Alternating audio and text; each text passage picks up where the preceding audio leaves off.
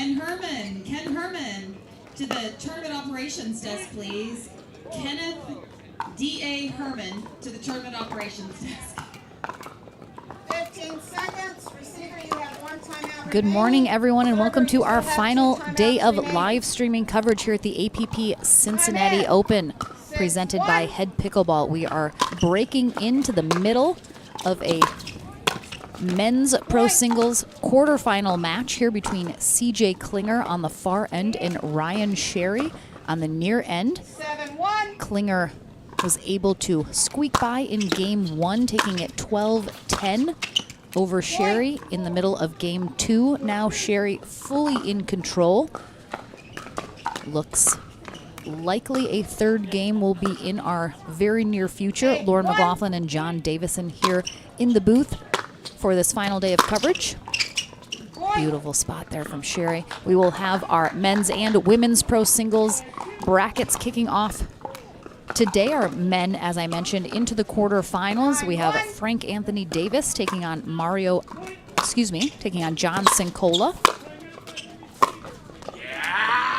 Wow. Sherry and Klinger right here in another quarterfinal. Zayn Navartil will face Hayden Patriquin, and Jack Foster in our final quarterfinal will take on Mario Barrientos. So our four quarters are set here for men's pro singles. Our women's bracket kicks off shortly here this morning, but they haven't quite gotten started yet. And that will be game number two. Sherry quick up there for the paddle tap, and he's ready to get going into that third game. Obviously dominating fashion here, 11-1. We are going to take a very short break, and we'll be back into game number three here in this men's pro single quarterfinal at the APP Cincinnati Open right after this.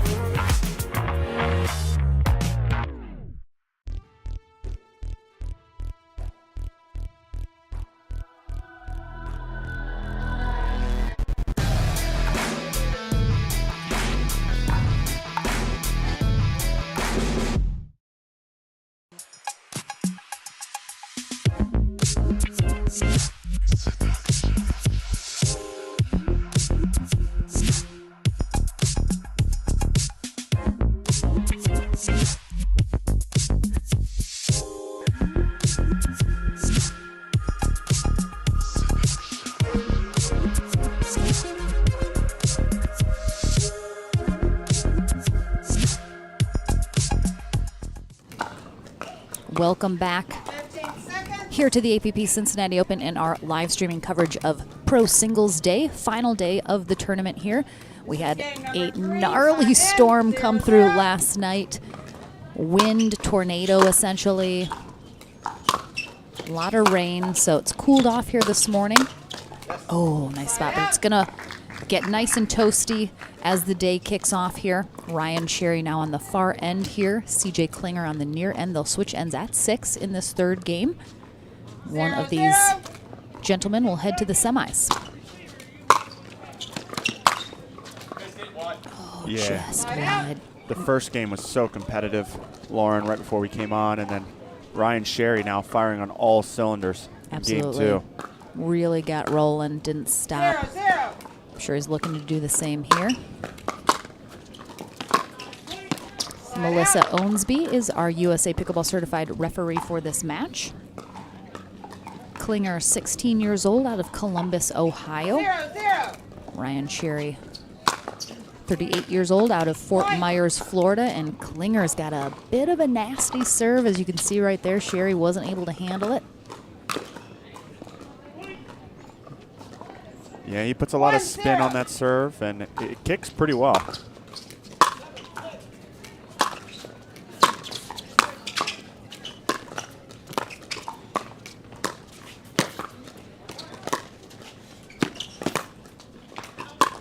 Wow.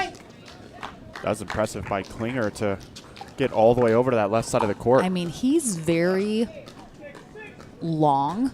You can see, long legs, long arms. He's got some big reach. 2-0.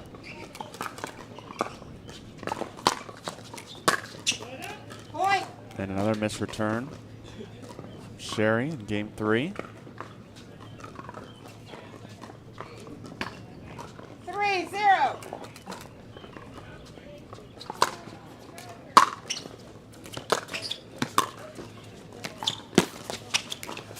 Oh my goodness, what a spot from Klinger, but what a hustle there from Sherry.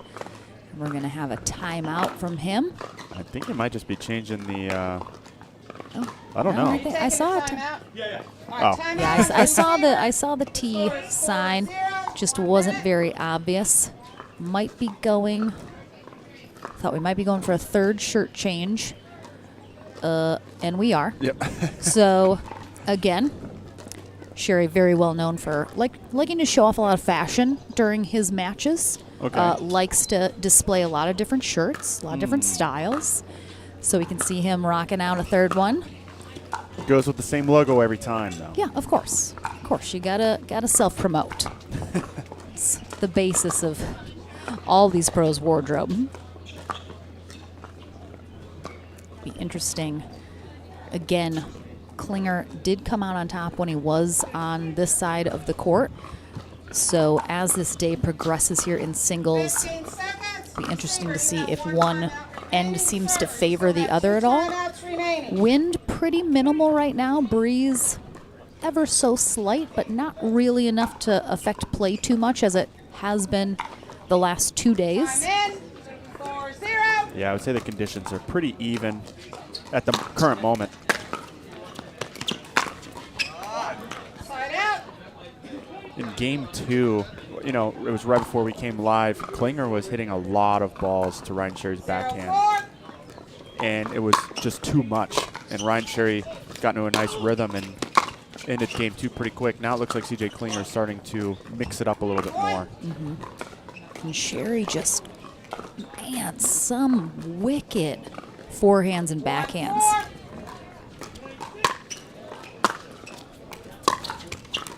Slide out.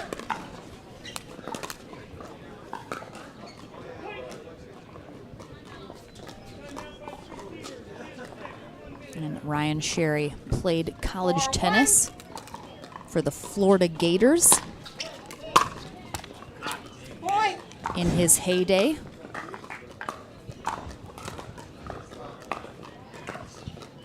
Yeah, he was a stud on the tennis court. Absolutely dabbled in a little professional tennis as well in his day. Yep, he's a stud on the pickleball court now too, especially in singles. That's 3 missed returns in just this game 3. Yeah, Ryan Sherry, one of those players that exclusively plays singles. I don't think I've ever seen him play in a doubles event in a tournament. Okay,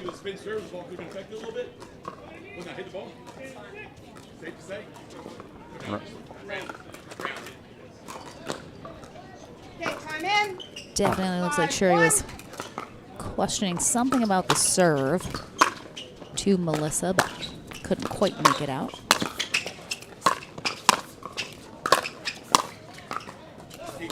Slide out. Yeah, once Ryan Sherry gets firing with that two-handed backhand, he can pretty much put it on any part of the court.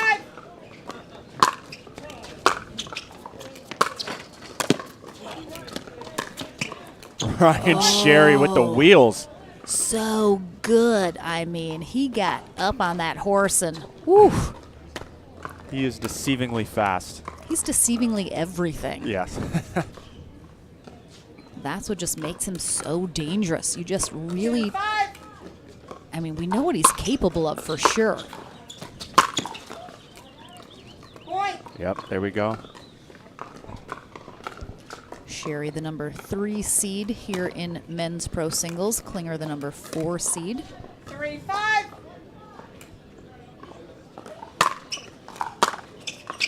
Ken Herman, tournament operations, please. Ken Herman to tournament operations. Ryan Sherry closing the gap on this 4-5. score.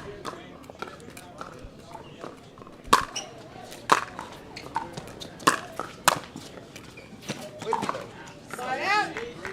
As a reminder, we'll switch ends at 6 here in this game 3.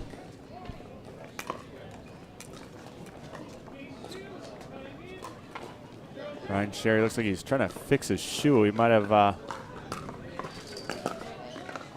the sole might have adjusted in that effort. Oh, that's 4 returns now. Ooh, he's looking a little ginger on that leg. Actually, I know he's struggled with some back problems in the past in different tournaments.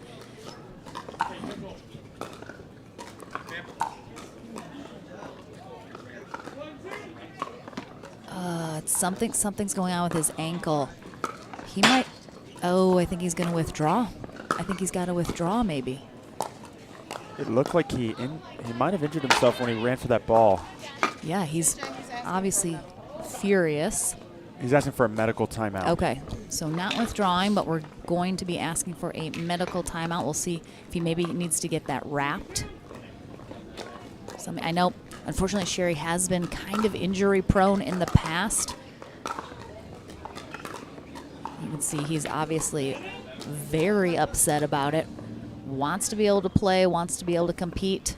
So we'll keep you guys posted. We'll take a short break here on center court, though, and we'll be back into the action right after this.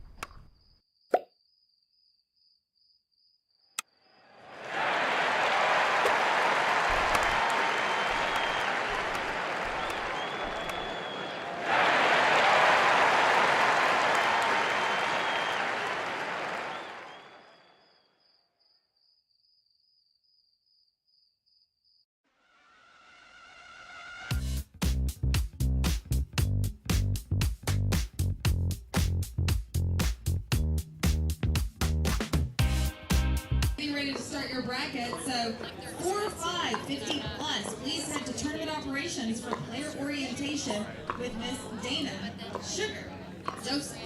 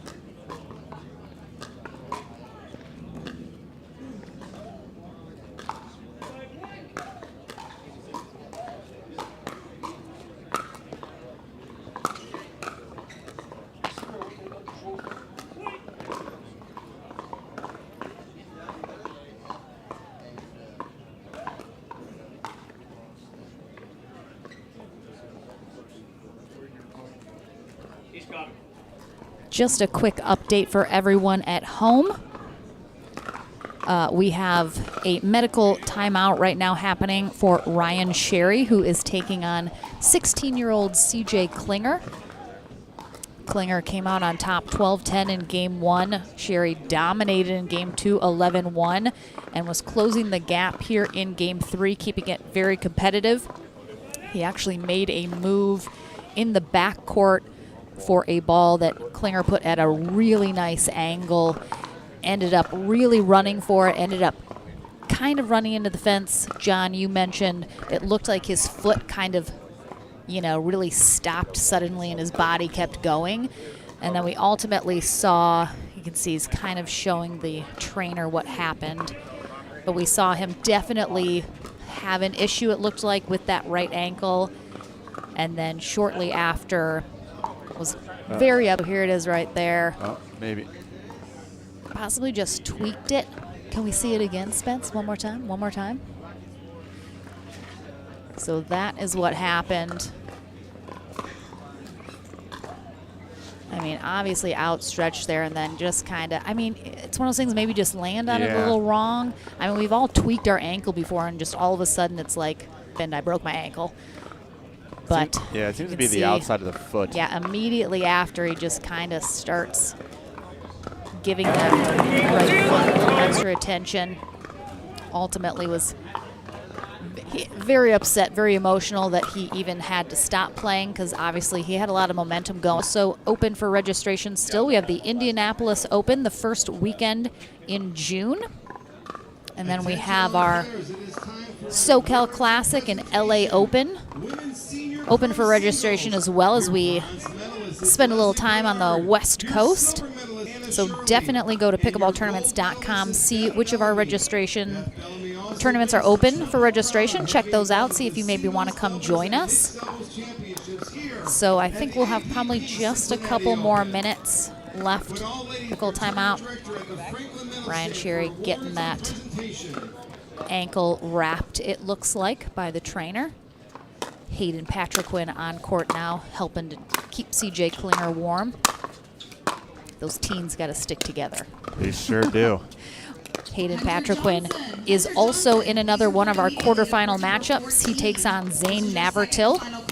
And then Frank Anthony Davis takes on John Cincola.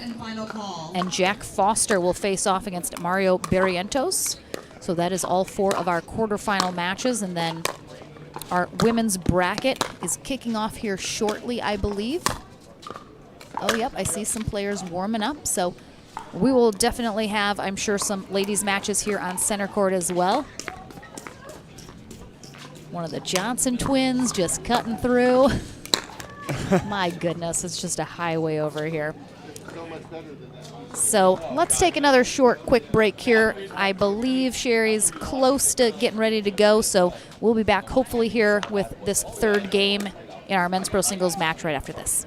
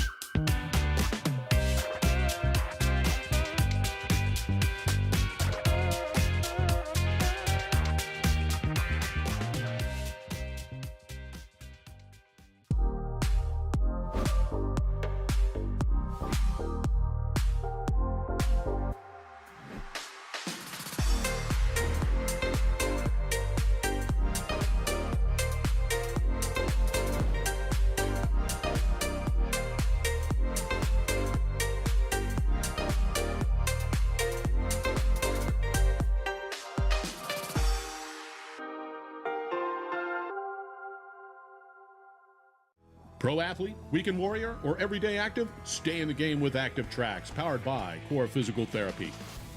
Core's team of physical therapists and athletic trainers promote injury prevention, rehabilitation, and fast recovery to keep you from being sidelined. We use cutting-edge technology to treat the chronic conditions and injuries from high-impact, high repetitive activities. Step into an Active Tracks tent in your community or visit one of our clinics. Core Physical Therapy, treating everyone right. The PT Pro Team at pickleballtournaments.com have unparalleled experience running tournaments, including all professional tours and premier events. We provide professional services to develop, plan, and deliver tournaments that players and fans love.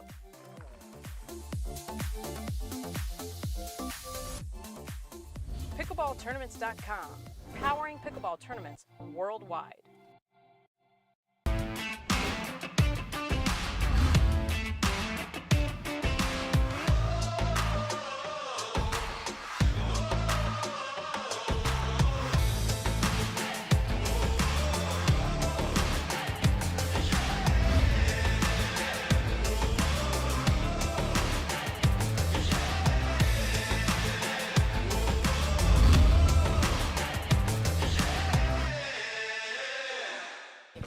I think this men's serve.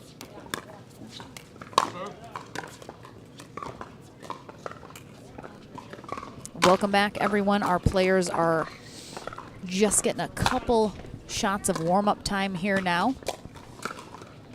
And I believe CJ Klinger had gotten, yes, the 6th point, which triggered the end change. That was the shot that ultimately 15 seconds, gentlemen. got Ryan Sherry in that ankle a little tweaked, so we'll see now that it's wrapped and back into the action how that handles. So CJ Klinger on the far end now for the conclusion of this 3rd game. Okay, Ryan time in. Sherry on the near end. 6-4. Klinger up 6-4. It's important to note now that Ryan Sherry so far this game has missed 5 returns out of the 7 points. Klinger is just unloading on that serve. Now that's 6. It's very possible Ryan Sherry does not face off against CJ Klinger very often. There's another one. Yeah, Klinger doesn't play as many tournaments. He's obviously 16. He's still in school, I imagine, and has a lot of stuff going on.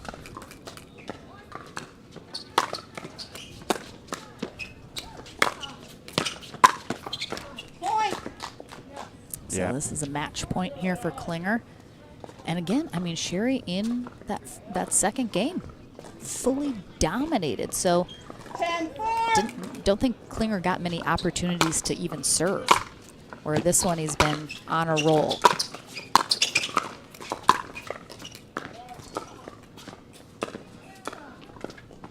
Side out.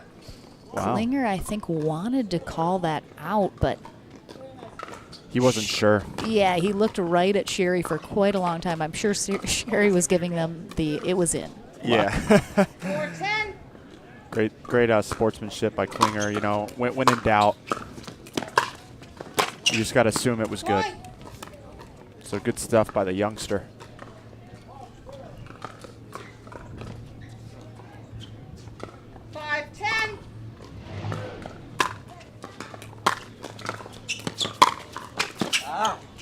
Yeah, and that's so tough because that was the match right there.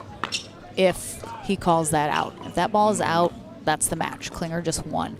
So now obviously there is an opportunity for Ryan Sherry to get back in here, and we know how dangerous he is. He can very quickly. You've seen him now. He's rattled off a couple points here. Yeah, it's not over yet. I mean, Ryan Sherry, 8 of the 10 points were missed returns. And then one of them was he didn't hit a very good return at all.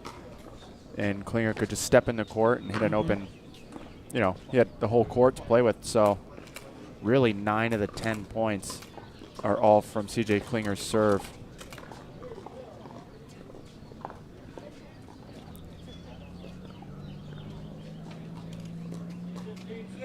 Time in. So we have a new ball as another one went sailing, and there was no one to get it. That one just wide, though. Ryan Cherry agreed. We'll see if he can 10-6. handle his serve here.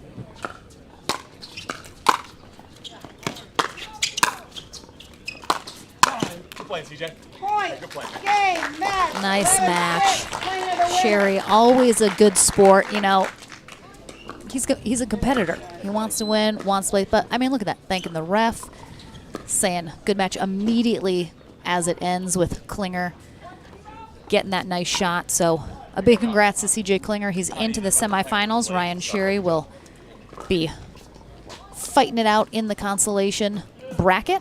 And we'll be back into the action here with more singles play at the Cincinnati Open right after this.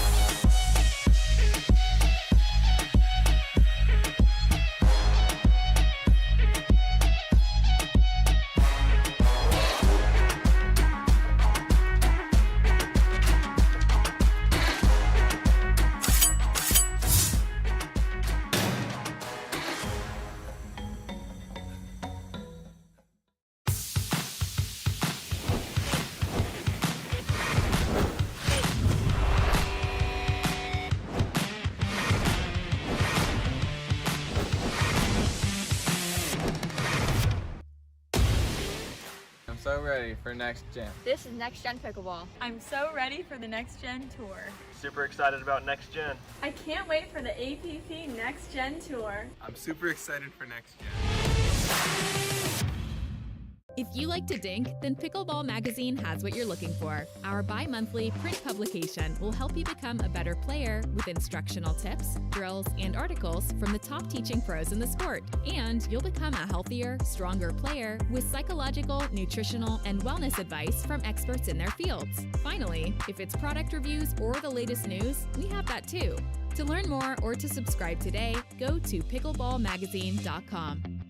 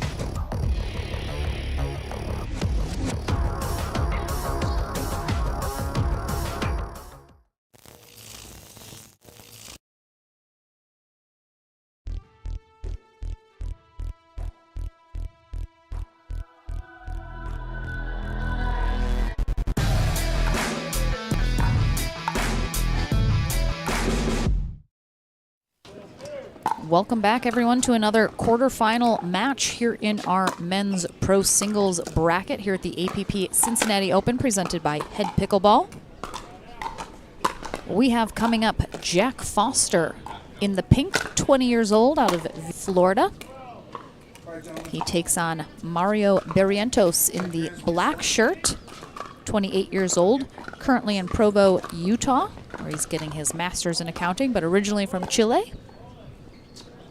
Jack Foster, also still a student. And man, I want to say he's studying accounting. Nope, Dylan Frazier is, I know that. I'll have to get a refresh on what Foster's studying. I don't know. I'm an accounting major myself. I know. You guys are really flocked to pickleball. Something about numbers people. They like pickleball, I got to say. Oh, so Barrientos on the near end, Foster on the far end. Mike, certified referee for this match. 0-0. I've never seen Barrientos play singles. We saw him a lot in doubles yesterday. But we know what we're going to get from Foster, and that's absolutely forehands all day. Yeah, that windmill forehand, serve, drive. 1-0. Point. And Foster has a really big serve. 2-0. So he's going to use that to set up the third. Oh, jeez. Oh, God. That was right. Oh, my gosh. And then Mario hit it again. My ears, Jack. That is so rude. Oh my gosh, he hit the microphone on the net. I almost went deaf. Bullseye there from Jack Foster. Oh, my goodness. So Foster in his previous match took down Yates Johnson 13-11, 4-11, 11-6. Barrientos defeated Kyle McKenzie 11-7, 11-4. For the amateur mixed doubles, skill age 4, 5, 19, 35 plus. Again, and there's that big serve. And I have seen Barrientos play singles before, but it's been a while. He mentioned to me yesterday he isn't playing a lot of tournaments. He has almost 2-year-old son. He's obviously getting his master's, so he's prioritizing family and school over pickleball right now. Wow, another ace. Oh, okay, so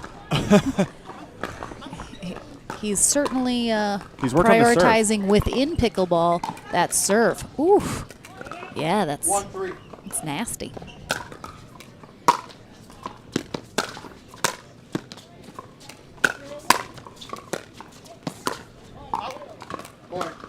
Foster usually doesn't get a lot of credit for his backhand, but he has a nice backhand volley. He absolutely does.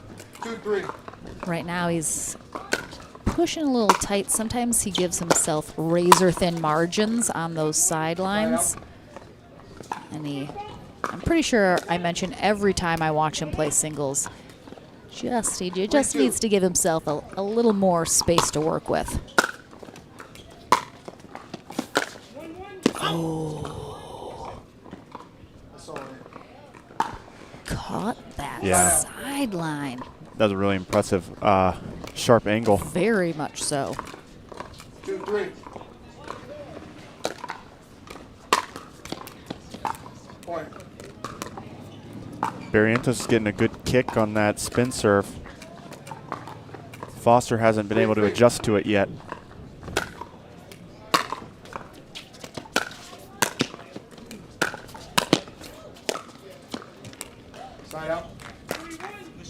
Barrientos really working Foster sideline to sideline there. But Foster is a scrambler. He sure is. He can cover the court very well.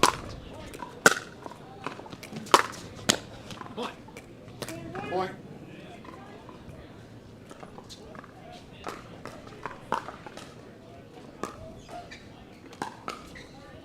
Four, 3.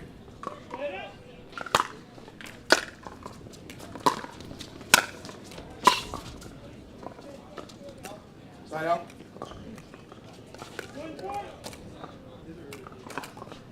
3-4. Side out.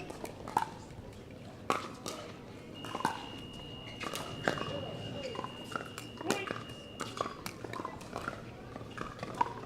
Couple missed serves here from both gentlemen so far. But in today's game, you really got to go for the serve. So if you miss a couple to win a few more, mathematically it works out. Yeah, the serve just so important in the singles game. Plays a much bigger factor than it even does in doubles. Oh, nice spot there.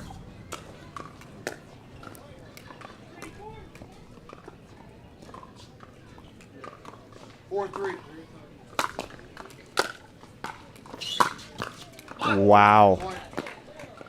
That was an incredible forehand there from Jack Foster. I mean, that was a really nice return there from Barrientos as well. Just up and over that ball. A lot of top spin, dropping it over the net. And you'll see Jack Foster run around that backhand there to hit the forehand. Oh, yeah, he prefers that forehand hands down. Both of these guys, no racket backgrounds. You can see in both of their games. I mean, obviously Jack Foster, we've known for a while he has unorthodox strokes and the way he swings, but it works for him. Hey, the Foster forehand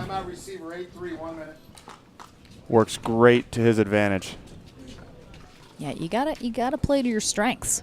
Everyone's gonna have different ones, and of course, people coming from high-level tennis, that's a strength for them as well. So they're gonna use that to their advantage as well.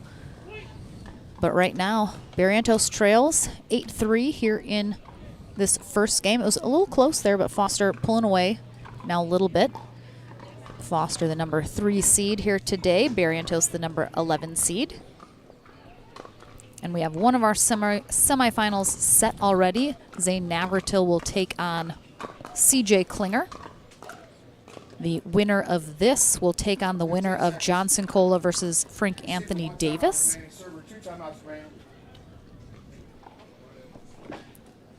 We have 8 ladies in our women's pro single. We'll definitely have some of those ladies here on center court as well today.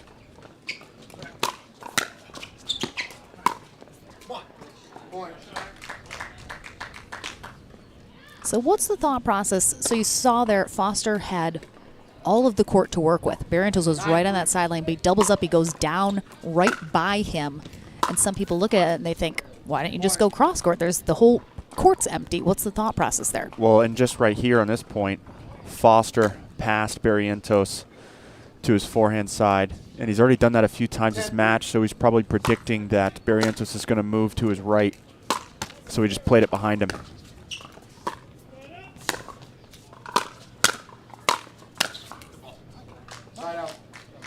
Yeah, Foster attacked that previous ball out of the air, but it was a little low, so left it kind of high, and then Barrientos had good put away. Holds off a game point from Foster. Foster also, he doesn't put a lot of roll on his shots, not a lot of top spin. He's kind of a very flat on his shots, a bit more of a smack. Yeah, he loves to slap the ball, but he can put the top spin on it if he needs to. He's returning a lot to Barrientos' forehand and getting into that net real quick. Oh. Foster's doing a lot better job of getting up to the net on the return and stopping the pass. 10-3. And now we have a game point. Oh, nice pickup from Foster. Oh, jeez. Every match. You love to see it. Every match without fail. You love to see it. It's never necessary. He just... It's super necessary. It's all right. All right. So Jack Foster takes game 1, 11-3. We'll take a short break. Back into the action in game 2 right after this.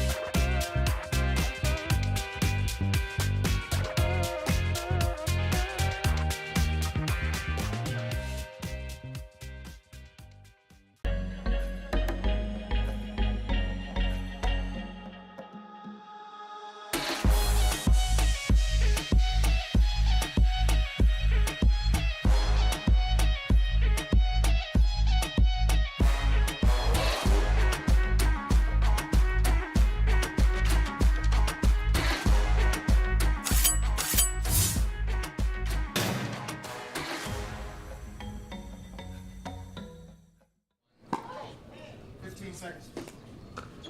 Welcome back here for game number 2 in this men's pro singles quarterfinal match. Mario Barrientos in the black on the far end, taking on Jack Foster on the near end in pink. Game 2, time Was in. pretty close. I think we're tied at 3-3 in game 1. And then Foster was able to Side out. kind of get on a roll, ultimately closing out game 1 11-3.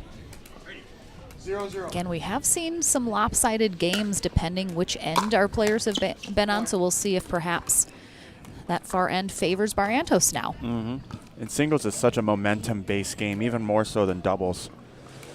So it's pretty common to see big runs, 1-0. lopsided games. That ball was just inside the line. Point. Yeah. Foster looking at it, but it was clearly right inside the line. We just have a towel. Again, it's a little cooler this morning here in Middletown, Ohio, just out of Cincinnati. But we had a big storm front move through last night. 2-0. Some cows, I think, flew by as well. Oh, just wide, Side but out. it was close. Yeah, that was a good look. He had Foster beat. But sunshiny and bright here today. A light breeze and gonna warm up fast though. Point. Foster pumping himself up.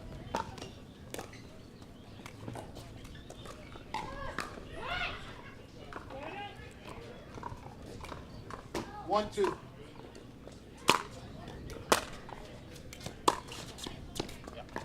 Point. Nice spot there from Foster.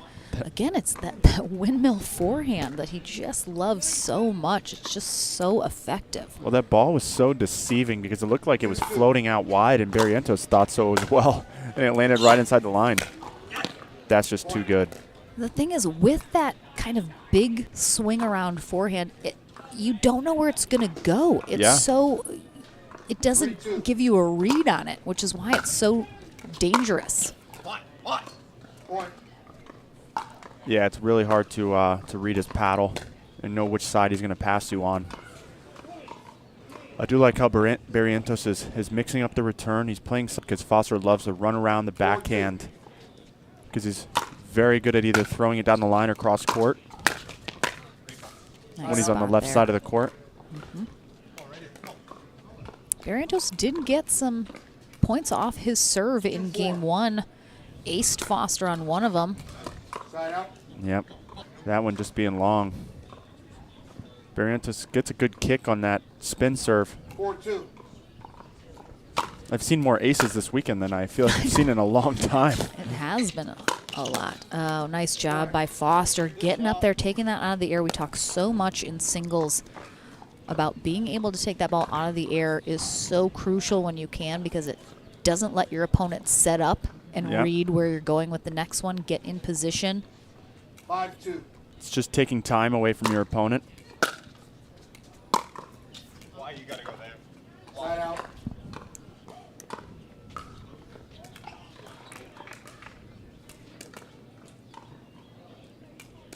I don't know if the shot selection was really the problem. I just think you need to bring his margin in just a tad.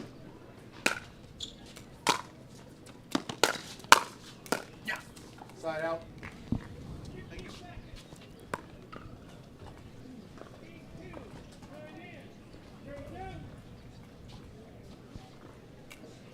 Five, 2.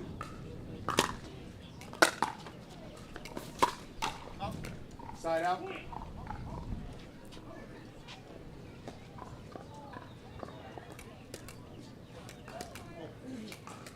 Foster trying to 5. pump himself up.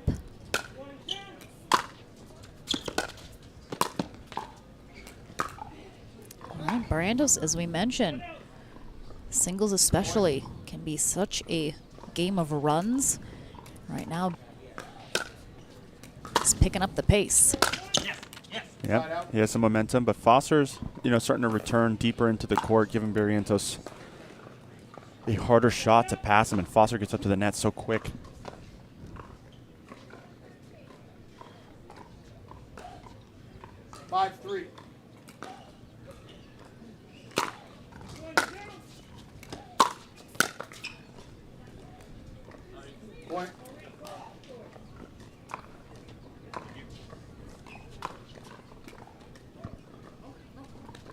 Next door, Paris Todd is taking on Rachel James in our women's pro singles bracket. Rachel James played in her very first professional event ever in South Carolina just about a month ago. Side out. Got herself a silver medal, first time out. Very impressive player. Excited to see her back as she continues to get more into the pickleball game. 3-6. Point. And Barrientos forces another return error from Foster.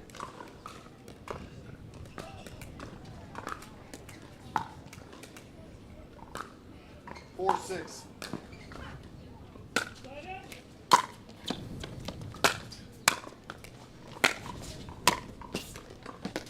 Oh, great nice athleticism. Oh, both sides had some good gets. Foster right here really had to get outstretched, but again, taking that out of the air was what created the issue because Barrientos needed that extra split 6-4.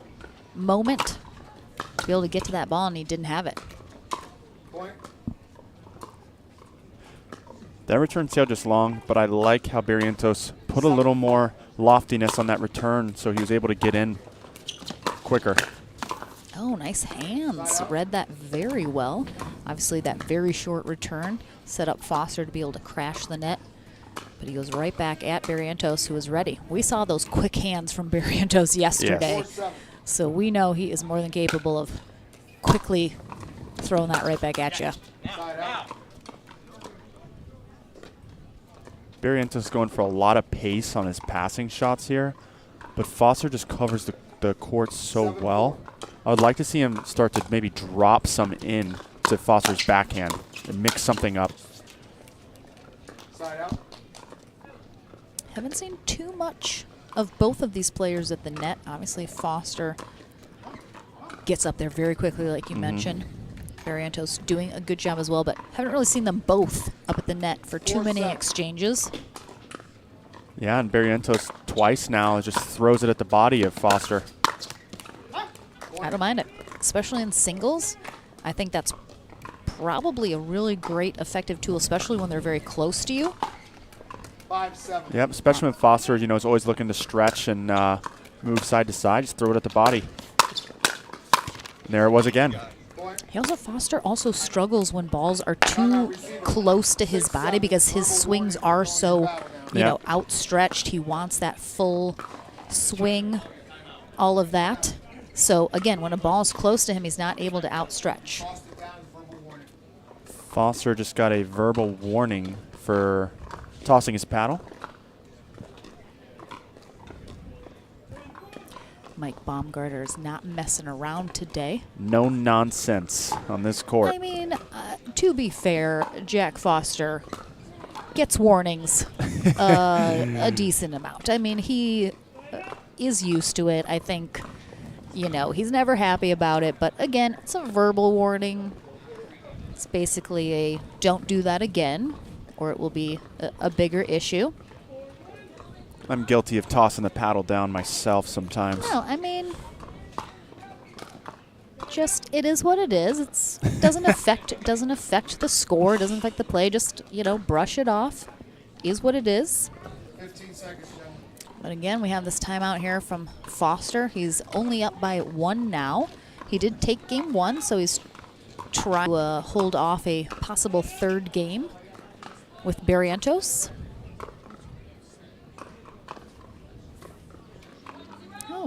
Rocking that Hoot F paddle right in front of the Hoot F sign. How convenient. Look at that.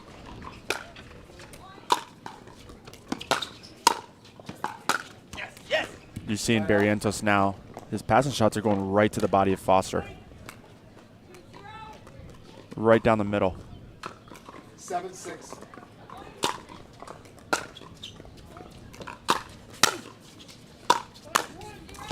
Point. Yeah, Foster just ripping those drives right now. Just eventually hoping for an error, which he did get as Barrientos puts that last one into the net.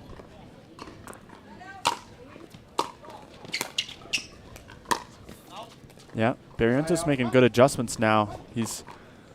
hitting a little bit of a softer return, but still putting it deep into the middle, so he was able to get up to the net in time and making Foster create the angle because he's returning middle now instead of to the sides.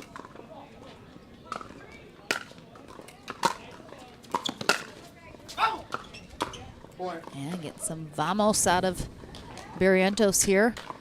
This beautiful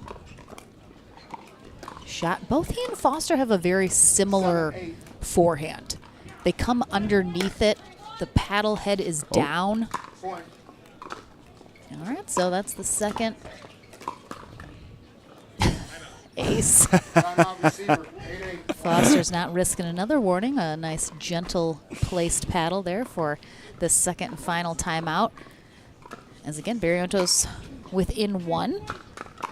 Foster is very good about calling his timeouts, especially in singles. You got them, use them.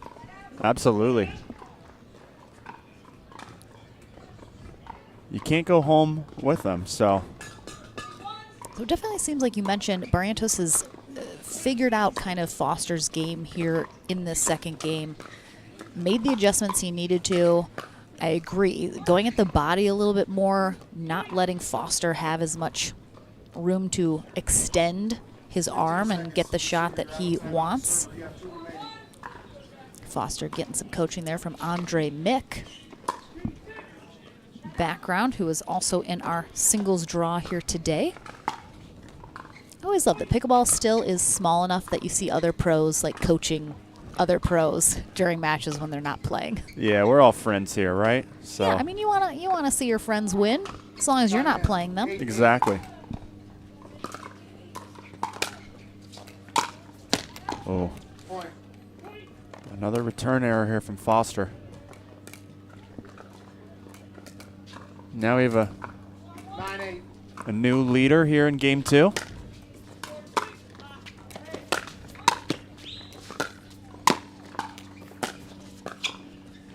It's good. Oh. Wow. Yeah, you notice though, Barrientos didn't get all the way up to that line. He lofted that lob up. He had all the time in the world to get up to that net, and he didn't do it. So Foster has more room to work with. Drops it in and catches Barrientos in the transition zone coming up. He just needed to have gotten up there sooner. Yeah, I think as soon as Barrientos realizes that Foster wasn't going to hit an overhead, he needed to get up to the kitchen line. Mm-hmm. So as I mentioned earlier, one semifinal is set. Zayn Navertill takes on CJ Klinger. That is coming up next here on center court. The winner of this will take on John Cincola in the other semifinal as Cincola defeated Frank Anthony Davis.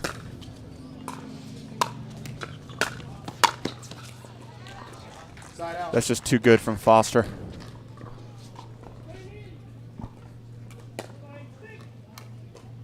Forcing Barrientos to hit a defensive lob and set himself up with an overhead.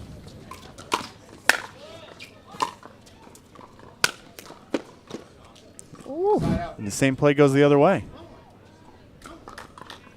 Barrientos got some good air on that. 9-8.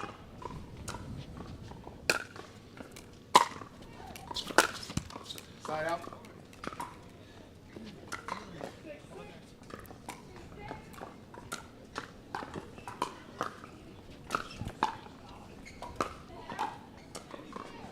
We'll see now if Foster can create a good passing shot. He hasn't been able to hit one in a while now that Barrientos is returning middle.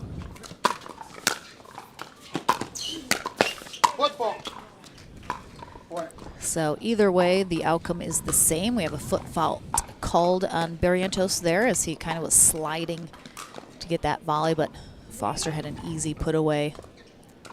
Yeah, Foster's, especially on the forehand side, really good on the run. 9-9.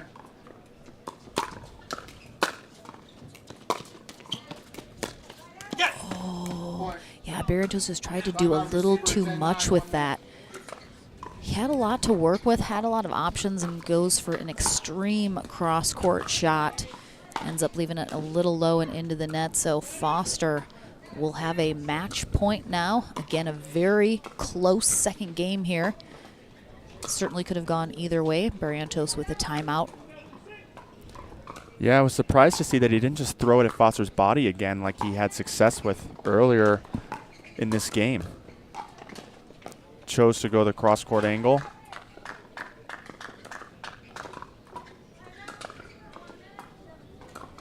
Foster taking some towel time, per usual.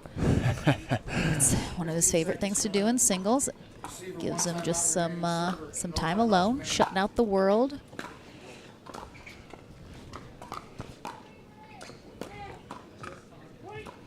And good morning to everyone who's joining us, wherever you may be. And on Facebook and YouTube, we appreciate you guys joining us here today for our final day of coverage with our pro singles brackets as we conclude our Cincinnati Open 10th stop. Oh, it's so good. And Barrientos with a nice clap of the paddle as well. That will do it. A good effort here from Barrientos, especially in the second game. Putting up a lot of fight, but Foster, too much to handle. So he heads to the semis where he will face John Cincola. Don't go anywhere. We have our first semifinal coming up next. Zayn Navertill, CJ Klinger doing battle right after this.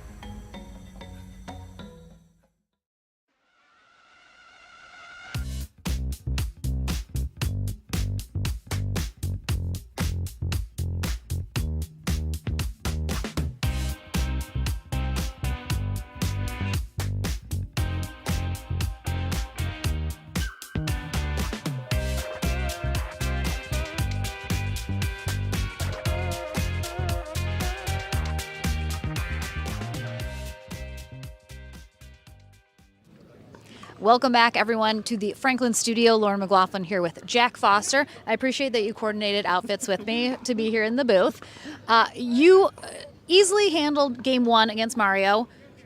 Heard you going into game 2 say that you were feeling really good today. That second game, a little bit more of a battle, though. As it kind of was a little closer in game 2, what were you thinking to yourself to be able to come out on top? Just to kind of stay calm. I've been working on staying calm in the tough moments. I did a good job of it today. Mario played an amazing match.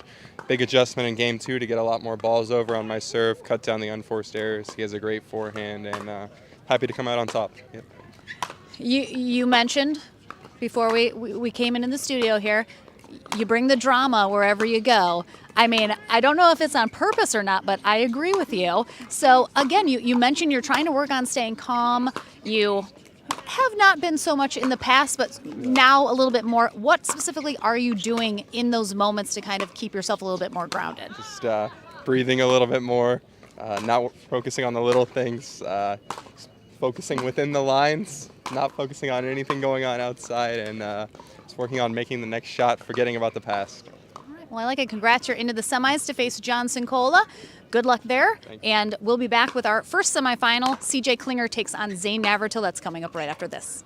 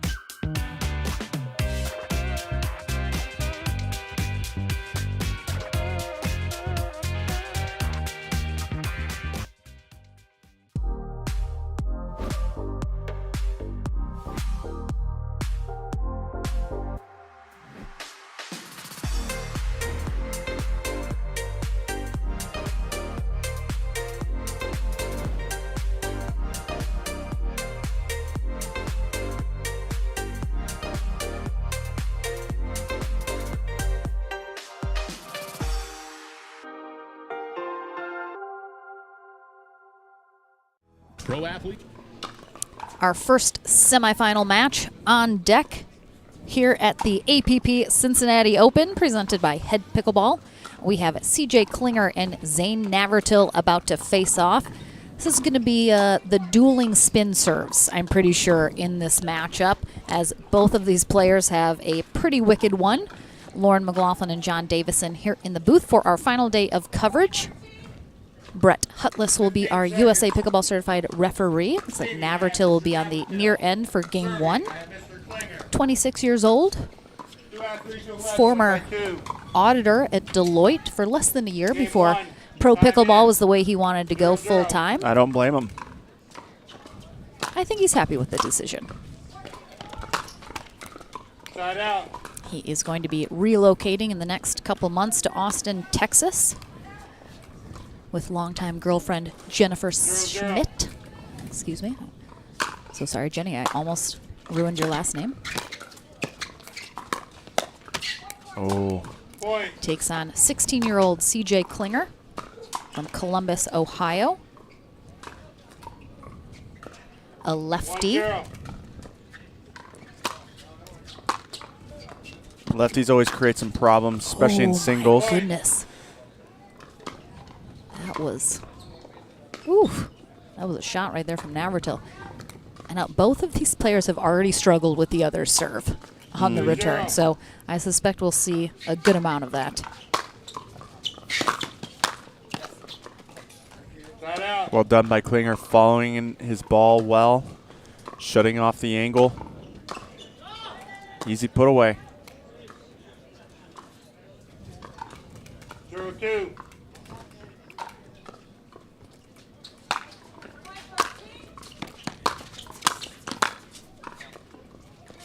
Side out. I think we're going to see a little bit more cat and mouse between these two at the net than we've seen so far in our couple matches. 2-0.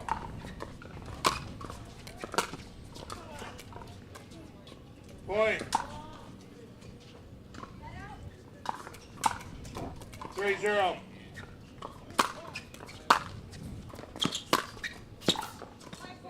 Really nice shot down the line there. Zayn is dialed in. Yeah, there's a reason he's the #1 seed here today. 4-0. Klinger, the #5 seed. Point. Tough. So that's 2.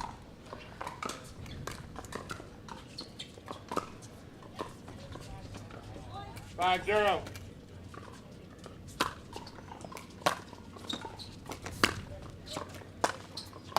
Point. Yeah, Zayn just uses that serve as a weapon every single point. If he Timeout, doesn't force a return error, 0. 1 he minute. gives himself a nice, easy return to come in on. So we're going to have a timeout here from CJ Klinger, and Klinger knows a thing or two about that. We saw him in his previous matchup with Ryan Sherry in the quarterfinals. He was busting out that spin serve big time. Didn't you say it was 8 out of 10 points in that third game? Yeah. Were off of his serve. Yep. So he has a wicked one as well. But again, I think between these two players and their two amazing serves, it's going to be who gets more serves. Right now, Navratil is the one serving. So unless Klinger can get that serve back and try and get on a run of his own, being able to use it, it's tough to be able to 15 seconds. fight that off. You can see John You have 1 Cincola timeout warming remaining. up in the You background. have 2 timeouts remaining. He's Yeah. taking on Jack Foster in the other semi. CJ Klinger just hasn't found an answer yet to Zayn's serve. Time in. Uh-oh. And again, it's interesting that two players that 6-0. use the spin serve so well have trouble with another player's spin serve. Uh-oh. Zayn might get a delay of game here. The ref is counting. Zayn calls a timeout. Oh, Zayn. Timeout server. So he has to call a timeout because he doesn't want to get the fault 15 seconds. on his serve, running out of the 10 seconds after he loses control of that spin, but doesn't actually take the timeout because he doesn't need it. It was simply to avoid the fault, so they're right back into the action. Oh, the Wow, hands from great Klinger. hands. I mean, that was unbelievable. Yeah, throw it right back to the body of Zayn. Yeah, he rifled that right at him. 0-6.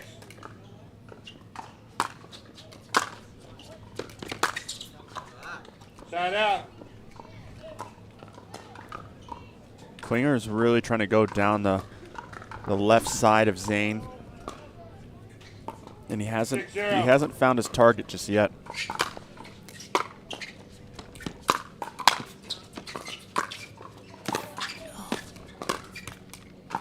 Side out.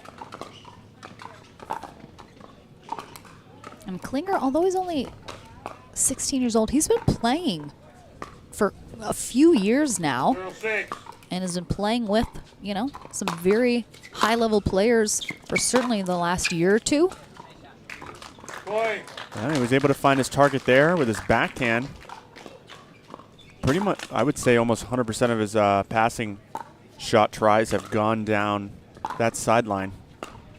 1-6. And he's finally able to convert on one of them.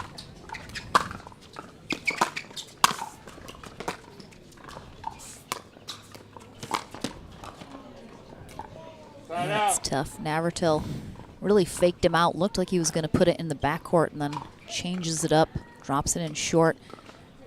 Klinger fully extended, 6-1. trying to get that ball. Oh, that's Point. nice. Yeah, Zayn got a lot of top spin on that. Kept it in.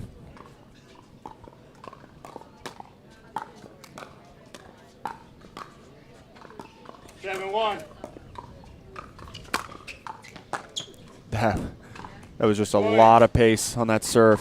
Klinger looking down at the line as if he thought it might have been out. It was just too good from Navratil.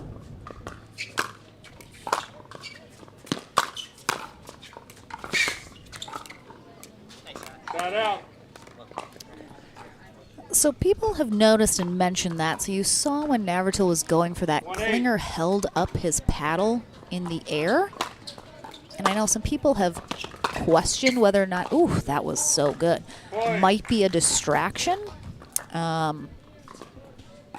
Doesn't do it all the time, but occasionally will happen in doubles as well. Doesn't get called. No one seems to complain about it, but it is an interesting strategy that he uses occasionally. Yeah, I don't know what the difference is between the distraction and the hindrance part.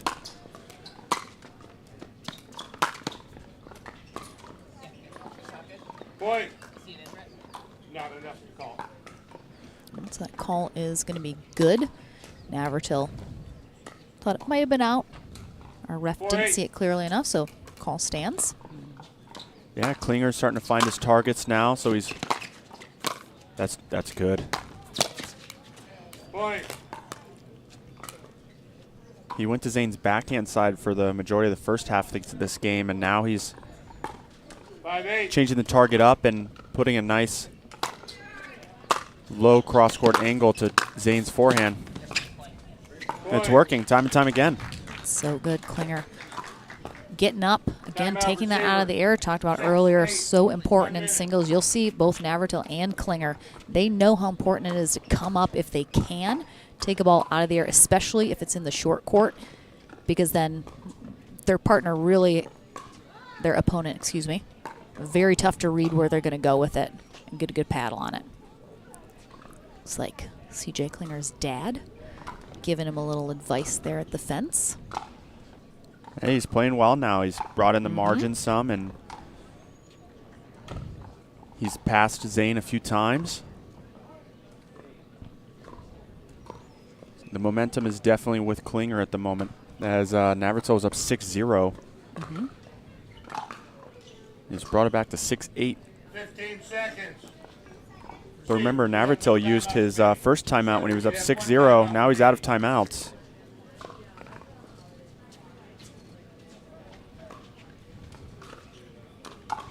Time in. 6-8.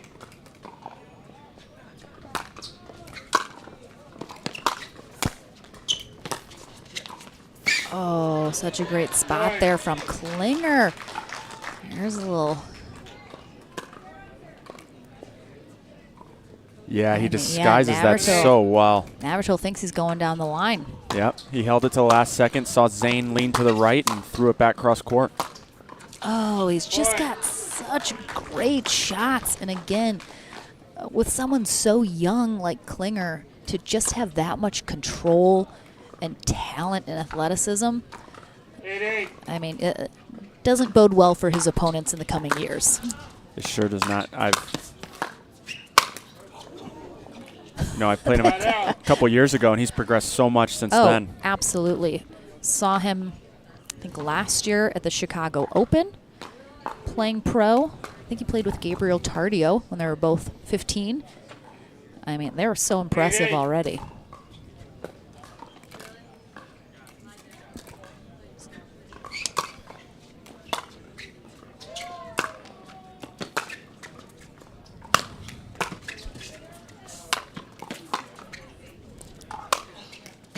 Incredible defense here. Yeah. Oh, Klinger just chucking up lobs, hoping for the error from Navertill because he can't really do anything else with it. But Navratil just stays nice and calm, eventually able to get a better angle as Klinger was guessing middle. Navratil checking the ball because on his first overhead, it looked like the It ball looked like just it didn't come flattened. up as much, yeah. So we have a timeout now from Klinger. As Navratil up 9-8. We're going to switch out paddles, it looks like, for Klinger. So we'll get that checked. Huh.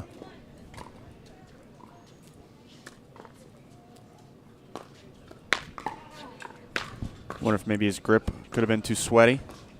It's very possible. We've heard that's been an issue a lot this weekend. Receiver, you have no timeouts remaining. Server, you have no timeouts remaining. It's definitely been very warm here in Middletown, Ohio. In the 90s every day. It will be again today. 9-8.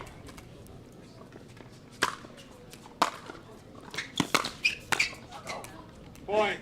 Yeah, Klinger thought that might have gone long, but I think it was safe to say that was staying in. Yeah, go ahead. Game point. Yeah.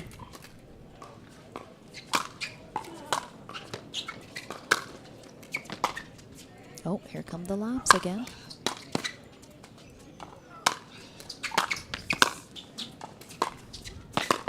Wow. Oh, I love that strategy from Klinger. Threw up a couple lobs. Navratil didn't put a lot on them, so ultimately Klinger eventually was able to turn that into a drive that then put him back in the driver's seat. Yep, turned defense into offense. Unfortunately missed that target a couple inches wide, so now Navratil gets another shot here at game 1. 10-8.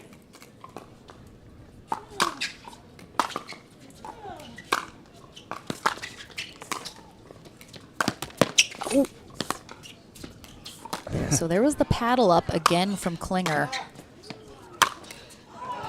Really nice effort there from Klinger. But Navratil just a little too much. But Klinger got back in it, stayed with him. So we'll see how game 2 plays out. We'll take a short break into that action right after this.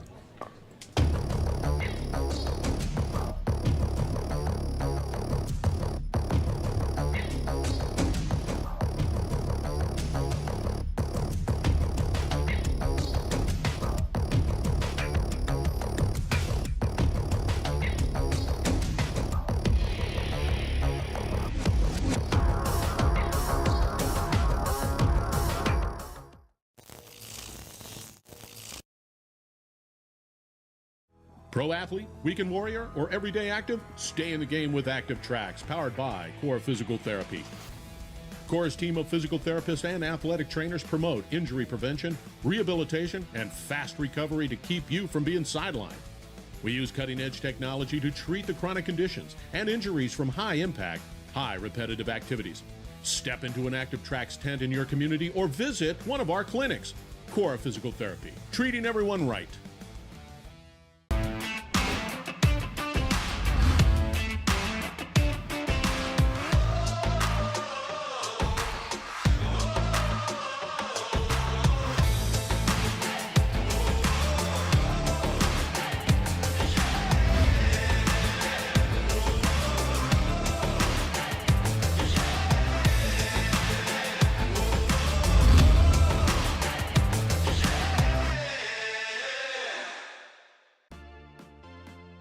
The PT Pro team at pickleballtournaments.com have unparalleled experience running tournaments, including all professional tours and premier events.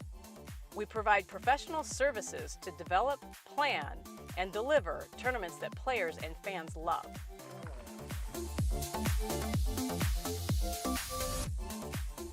Pickleballtournaments.com, powering pickleball tournaments worldwide.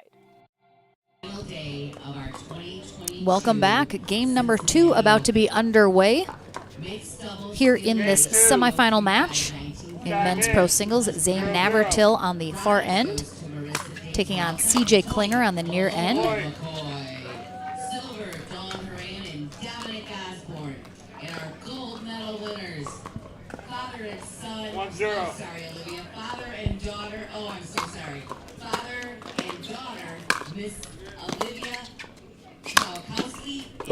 Oh, that actually came in the booth. Congratulations. I even got body bagged by Zayn Navartil, and I'm not even on the court. It's an honor, John Davis. 2-0. Should take that with pride.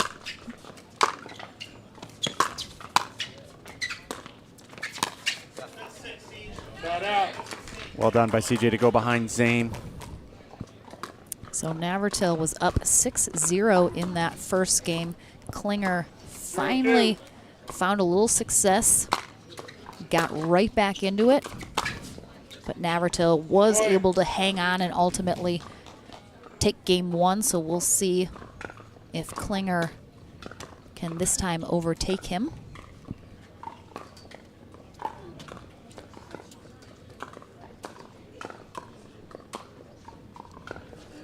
One, two.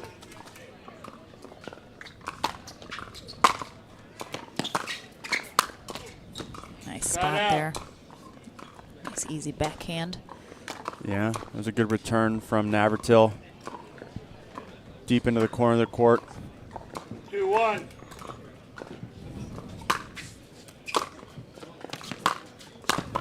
Point.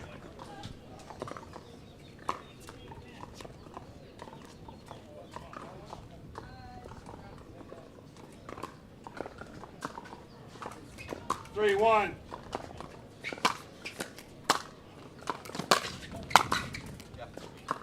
Got out. Nice caught, Navratil. Going to the middle to try and cover. I mean, that's just such an important part of the singles strategy and game. 1-3. Is a lot of times your opponent is going to try and guess or assume where you're going with your shot. They have to commit at some point. You try to hold off, Point. telegraphing where you're going with your shot until they commit and then go to where they're not. It's a big kind of reading your opponent strategy in singles. Oh, too much angle there. Got out. Yeah, Klinger was able to beat him a couple times on the line because Zayn was returning to CJ's forehand and he was crashing middle, so he wasn't really following the ball in, following his own ball in. Gave CJ an open lane down the line. 3-2.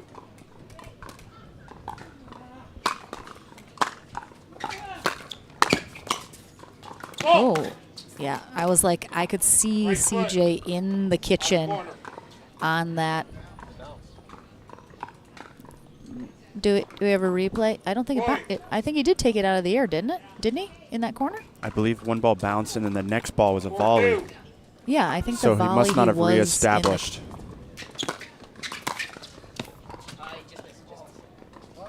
What'd you call? Point. He must not have. You were blocking my dangle. So here is maybe that. Yeah, see, that was out of the air, and he's in the kitchen there on the on that left foot. So I think he was thinking the previous shot, maybe. Possibly. Good call by the referee. And again, that's the deception. That was cheeky.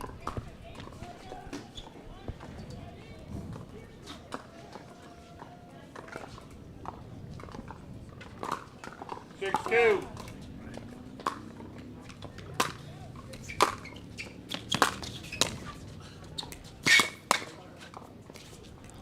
Zayn throwing it at the body.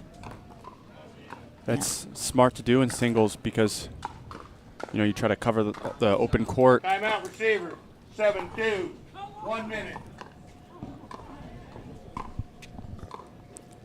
Have a timeout.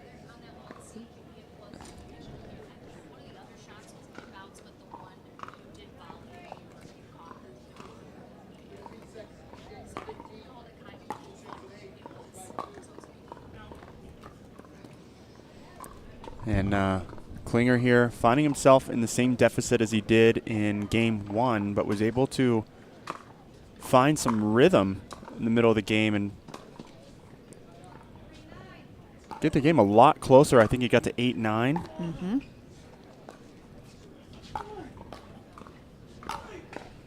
Yeah, so certainly has the shots to do it here in this semi. 15 seconds. See if you got one timeout. He's going to have to Server, you have 2 timeouts remaining. get over that kitchen call. And that was followed up by a real close line call as well. That I think he thought he caught the line. So a couple calls he wish went the other way. Got to be able to shake off. Yep, have to have a short memory. So winner of this match heads to the winner bracket final. Our other semifinal is Jack Foster versus John Cincola. Winner of this faces the winner of that. Yeah, that's just too good. Klinger putting his hands up, not sure what to do. Yeah, sometimes Navratil can just dial in so precisely. It's tough. Yeah, and some net love. And an apology from Navratil. Zayn just gets so much on his serve, and it creates such a hard return for the opponent. It gives him so much to work with, like this one. Oh, Klinger was going for the net and then pulled back, decided to retreat to the backcourt. But Navratil ultimately coming out on top here in this match, a little bit more easily in game 2. But we'll take a short break. Back with some more singles action at the APP Cincinnati Open right after this.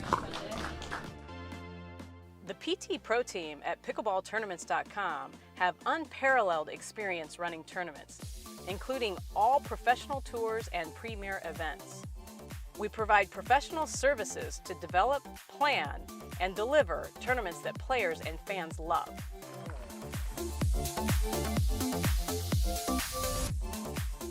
Pickleballtournaments.com, powering pickleball tournaments worldwide.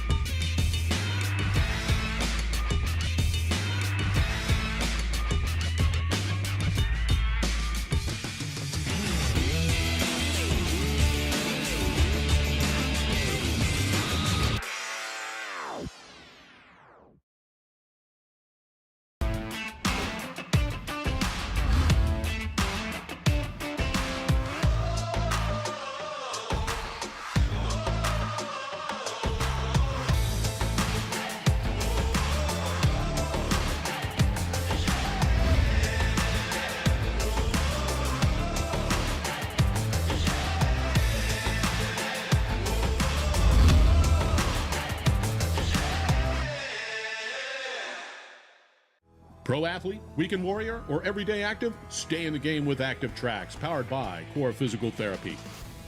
Core's team of physical therapists and athletic trainers promote injury prevention, rehabilitation, and fast recovery to keep you from being sidelined. We use cutting-edge technology to treat the chronic conditions and injuries from high-impact, high repetitive activities. Step into an Active Tracks tent in your community or visit one of our clinics. Core Physical Therapy, treating everyone right. Are we good? We're good? Thanks, Spence. We're back in the Franklin. We're Okay. going. Let's do it. Let's do it. Welcome back to the Franklin studio. Welcome back to the Franklin studio. Hold this hand. thing? Okay, gotcha. Lauren insists on me being on this side of her for these is my good interviews. side. Yep. So typically in doubles day, I get to be on this side so that way I can show off my sponsors, which are Franklin and Duper.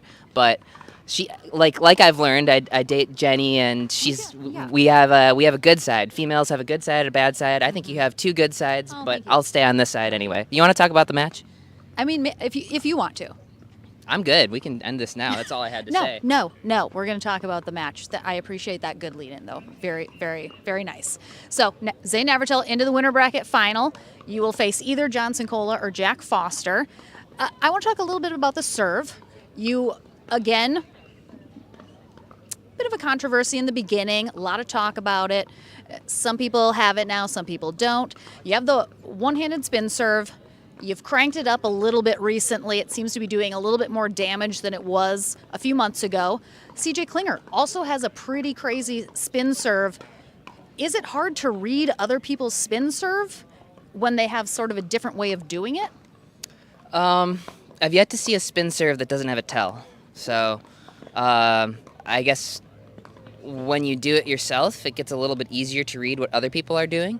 And so typically in warm-up or, if I'm watching somebody, I'll try to see, okay, what are they doing to make the ball kick one way or the other?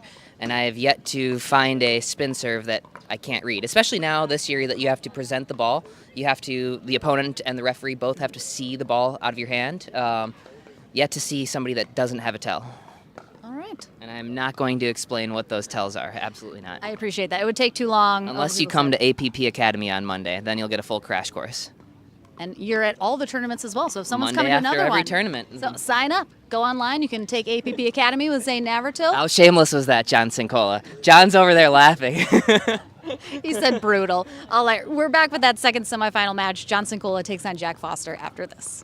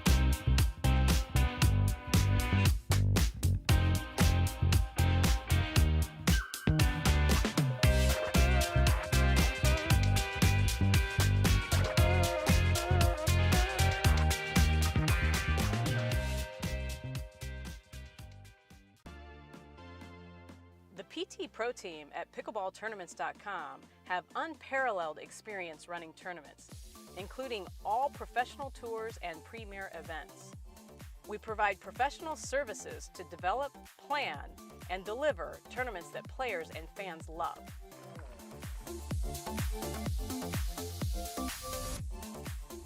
Pickleballtournaments.com, powering pickleball tournaments worldwide.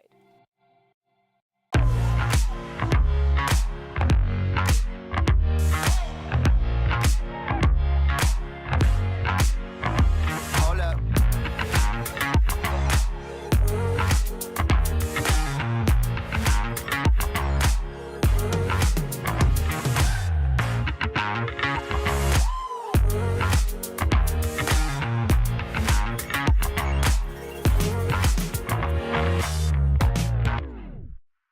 Pro athlete, weekend warrior, or everyday active? Stay in the game with Active Tracks, powered by Core Physical Therapy.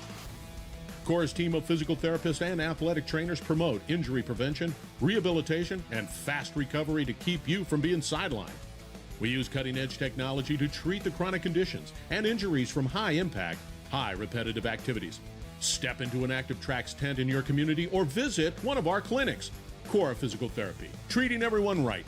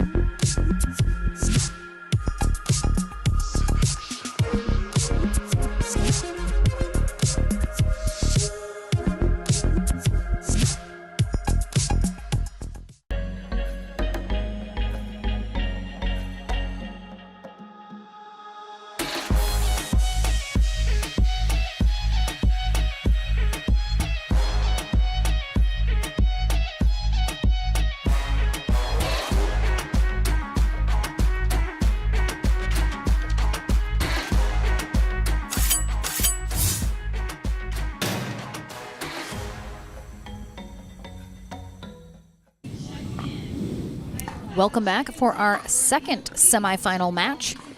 Here for our men's pro singles division, we have John Cincola in the white on the near end, taking on Jack Foster in the pink. Marie Creed is our USA Pickleball Certified referee for this match. Navratil defeated CJ Klinger in the first semifinal to head to the winner bracket final. He'll take on the winner of this.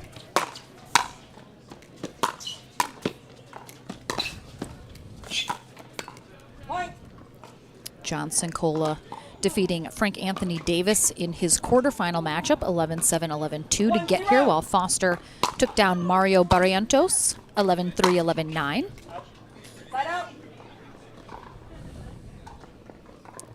Coming up next here on center court, we're going to have Salome Davidse taking on Paris Todd in our women's pro singles. So stay tuned, the ladies are up next. Little breeze picking up here now as the day moves along to the back of Cincola, so tough throwing up a lob with the wind behind you.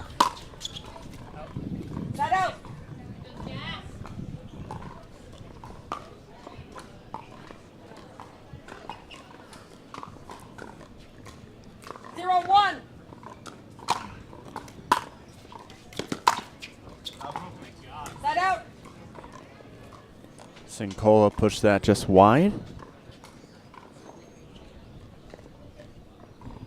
1-0.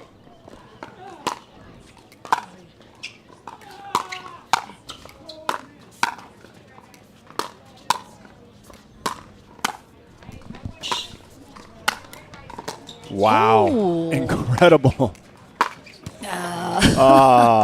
He's so scrappy. I mean, and that bounced really high. I think he was thinking it was going to be lower.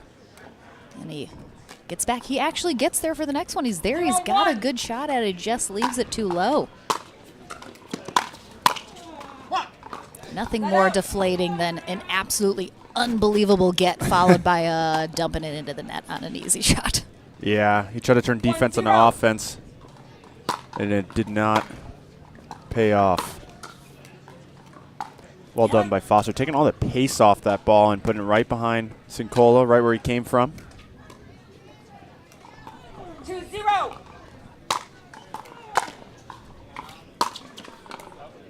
Side out. John Cincola, the number 2 seed today here in men's pro singles. Foster, the number 3 seed. 0-2.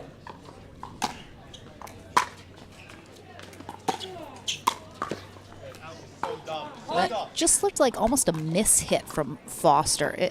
You can see he's very frustrated. He didn't go down the wide open line. Oh, wow. So good. He shaped that ball so well here. It looked like with his close stance there that he was going to go back down the line again.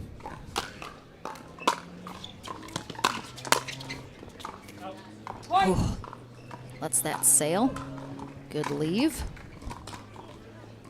Cincola recently took a job teaching pickleball in Lake Geneva, Wisconsin. But he still lives in northern Illinois.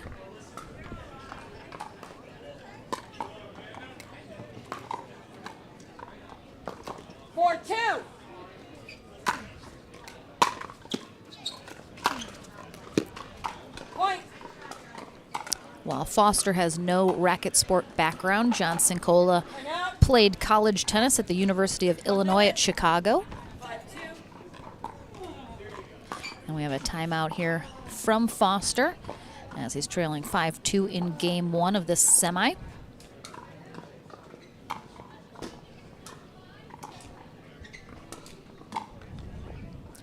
Do you see anything specifically, John, that you think Foster needs to try and do a little bit better outside of just some execution issues he's had? He has had some execution issues, but also, you know, he has been predictable. He's gone down the line of Cincola a couple times, and you've seen it twice now. Cincola read it and passed him back cross court. One timeout remains for the receiver. And Foster's one getting to the timeout line available pretty for good, the but receiver. Time in. maybe be a little less predictable when he's trying to pass Cincola back. And again, we talked about this earlier when we saw Foster as well. He struggles sometimes with his margins. Just tries to push it too close to the lines. Needs to, first and foremost, just get it inside the lines, which is exactly what he said in his interview with me after his quarterfinal. Got to get it inside the lines. That does help. 7-2. Side out. There, Foster changed up the return and put it to Cincola's forehand. Foster was returning middle and to the backhand side of Cincola, and he was running around it, creating good angles.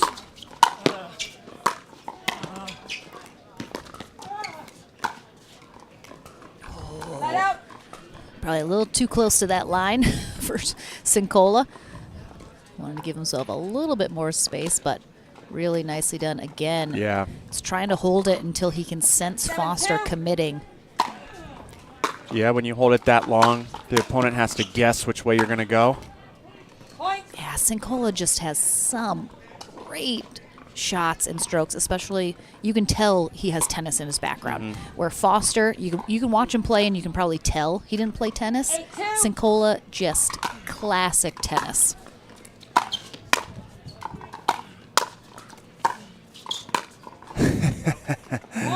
Again, he has to do it. Every match, there's no reason for that. There's no reason for a tweener. Doesn't get the shot. He missed that one, so he's 1 for 2 today on the tweener. Oh, he gets it. That back corner. Yeah, Cincola has just been rocking these. He's just getting everything. Yep. Doesn't matter what the shot is. It's going his way right now. And he's got himself a game point. Yeah, Foster just broke. Yep, just went for it. So on to game number 2 here in the second semi. Again, winner of this faces Zayn Navratil in the winner bracket final. We'll be back with game number 2 right after this.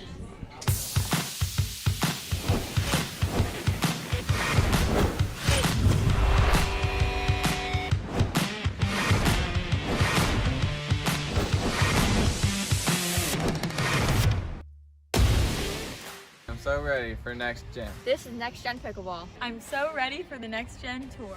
Super excited about next gen. I can't wait for the APP Next Gen Tour. I'm super excited for next gen.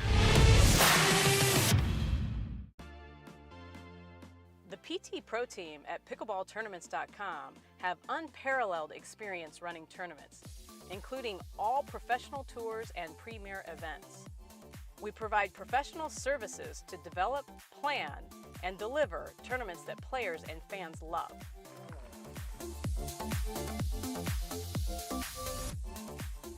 Pickleballtournaments.com, powering pickleball tournaments worldwide.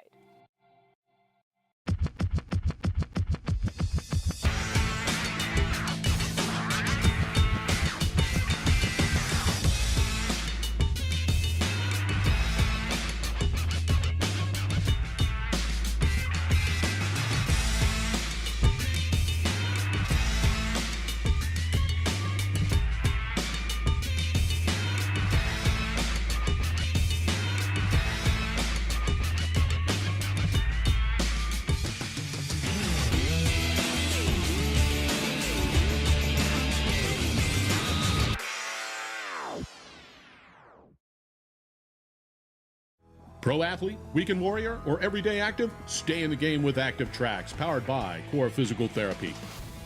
Core's team of physical therapists and athletic trainers promote injury prevention, rehabilitation, and fast recovery to keep you from being sidelined. We use cutting-edge technology to treat the chronic conditions and injuries from high-impact, high repetitive activities. Step into an Active Tracks tent in your community or visit one of our clinics. Core Physical Therapy, treating everyone right.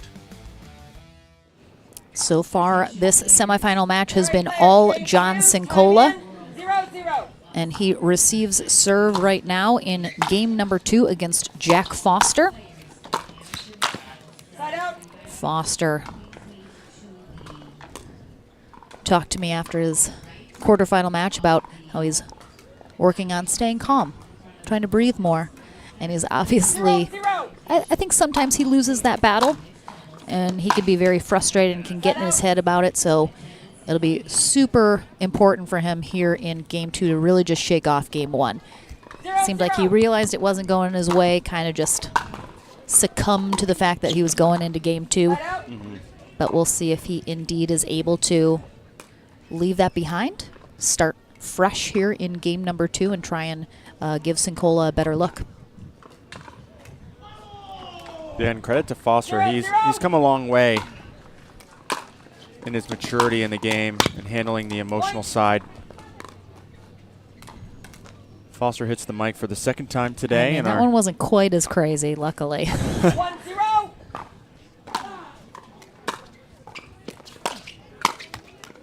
Yeah, I think those who see Foster now and still think of how emotional of a player he is didn't see Jack Foster, you know, a year ago, year and a half ago. Because it's a big, big difference. It's just experience, too. You know, he's gotten better as a player.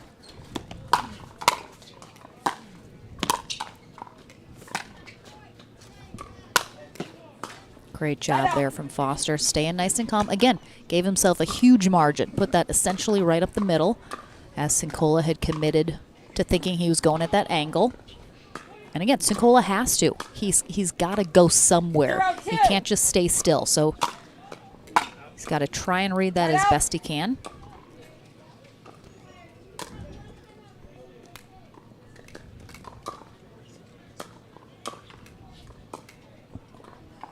Foster just telling himself to stay focused.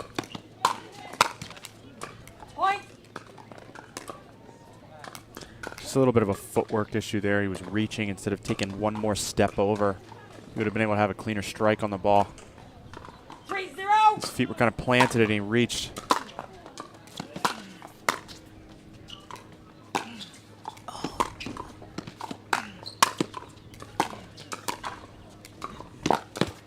Great job by Foster. Pushing Cincola back into the corner, and then the drop shot the other direction. Yeah, it really seemed like Cincola was in control in that rally, but again, Foster just hung in there, got what he wanted in the end. 0-3.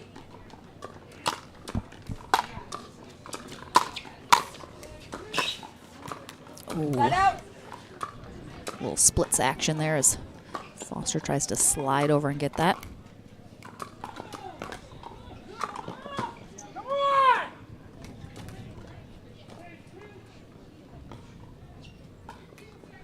3-0.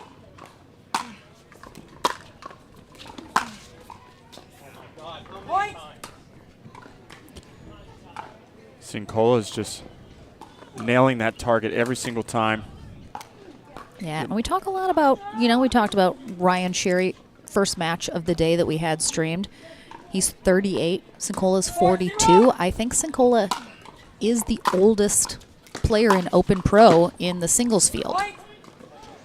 And, I mean, it just is a testament to, you know, how in shape he is, how much he works for it. He sure doesn't show it, that's for sure. I know. I mean, look at him. He's just cool as a cucumber out there still.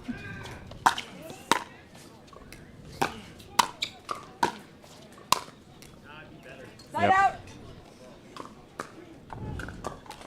Foster doing a much better job getting big and using better footwork at the kitchen line. I need the following players. Janae or Marquette, or one of you I need. 0-5. I need Aaron Lisenby or Jessica Stevens. Oh, that is nice. Foster continually talking to himself, trying to fire himself up, get that energy up, get something going, and great shot there on that last rally. Gets him on the board. 1-5. Oh, such a great drop. Yeah, he took all the pace off. He's been hitting a lot of strong passing shots, and he changed it up on Cincola. The shot beforehand, he rifled it down the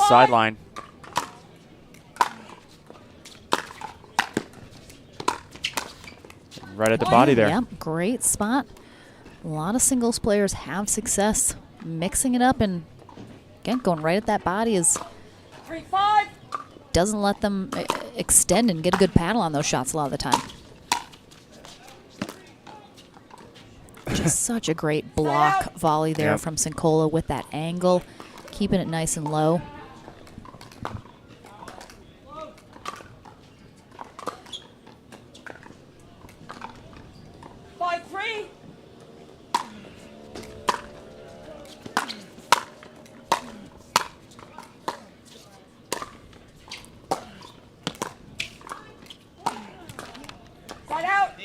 Foster was working that backhand side of Cincola.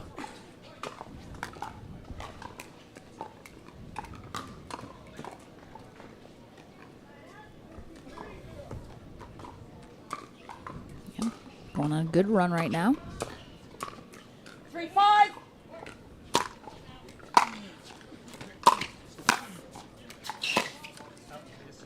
Side out. Cincola's returning to Foster's backhand, knowing he's going to run around it. And then when Foster runs around it, he leaves that other side of the court open, and Cincola is just volleying the ball down right into that open court. Foster's just not able to get over there quick enough.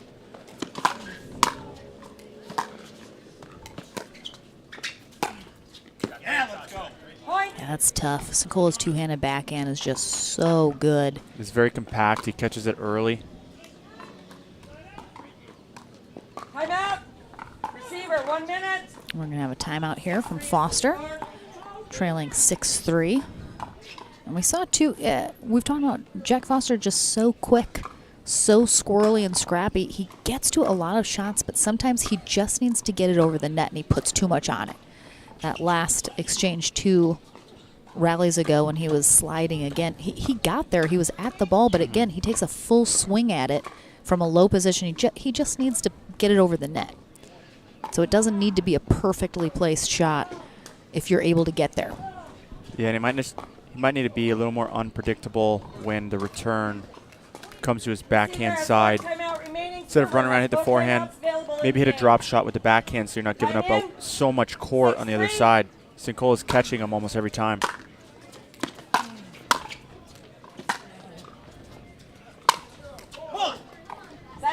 And Foster's got a good backhand.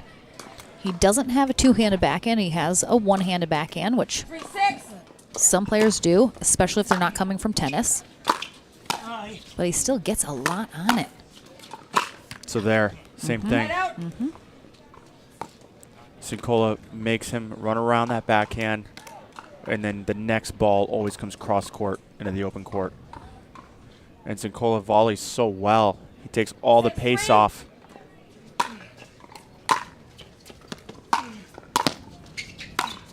Oh, too good. Great job by Cincola being aggressive. Takes that out of the air.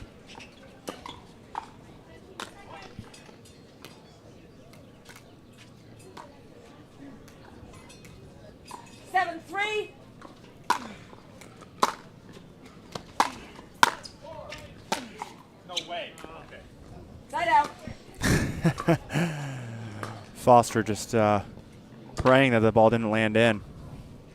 I actually just thought of another singles player that might be older than Cincola, Daniel Roditi. Oh, yes. He doesn't play a ton. He sticks mostly to the West Coast. But hopefully we'll see him at the SoCal Classic and LA Open. Great player. He's done some commentating with me in the past. But yeah, he's still rocking that singles game every once in a while. Yeah, he's solid. I think he is upper 40s.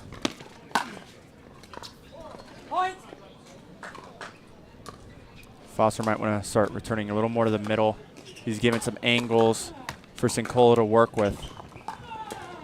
Cincola also running around his backhand a number of times. He's either shaping it cross-court or just firing it down the line. 8-3. Side out.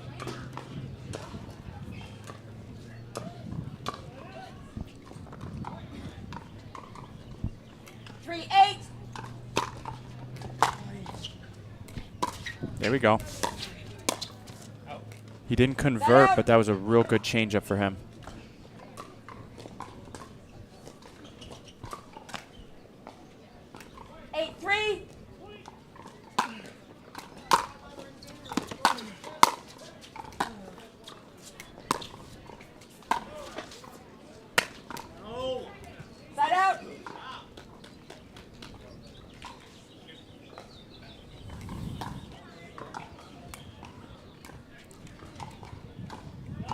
We'll see what he does this time when Cincola returns to Foster's backhand.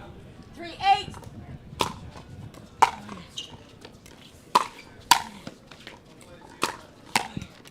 Point. That's just too good from Foster.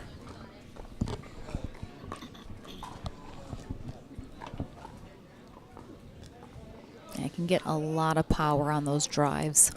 4-8.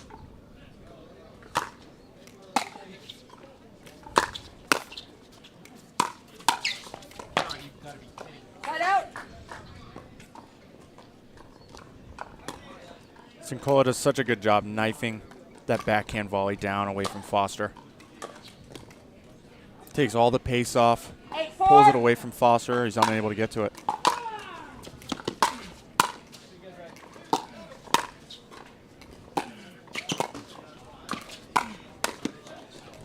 He'll want that one back.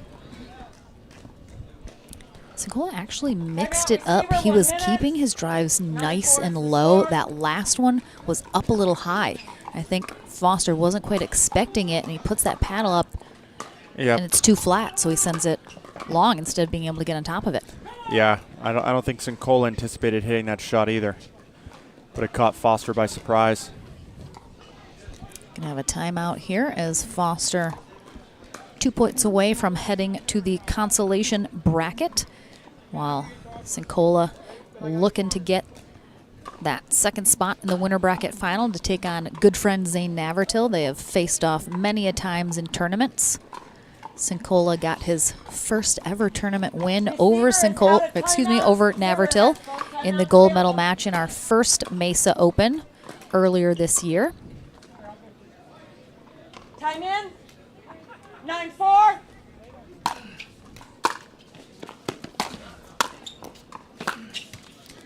Good timeout from Foster. He needed that.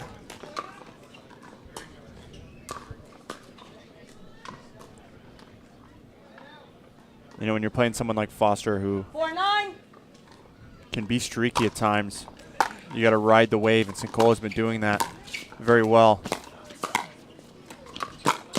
Ooh. Good effort. Yeah, Cincola's doing a great job catching Foster kind of on that backside cross court because, again, Foster wants that forehand, so he's kind of trying to get up into the middle and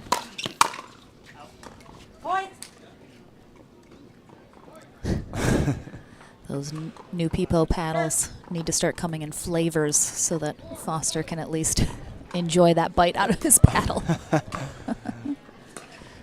10-4. Match point here for Cincola.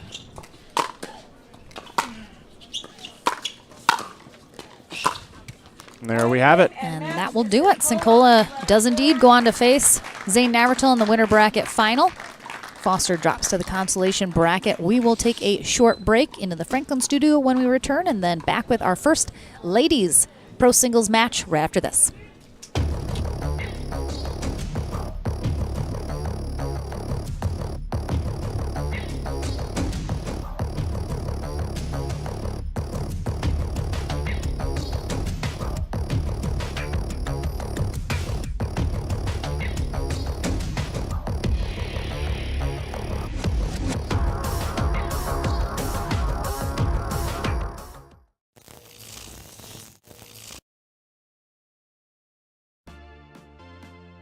The PT Pro team at pickleballtournaments.com have unparalleled experience running tournaments, including all professional tours and premier events. We provide professional services to develop, plan, and deliver tournaments that players and fans love.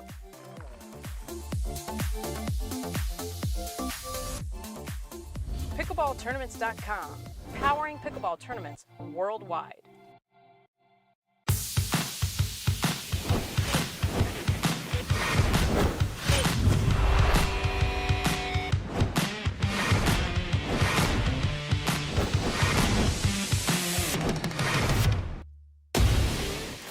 so ready for next gen. This is Next Gen Pickleball. I'm so ready for the Next Gen Tour. Super excited about next gen. I can't wait for the APP Next Gen Tour. I'm super excited for next gen. Pro athlete, weekend warrior, or everyday active? Stay in the game with Active Tracks, powered by Core Physical Therapy. This team of physical therapists and athletic trainers promote injury prevention, rehabilitation, and fast recovery to keep you from being sidelined. We use cutting-edge technology to treat the chronic conditions and injuries from high-impact, high repetitive activities. Step into an Active Tracks tent in your community or visit one of our clinics. Core Physical Therapy, treating everyone right. Welcome back to the Franklin studio. Lauren McLaughlin here with John Cincola, who has got that second place in the winter bracket final against Zayn Navertill. You faced Foster before. Doesn't come from a racket background, obviously a little bit unusual of a player. You do come from that tennis background. Is there that adjustment when you're playing a player like him that doesn't come from tennis, who is a little harder to read?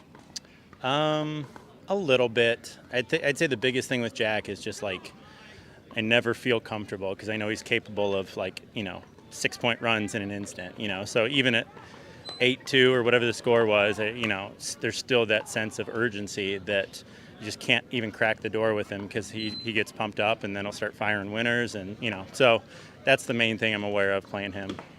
So you're one of the older players in the singles game, but you play all three brackets. What are you doing off court in terms of drilling, training, working on your game that you gear specifically toward singles to be able to still be highly competitive? I do a lot of stretching. I do some foam rolling. Mostly just drilling on the pickleball court. I teach pickleball, so I'm on the court a lot, just hitting, dinking, moving around. But yeah, mostly stretching, band work, that kind of stuff, just light stuff. John, stretching doesn't keep you in shape enough to play singles. That's all I do, I'm telling you. You heard it here first. John Cincola, the key to being in unbelievable shape, stretching, guys. That's it. Stretching. Yep. If only I'd known sooner, John. I know, simple. You head to face Zayn. You guys play each other all the time, drill together. It's always a new match when you guys face each other. What's the game plan going into this time? I mean, we know each other, obviously. It's just about execution, There's no secret strategies between us, so it's pretty much whoever executes better on that given day is probably going to take it. So. Well, congrats. Good luck in that winter bracket final. Don't go anywhere, though. We have a ladies' match coming up next. Paris Todd takes on Salome Davidse. That's coming up right after this.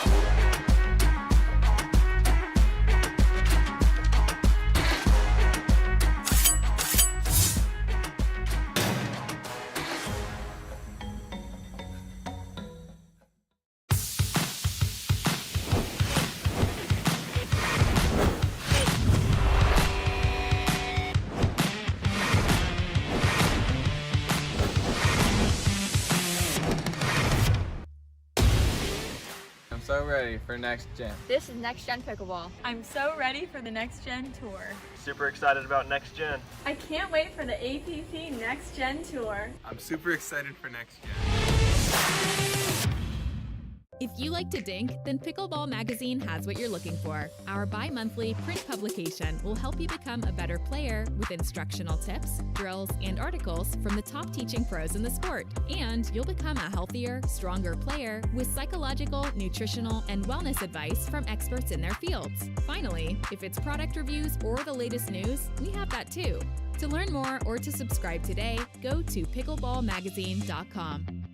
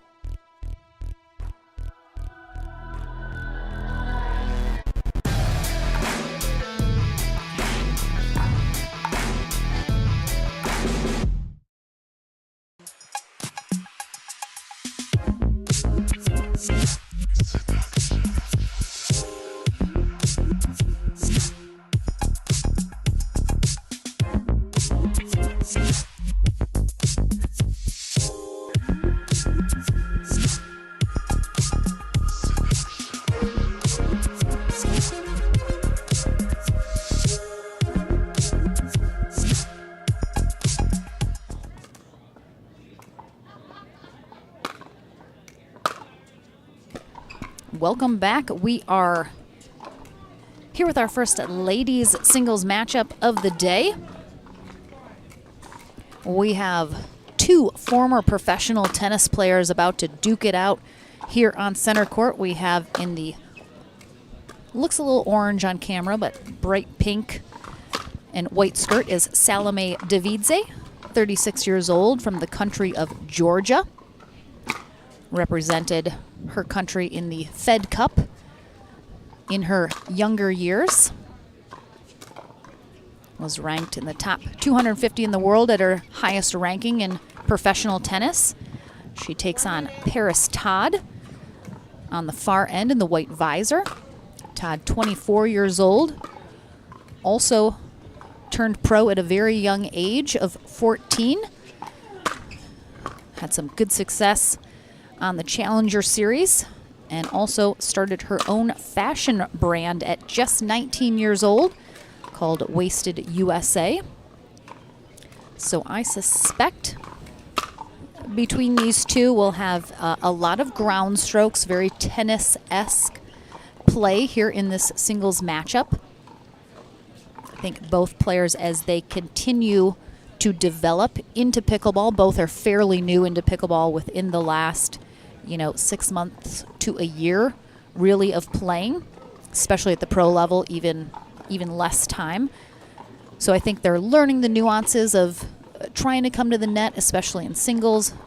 Both of them playing a little bit more in doubles as well. Salome Davidse dabbling a little in doubles, but almost exclusively playing singles at this point. I'm not sure what her plans are if any, to kind of move into that doubles game. So Denise Smith will be our USA Pickleball Certified Ref for this matchup. Lauren McLaughlin and John Davison here in the booth for our final day of coverage at the APP Cincinnati Open presented by Head Pickleball. Paris will start us serving on the far end, Davidse to receive.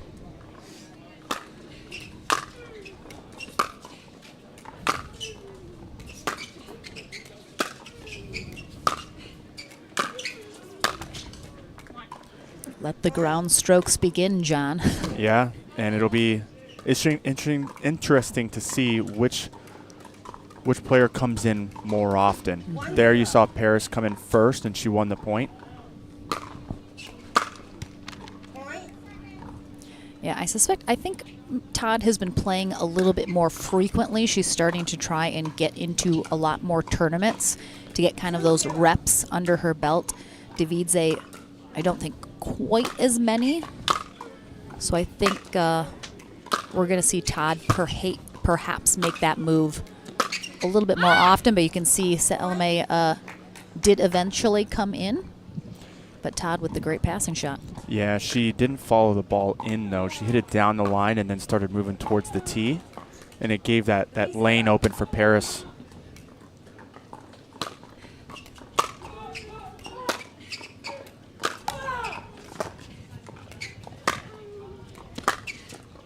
Yeah, and the thing is with both these women, just unbelievable strokes. You can see their passing shots so crisp and clean, the technique so good from their very, very high level tennis for years. So even if one of them is able to come up to the net, it's risky as well because they know that their opponent has those passing shots that they can pull out. Mm-hmm. You know, they got to come in on the right ball.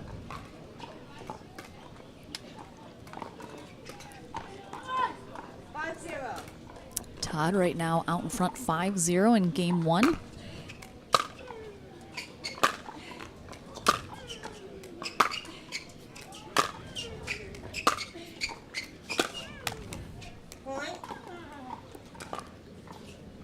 Salome's hit the tape a couple times.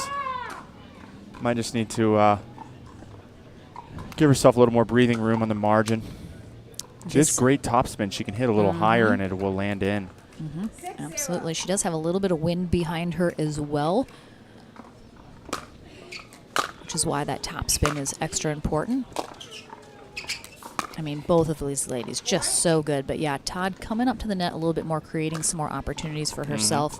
This is our winner bracket final here in women's pro singles. Todd defeating Rachel James in their semi 11-7, 11-9, while Davidze took down Boxcar's own Ariel Butler 11-2, 11-2. So both of those ladies in the back draw now.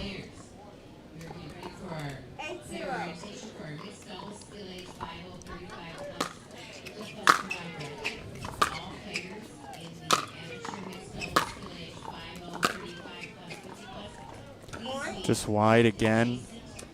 Yeah, Davidze just needs to bring in those margins a tad and then come in on one.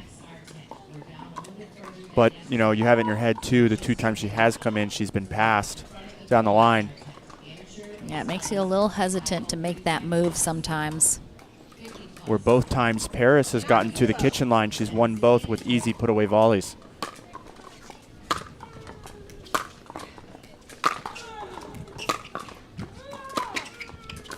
That was too good. Yeah, that's too good. So Todd, even though she's at the net, and Davidze all the way back in that corner. Yep. Just this cross-court drop. Yeah. So good. She forced Salome to hit that good of a shot, and she did. 0-9.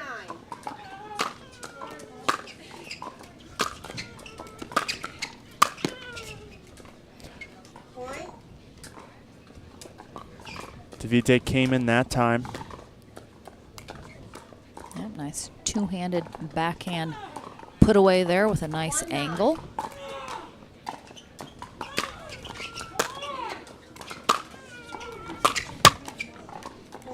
It seems like Davidse gaining a little confidence here, a little momentum right now. Yeah. Still has a deficit to overcome. Starting to put Paris on her back foot, and when she realizes that, she's crashing up to the net. That one just long. Oh. Oh, Call all was right, so- overturned. And some chippiness between these two ladies. 3-9.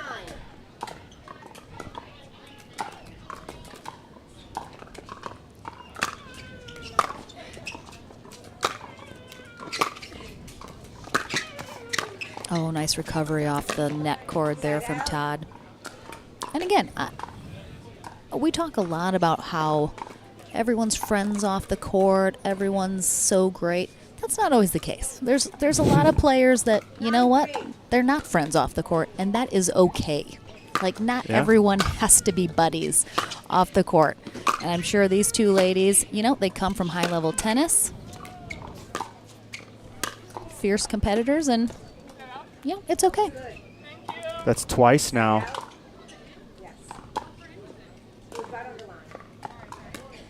That's twice now that Todd has been overruled.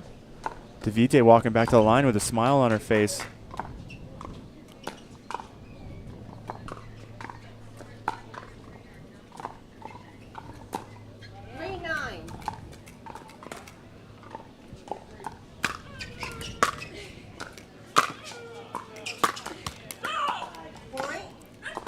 That's going to give Davidse a lot of momentum. Now, if I'm Todd, I call a timeout.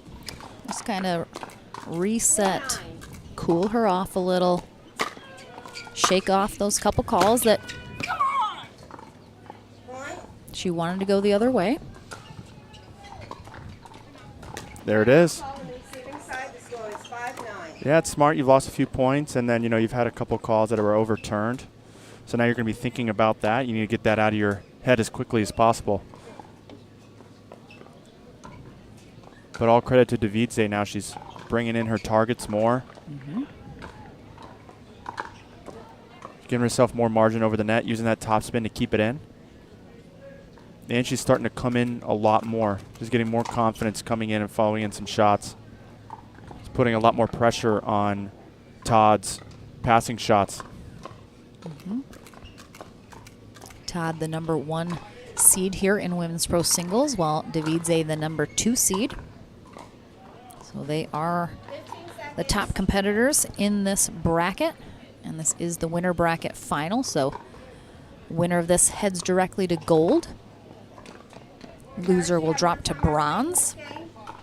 And I believe there's one final match to be played in the back draw to see who is making it back up into the bronze medal match.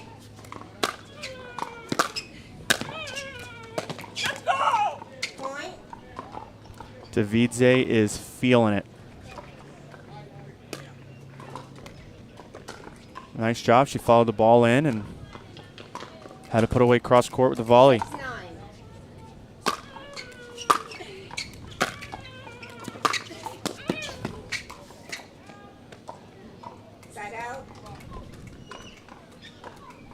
So a big side out here for Todd,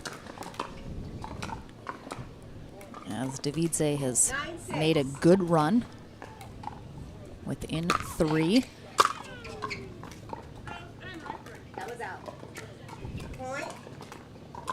Well, I mean, 10-6. it goes both ways. Game point here for Todd. Oh, great spot there from Davidse on that back line. That one does look. that's 3 times now. Wow, it did look out from my view way on the other side of the court. I thought I could see space, but again, watching on camera is so tough. Yeah, it's also tough from where we're sitting. Oh, yeah, absolutely. It's on the far side of the court.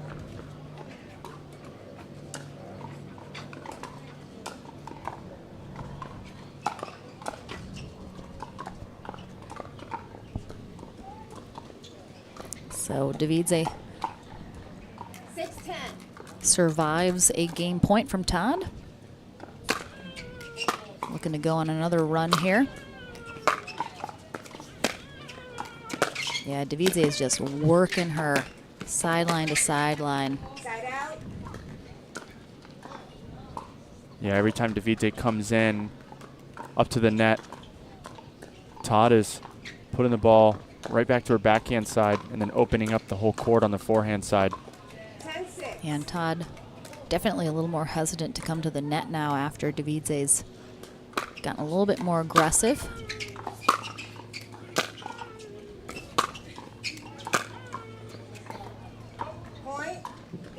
That will be out.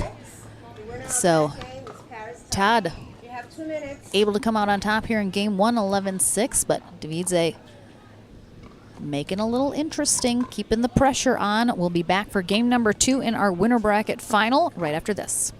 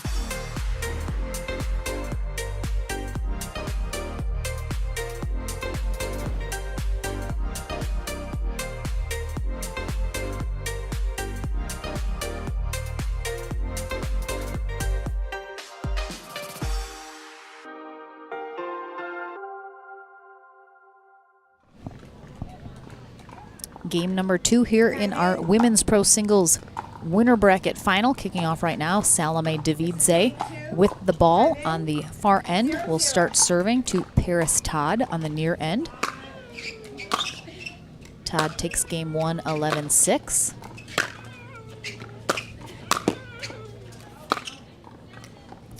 And Davidse, I've seen her do this in the past. When she can settle in well, her strategy is taking her opponent side to side. She's just going to rock those ground strokes sideline to sideline, and that is a very effective strategy, especially if her opponent cannot make her move very much. She conserves energy.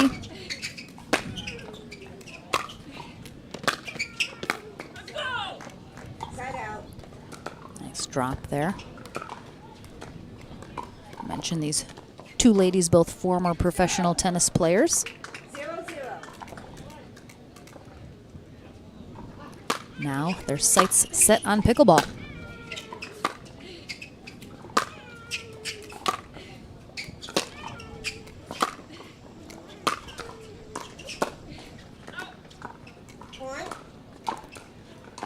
Neither one of these ladies electing to come up to the net quite a bit. They both seem comfortable staying back at the baseline and exchanging ground strokes. Yep, saw Paris Todd's father and coach talking to her a little bit in between games 1 and 2. Side out.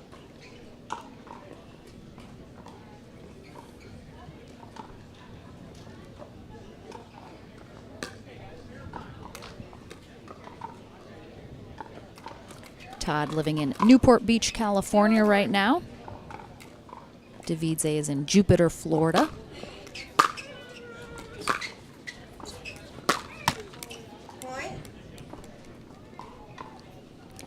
This is a West Coast, East Coast matchup right now.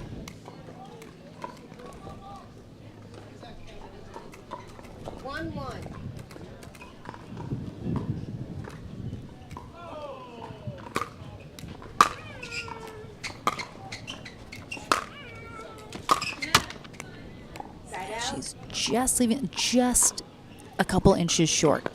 Yeah. Not too low on the net, but just a little bit higher. And of course, the net is a little higher on the sides. So you got to be giving yourself just a little extra room there. Wow. That was an impressive pickup by Paris here in the corner, as Salome hit a very heavy ball. And she tends to go to the backhand side of Paris first, and then she'll find the open court on the forehand side.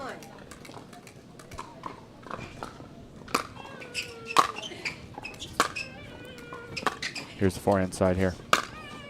Yeah, I'm telling you, she's just, I mean, look how much energy Todd is having to exert. Yep. She's just running back and forth while Davidze just plants herself in the middle and takes her side to side. So Paris has to be the one to do that first. She's got to get in control right now. She's just playing very reactionary.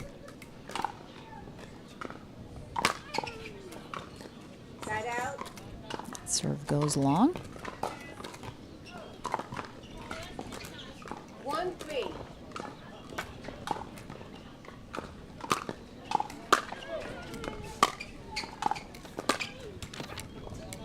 Again, when one of these ladies can get to the net, it puts the pressure on their opponent because now they're cutting off a lot of court to work with. Exactly. So you got to be able to pass them now and get it somewhere they're not, which is harder to do than when they're in the back court and you have the whole court to work with.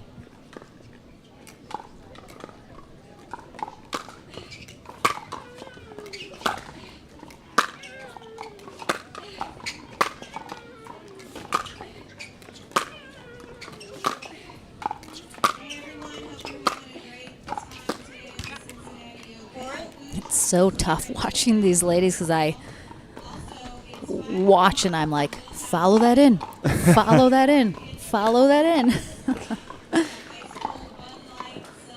But yeah. Nope, doesn't happen more often than not. I thought Todd especially had a few that she could have come in on, but she seems confident in her ability to exchange ground strokes. And we are tied back up at 3 after Davidze got out in front 3-0 here early in game 2. Spot in the gold medal match on the line.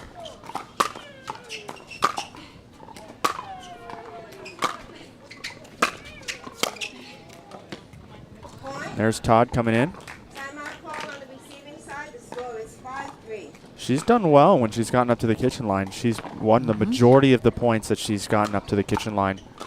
Yeah, and I think, again, mentioning Todd playing a little bit more tournaments now than Davidze is, whether that be just because of life and availability and schedule, but Todd is getting more experience at the pro level in singles, and I think she's starting to realize the different aspects. And again, in women's singles, we don't see the cat and mouse.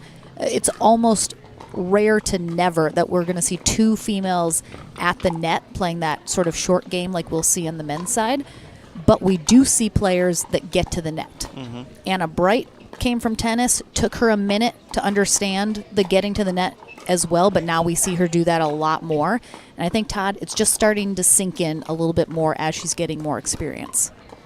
And again, Davidze just might be more comfortable staying at the baseline. Yeah. Maybe she knows, and we see her sometimes come to the net, but again, it's a player preference. It's what you feel comfortable with, what you're more confident in your game. 5-3.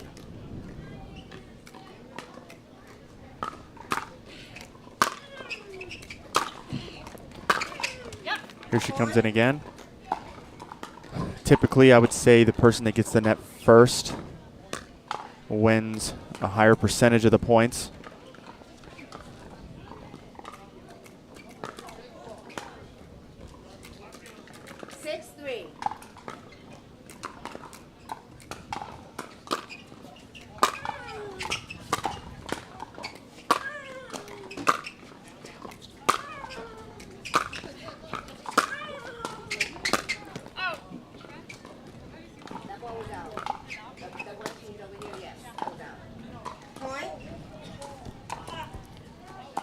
So that ball was actually called out.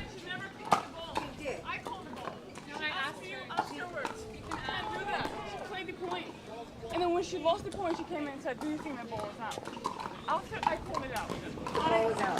Yes, but she didn't call it. I'm not arguing the call. So you are actually able to not make a definitive call, ask the ref, and have them kind of confirm it for you. As long as you ask the ref, they can give their answer. And if they saw it, that's the call. Mm-hmm.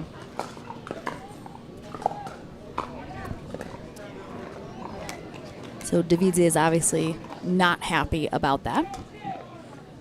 But that is the rule. You don't have to make a call. You see it all the time, especially in singles. You know, a player kind of looks at it and then asks the ref. As long as you ask the ref, I'm almost positive about that. If there's any refs watching, feel free to correct me if I'm wrong, but I am 98% sure.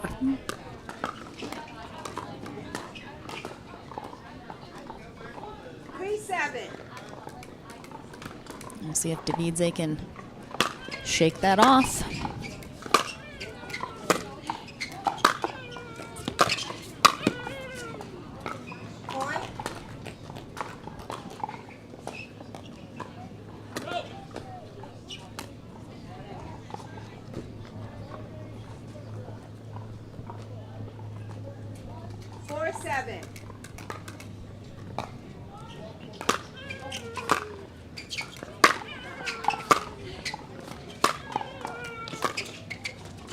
Ooh, drops it in.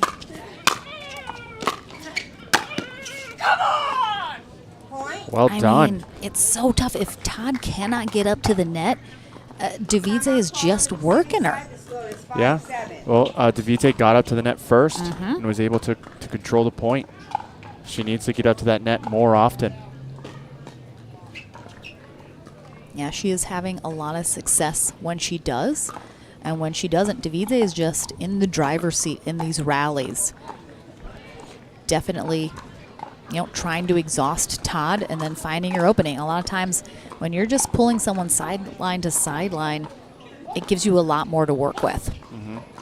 They're going to either miss it, they're not going to get there, they leave themselves out of position.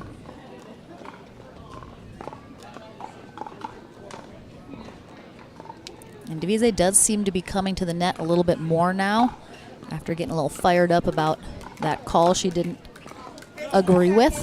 Yep. Todd as well has had success getting up to the net. I think maybe we might start to see that more here late in the second game. Both players have one timeout remaining in this game. Time in, 5-7.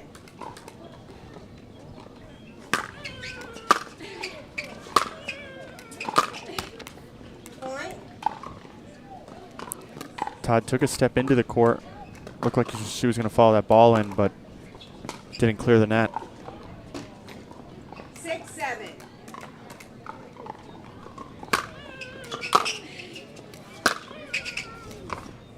It's going to sail long. And Todd just with a slim 1-point lead here in game 2.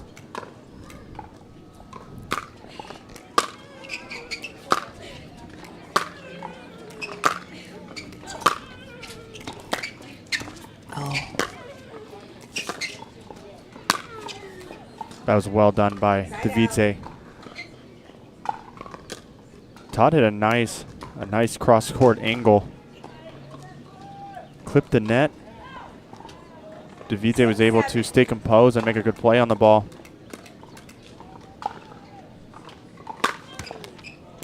Side out. We have a tight game here now, game 2.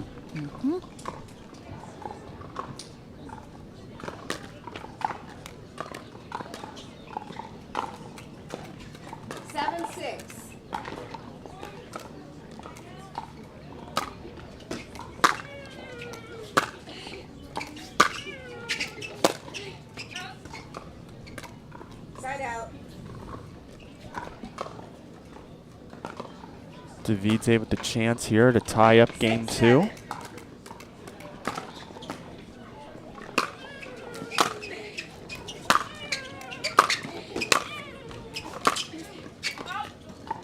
Just misses that back corner. Good pressure by Davidse. Coming up, following her shots and making Paris Todd hit a better shot. Yeah, I think this is going to be the deciding factor between these two ladies. Who can get up to the net?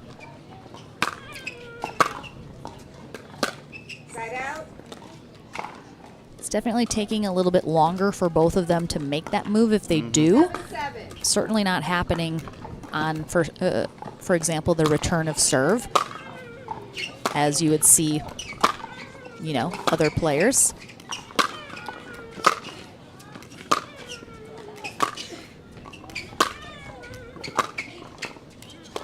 Oh, that ball had a lot of junk on it, as that just, see that undercut there from Todd, just that ball sails over. I'd like to see too, Todd, when she has a shot to a back corner, either of these ladies, if they're in that back corner, that seems like a great time to move in, because again, a lot of times it's getting returned cross court. So if you can come up, you're either going to get an easy put away, or they're going to try and really tightly go down the line or cross court in front of you, and it cuts off options. Like right there, if Todd follows that in even a little, she's got possibly an easy put away. Todd questioned the call that time. And you know, I agree with you, but I also want to point out that Davidse has the only serve I've seen with the drop serve and the hit it with a two-handed backhand. Yeah, she pulled that out for the first time at Mesa. the Legacy Open, in Mesa, Arizona. She pulls it out every once in a while. She had a lot of success with it. Side out.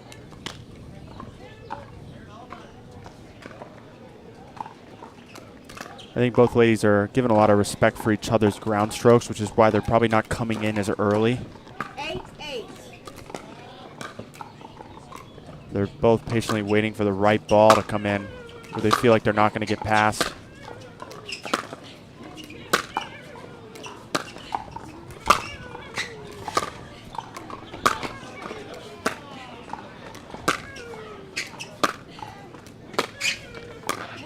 Oh, wow, that was from incredible. Todd. Ooh, I didn't think she was going to get that. She is down on the ground, and she does something beautiful with it. Ooh. 9-8. She maintained good balance on that stretch. Good composure. That one I could not call. That one's called out by Todd. Davidse not happy with the call. I mean, I think both these players, again, coming from tennis, it's a different mentality about line calls. And I think both of them, they just want to ask. You can ask every time if you want. You sure can. But a match point here for Todd.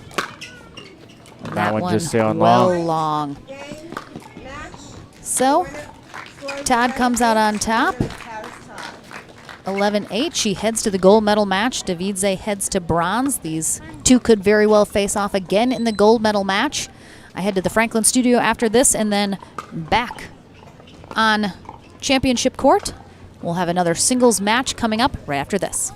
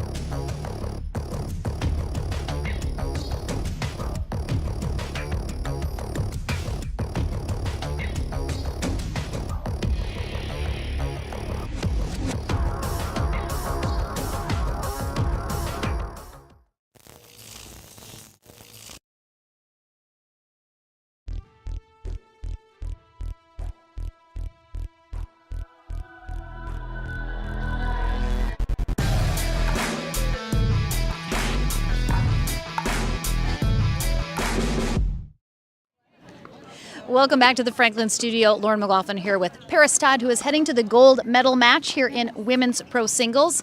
So you haven't been playing pickleball very long, but came into singles very strongly, a little easy to transition over from tennis. What have you been working on since you started that you're trying to focus a little bit more on that pickleball is different than tennis?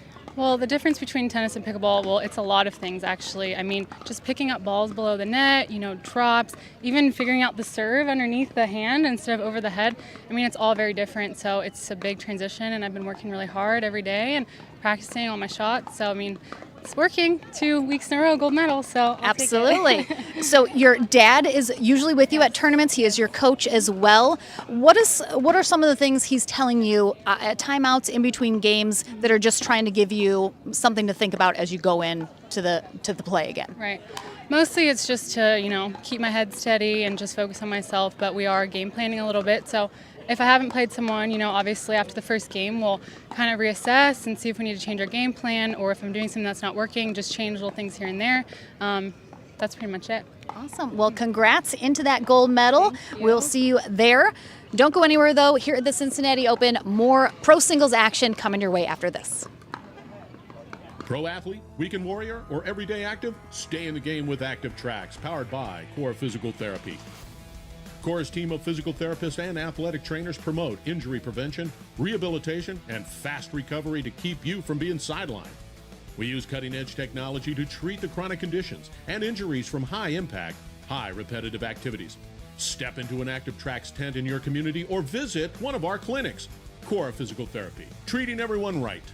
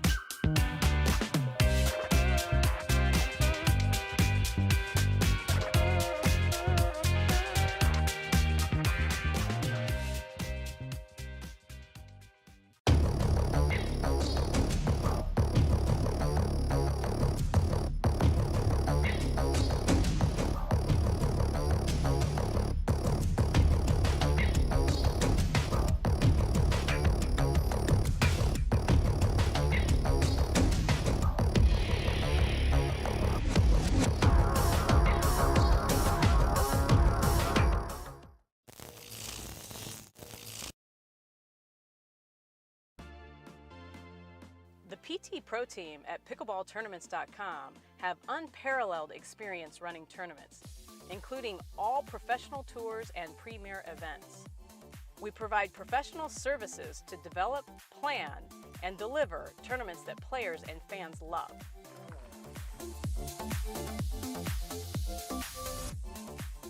Pickleballtournaments.com, powering pickleball tournaments worldwide.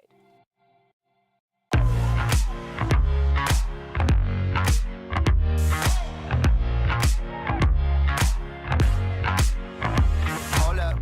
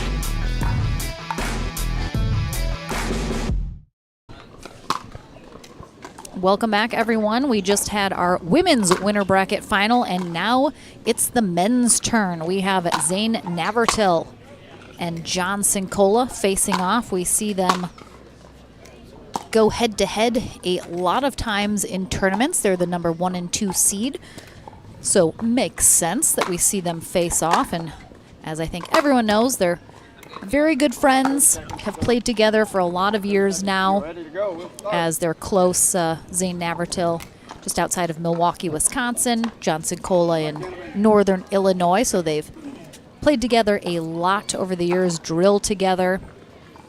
All going to end soon, though, as Navratil is moving to Austin, Texas here in just a couple months. It's only a matter of time till Cincola takes the family down there. Probably less likely, as his twin girls are, I want to say, 5 or 6. I see them a lot at tournaments. I don't want to interrupt him and ask him. He does seem very He's got focused. his game face on. We'll ask him in a break how old his twins are. Yeah, this will be a battle of big serves. Joey Jones is our USA Pickleball Certified referee. And as Cincola mentioned in his last interview with myself, he said, you know, when these two face off against each other, they just know each other so well. It's just a matter of who can execute better. Yep. I think Navratil has a little bit of an edge over Cincola in terms of how many times he has won when they've played together. Cincola was able to take him down at Mesa earlier this year. Yep, for the first time. That's the second time Zayn's almost body bagged me. I think I owe him $5 for the first one. That literally was coming for my face. That noise you just heard me make was me expecting to get hit in the face with that overhead from Zayn Navratil. I believe Zayn Navratil is he must be upset with us. I don't know. I know, right? Is he trying to tell me something? Jeez. He might be. Yay! John's wife just told me the girls are 6. I was right. Point.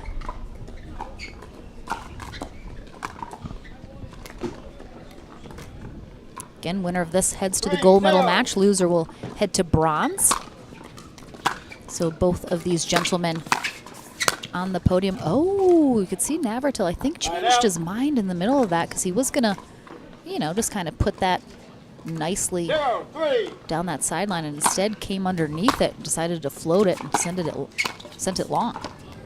Sended it. Come on. Words are hard. I know, right? Especially on Sundays. A lot of words have been said this weekend.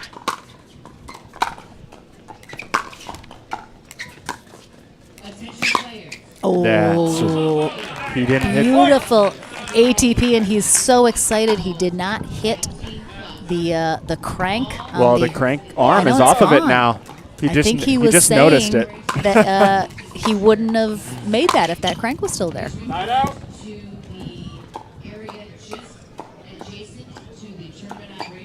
The elation that brought on his face when he realized it was no longer there.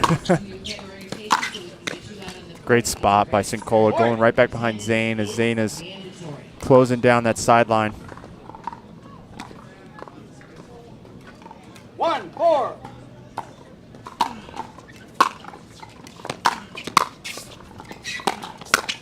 So bad. Tied out. Cincola getting vocal in his frustration. And now quite the opposite you've seen from the last game. Both these gentlemen rushing to get up to the net as quickly as possible. Yeah, definitely a totally different style than the ladies just had in their winter bracket final. Both gentlemen are typically returning to the middle to make the opponent create the angle. Point.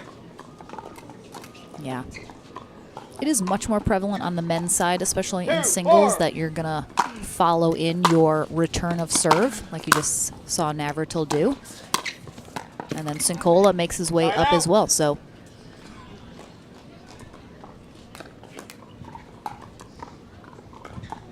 wind picking up a little here now in Middletown, Ohio, to the back of Cincola into the face of Navratil. Line out. 2-4. Expect to see some missed serves in this match as they're both going for a lot. Oh. That's so tough. He's there, he has, and he just tries to be a little too perfect with it. It seemed like he wanted to go cross court and change his mind and lift it just over the net.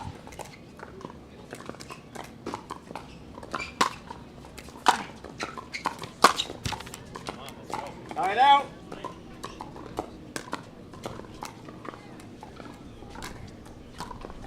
Zayn did not get his feet set before hitting that backhand. Line out. So what we're seeing here too in this men's match versus the ladies is, again, you're seeing a lot more of those errors kind of into the net because once a player comes to the net, as we mentioned in the ladies, it cuts down a lot of the options. So now that Cincola's there, Zayn has a lot less room to work with. Yeah, it forces them to hit a better shot. So they start going, you know, their target is so much smaller. So they have to really go for so much more. 2-4. It helps too, you know, when you're like, say, the size of Cincola or the length of Zayn. You know, they can, their wingspan is so much larger.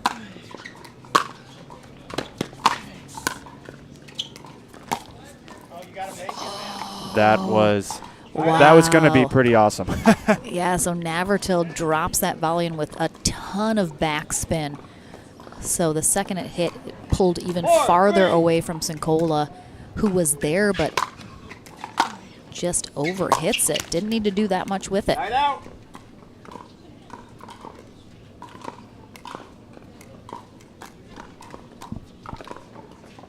Three, 4.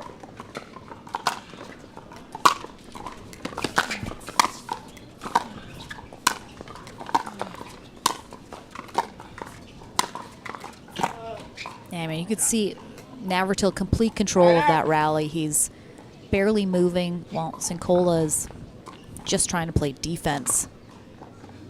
Yeah, Navertill getting the line first and moving Cincola side to side.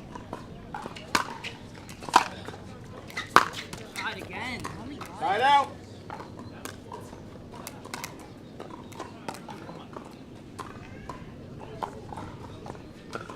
Three, 4.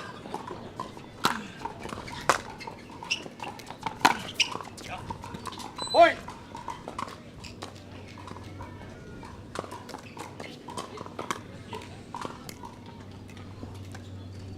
You can tell just how even this matchup is. Zayn, especially at this point, playing each other so much. Navertill frustrated. I think he in the backswing hit the barrier behind him. It's a little tight. Point.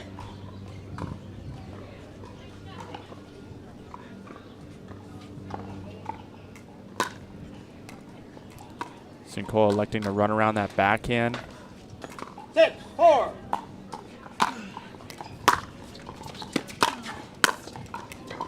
Point. Great spot there from Cincola. Just clears the net and immediately drops over it. Yeah, it was a good pickup because Zayn's return landed just inside the baseline. Line out.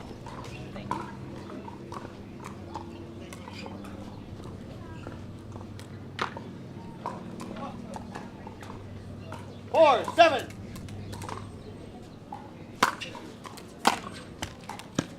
Point.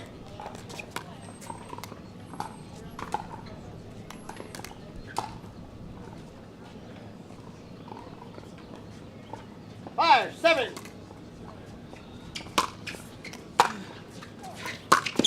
Don't gas, come on. Point. Yep, Cincola guessing right.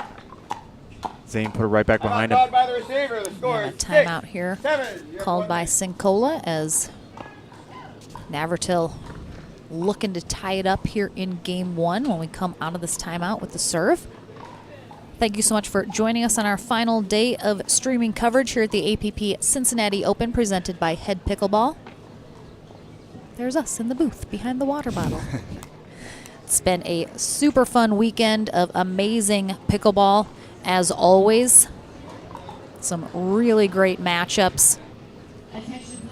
And we are winding down here in our men's and women's singles bracket to conclude our weekend. Again, 2 weeks, we will be in New York City at Flushing Meadows for our biggest tournament of the year. Time in. 6, 7.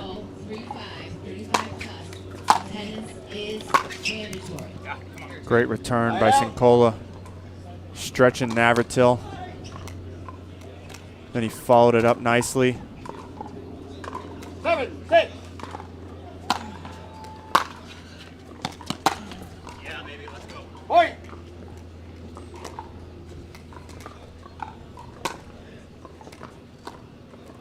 Eight, 6.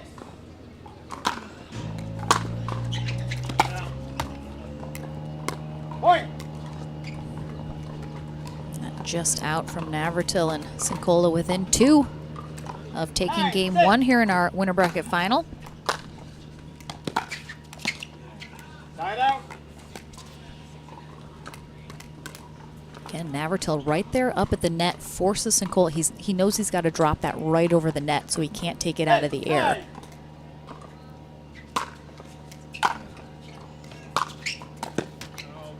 Point. Yeah, Cincola was just a little late to the ball. His step went backwards. 7, 9.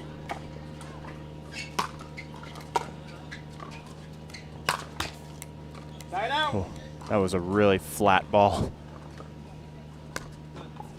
Just catching the tape. Cincola might have gone away with that one. 9, 7.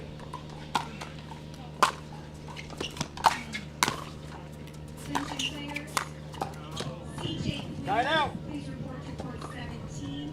CJ Klinger. Please report to court 17. This is your second and final call.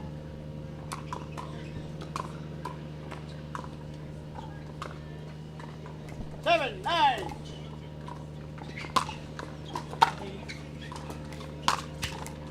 Side out. A couple times now, Navratil has gotten a higher short-ish return from Cincola and then drives it right into the tape.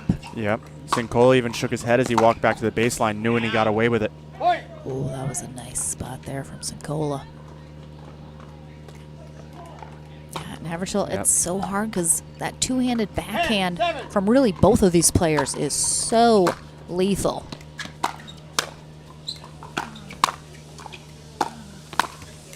There it is. And that is game 1 to John Cincola, 11-7. Again, very close game 1. We might even have a game 3 in our future. I suspect Navratil will try and make some adjustments going into game 2. If he doesn't, Cincola will get that spot in the gold medal match. We'll find out right after this.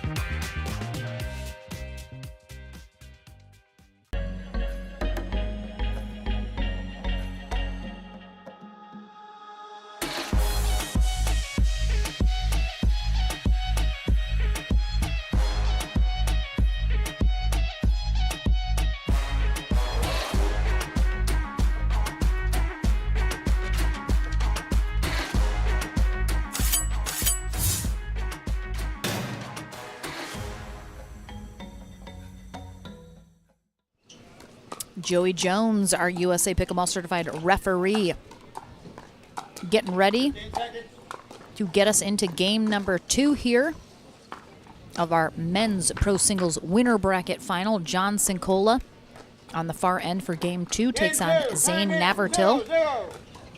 On the near end, Cincola took game 1, 11-7.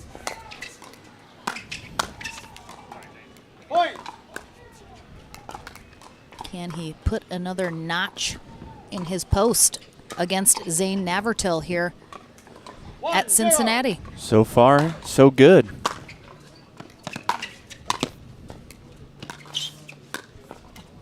Oh, wow, what an effort from Cincola. That is heartbreaking for Cincola, but Zayn will take that. Just incredible athleticism. Oh, yeah, that was like on top and then bounced back the wrong way. It's tough.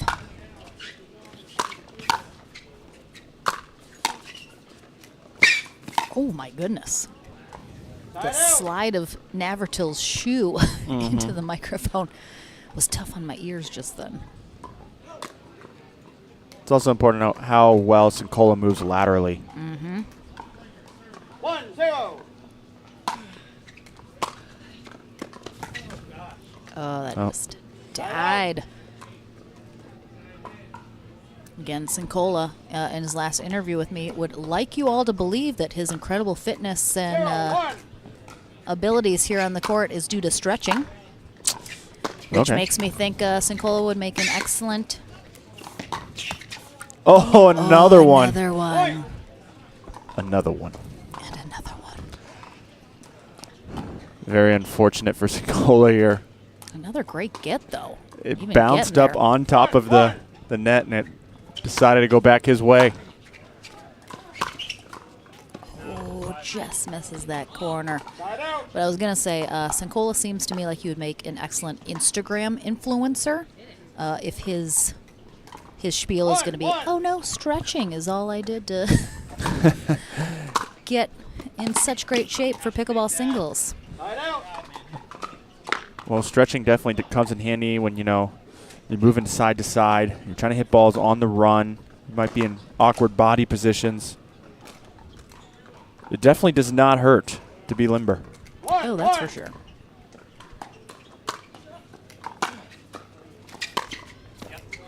Too good.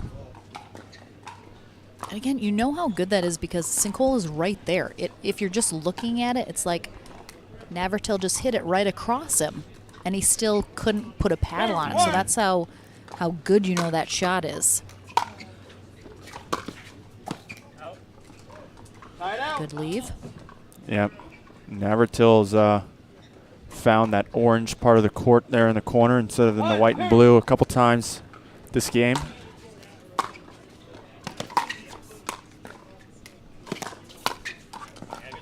Again, there's that volley drop with a lot of backspin from Navertill. Yeah, he read the paddle well of Cincola. 2-1.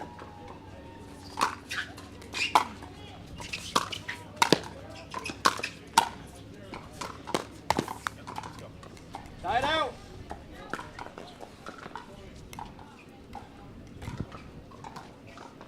You can see how much they train together. Cincola has no issue at all with Zayn Navratill's serve for the most part. Yeah, he's seen it so much. So taking a look at our back draw, I see CJ Klinger and Mario Barrientos facing off next to us. The winner of that will face the winner of Jack Foster versus Hayden Patriquin. And that match will be the final feeder match into the bronze medal match, where someone will take on the loser of this match. Oh, well, that's gonna need to be fixed real quick. So if anyone thought it was a little breezy here, last night in between our bronze and gold medal matches, when I say a true, like I felt truly like I was in the Wizard of Oz and we might blow away, our Navratil showing off the guns now. Spencer, get a close-up. Navratil wants to show off. You might need to zoom in quite a bit there, Spencer. But our pro tent literally almost flew into the next county. We had myself and pro players hanging on the legs of the tent to stop it from sailing away. It was truly something out of a movie. Zayn trying to flex into the camera. 1, 2. Unfortunately for him, the camera just doesn't zoom that much. What a burn job. I know.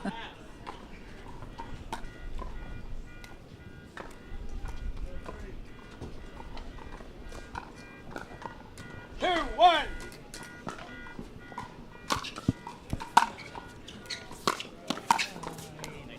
Point.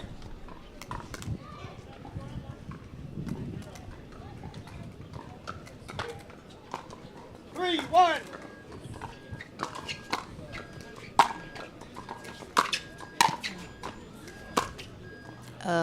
Just too good. Mm-hmm. Cincola guessed right, and Zayn went left. Navratil looking to win this second game and force a game 3 as Cincola won game 1.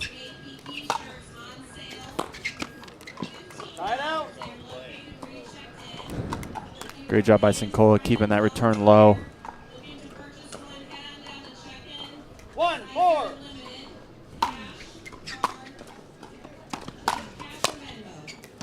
Zayn seems like he might have saved him there, possibly. Yeah, I thought that was probably going long. I think he held back on the volley because of it. Side out. Let that one go.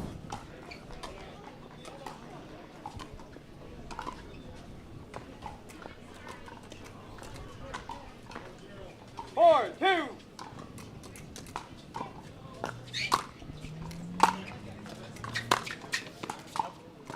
Side out.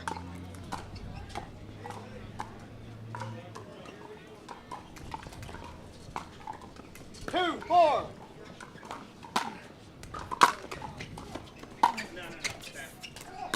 Just long on that spot. Navertill is. Oh, sorry. No, go ahead. I was saying Navertill is missing his target by just a couple inches wide and deep. Yeah, same with that one. Not clearly enough to overturn. Point.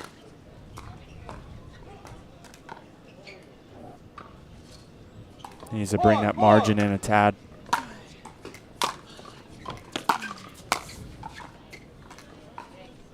Point. Yeah, Navratil really needs to go cross court with that. I don't think his split step was ready in time.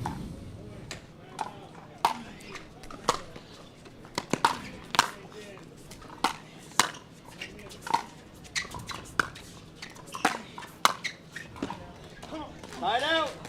Similarly there, he had to go down the sideline because he barely got a paddle on it, but then was set for the next one and could then go cross court. 4, 5.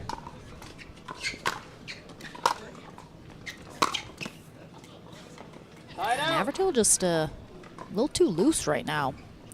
Not really hitting his targets.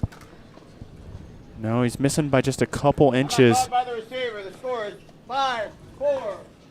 And we're gonna have a timeout now from Navratil, as I think he feels that as well. Just a little loose right now. Needs to just kind of focus back in, get his shots a little tighter, a little more focused. And I think, again, these two players, they just know each other so well. And like Cincola said, whoever executes better is going to come out on top. And right now that is Cincola. Yep. I mean, Zayn is playing well. It's just his targets. Just got to bring him in a couple inches and it'd be a completely different game. Cincola have been incredibly consistent all day long. Oh, he guesses right, but again, just kind of a wild swing as he knows it's going to be tough to do anything with that if he even gets a paddle on it at all. Attention players. final player orientation of the day, mixed doubles 4019. All players in the mixed skill age doubles. Catches that line. Mm-hmm. That was a great ball by Cincola. Just adjacent to the tournament operations in front of the Pro XR tent for your player orientation. Attendance is mandatory. Mixed skill age doubles 4019. Yep, Cincola's had the edge on the serving game so far. 8-4.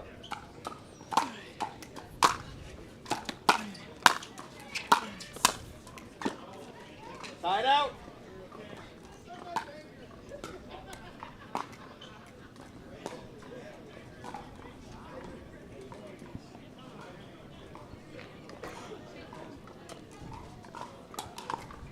Four, 8.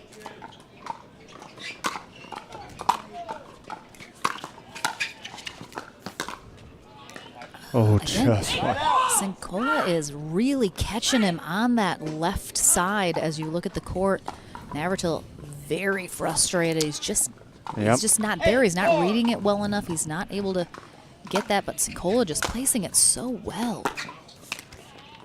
Yep, and if I'm Cincola, I'm riding this wave here.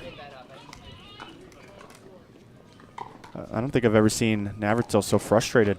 Oh, I have.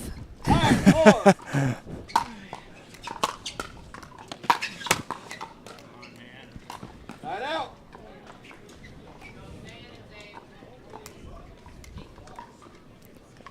Yep. Navratil just telling himself, make balls. 4-9.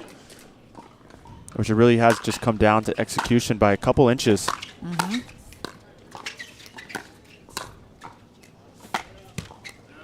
Point.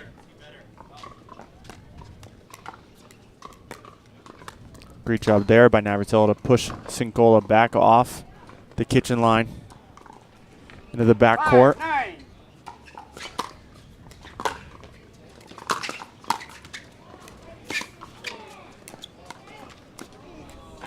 Point. Cincola instantly calls a timeout after not being able to get that up and over the net. And while I have certainly seen Navratil that frustrated before, I've also seen him have some epic comebacks, especially in singles. So if anyone is capable of, staying in it, regardless of what the score is, until it's done, it's not done. So you just have to, every point is new. Focus on what you got to do to come out on top of that. Cincola, you can see right now, just taking some deep breaths. Eyes closed, focused. Talked to him after that gold medal win in Mesa earlier this year. He is spending a lot more time just kind of a bit of a self-meditation, deep breathing, refocusing, just internally calming yourself. And we'll see if it works for him here. If he can get a side out. Stay out in front here in game 2 and possibly into the gold medal match.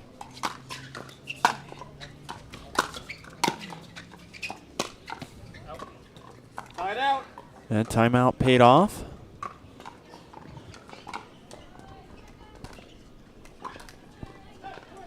Nine, 6.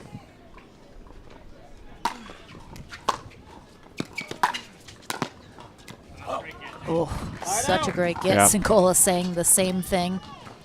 I mean, again, such a great shot with that runaround forehand.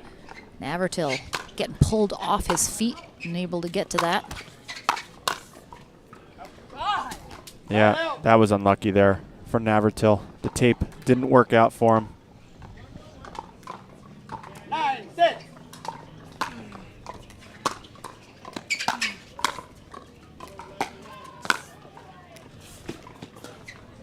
Side out. Beautiful there from Navratil. Holding his ground at the kitchen line, staying ready. Moving Cincola back and forth. 6, 9.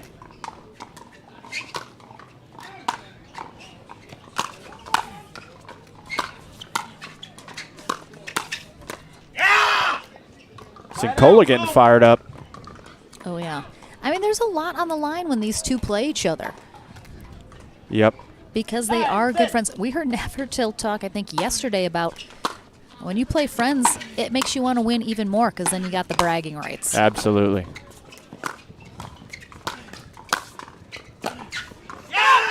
And Sing. Exactly where he's going.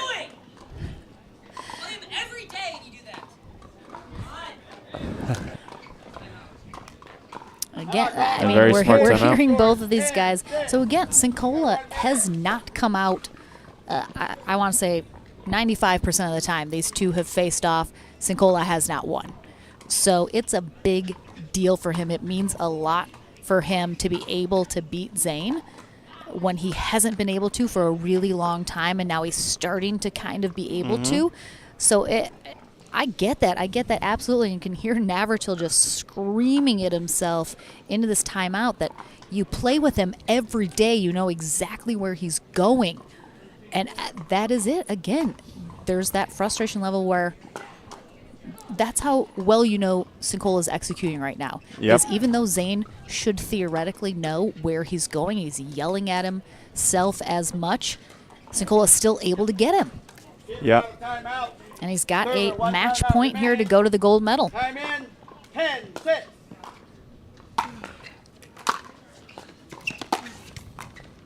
Side out. Big stop for Navratil. He needs a little momentum in his side, but Cincola's just been solid. 6, 10. Side out. I like how he went for it.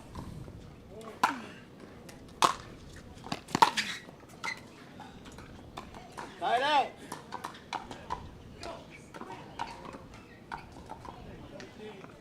Yeah, I think if anything, you can always count on Navratil's going to full send that serve, especially in singles.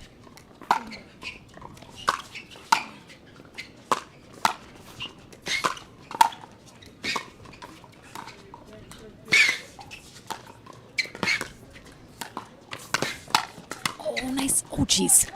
Unbelievable. Really nice hands from both these guys.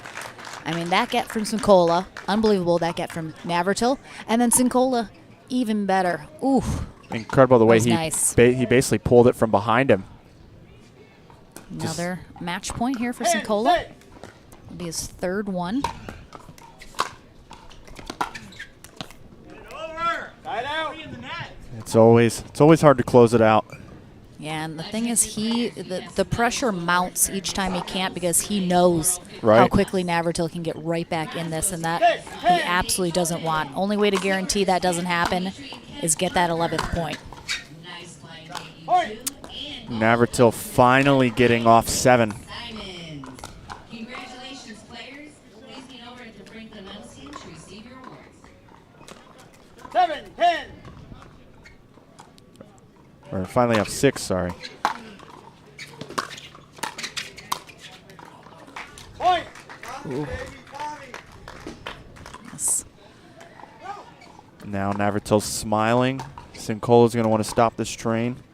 Yeah, I don't know. I think Cincola has a timeout. I would use it real quick here because Navratil is gaining confidence. Ooh, a good stop. That was crucial. When you speed it up to Cincola's backhand side, he knifes that volley down to your left foot so well. I think Cincola needs to close this out right now or he might be in trouble of a game 3. It's tough. So 4. I wouldn't be surprised if we see a timeout here. I mean, I would think 100% if Navratil gets a 9th point. 8, 10.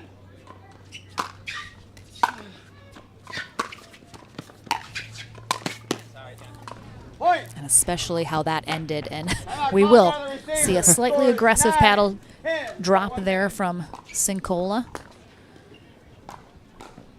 as he's had 4 opportunities to close this match out and hasn't been able to get it done yet. Each time Navratil has inched his way closer in the scoreboard. So an absolutely critical stop coming up right now here for Cincola. I think if he does not want to go to that 3rd game and possibly lose his direct path into the gold medal match. And again, Cincola has had leads on Navertill before, and they've disappeared and he hasn't been able to get it done. He knows all too well this feeling that he has right now as he's been able to not close this out and let Navratil back in the door. No timeouts remaining. Time in. 9, 10.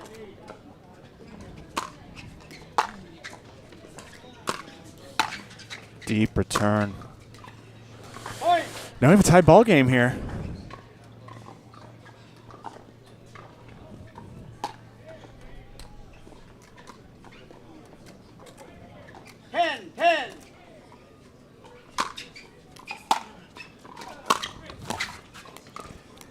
And the momentum swings. Yeah. It's a really tough spot just mentally to be in when you had 4 match points, couldn't get it done, and now in danger of a game 3.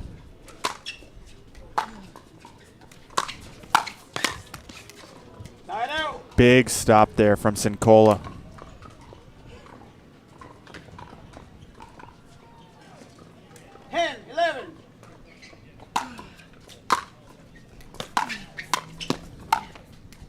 Maybe with the pressure off of having that match point, Cincola will refire himself back up again. Maybe a little. Yeah, well, all credit to Zayn Navratil. He recollected himself and found some composure.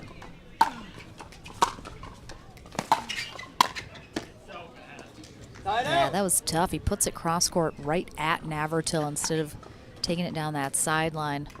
But he did tie it up again, so Navratil has lost his game point now.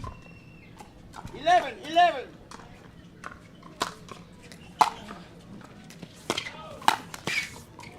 Point. Another game point here.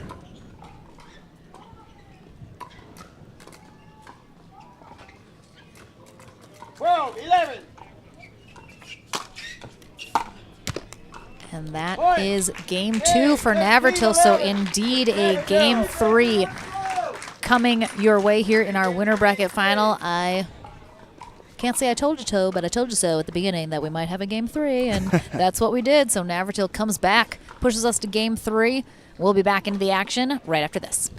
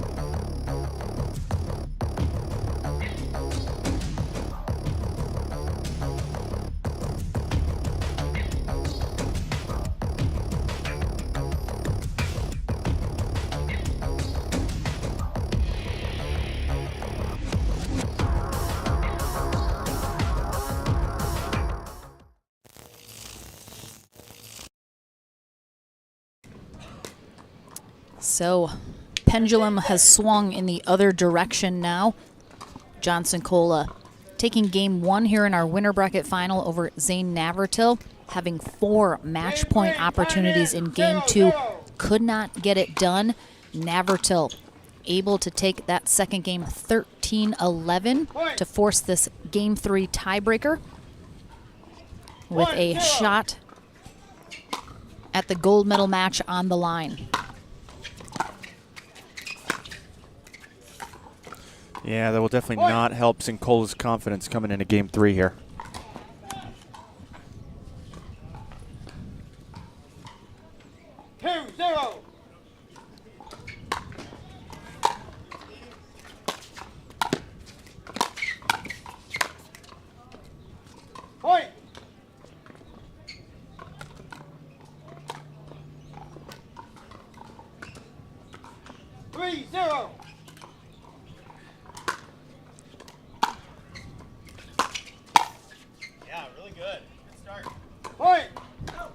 Cincola already voicing some frustrations at himself. 4-0. Navratil, quick 4-0 start. Yeah, we're going to see a timeout here, I bet. Yep, there it is. Timeout called by the receiver. The score is 5-0. I mean, heartbreaking for Cincola. So close 4 times to close out the match. Yeah, I mean, I as a player, I know I would be done. If I have 4 match points and I can't close it and I have to go to a third game, like, my focus now is shot. I'm feeling terrible. And that just shows so much, you know, the mental fortitude when players don't let that happen. I know probably a lot of people at home would feel the same way, that would be really tough to overcome. And Cincola obviously clearly struggling. It's not a good start for him here in game 3, and he knows it. Trying to just refocus himself. But man, when Navratil gets hot and gets running, it is a tough thing to face. Yeah, Cincola had him, and you know, he continued to play well through that end stretch of points, but Navratil stepped up big time. Time in. 5-0.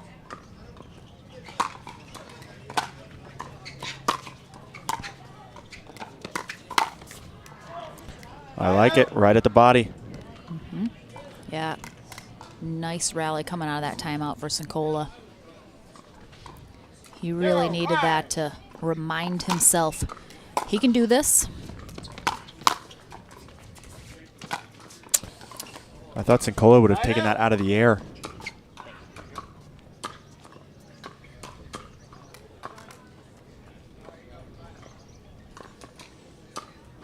All momentum in Navratil's favor at the moment. Yeah, and that's going to be the 6th point and the end change here in game 3. And as Adrian in our YouTube chat just mentioned, Zayn Navartil is indeed going for a triple crown here this weekend, as he took gold in mixed with Jade Kawamoto, took gold yesterday in a match that technically didn't happen but came through the winner bracket on top with Andre Deescu because of weather and then conflicting schedules. All 4 of the players convened, agreed that they were not going to play it, and that Navertill and Deescu were going to be awarded gold, while DJ Young and Mario Barrientos took silver. So he has double gold so far this weekend, and he's looking for a 3rd to complete that crowning here this weekend.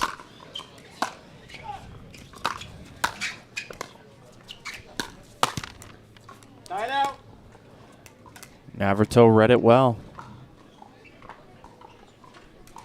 0-6.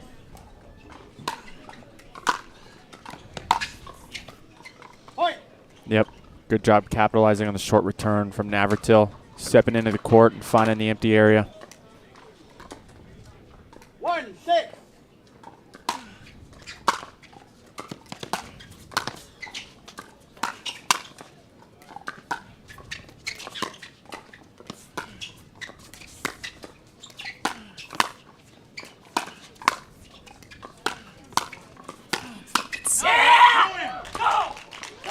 Oh, such a great rally. Cincola was just waiting to pick his moment as he kind of inched his way a little closer to the net. Got a great shot right there.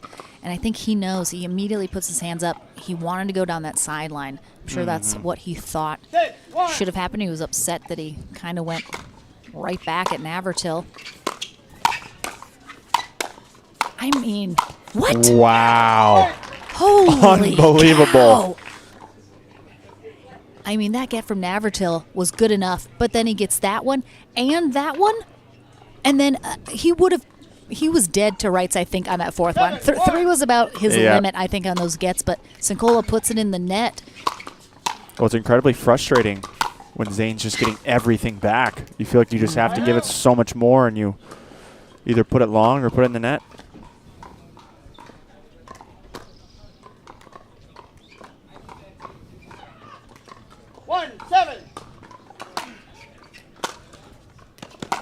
That is so bad. Side out.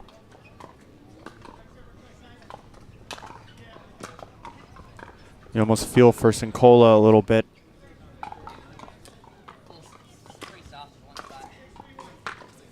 got a soft spot on our ball, so Navratil's going to change it out.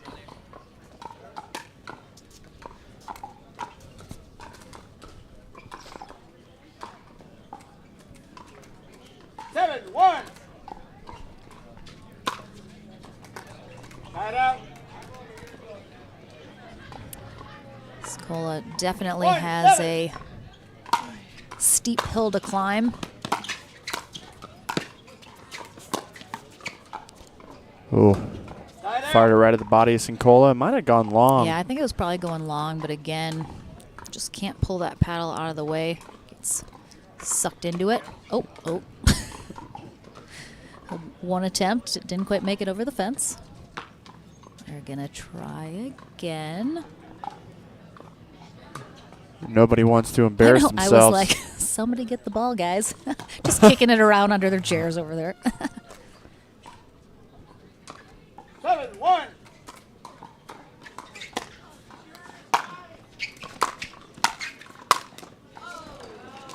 Point.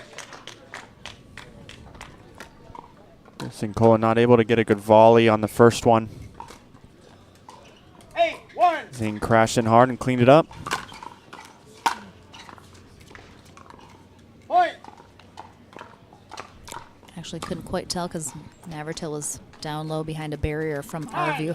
Couldn't tell whether or not that hit the line or not, but it did not. And that one did. So Navertill, just a total turnaround here from the start of this match. Other players have felt John Cincola's pain up against Navratil as well. And he's got a match point into the gold medal match. There it is. And he gets it done. Cincola, a frustrating match to say the least. Navratil heads to gold. Cincola heads to bronze as we await their opponent in our final feeder match. We'll keep you guys posted after the interview who we have coming up next. Don't go anywhere. We'll be back into the action at the Cincinnati Open right after this.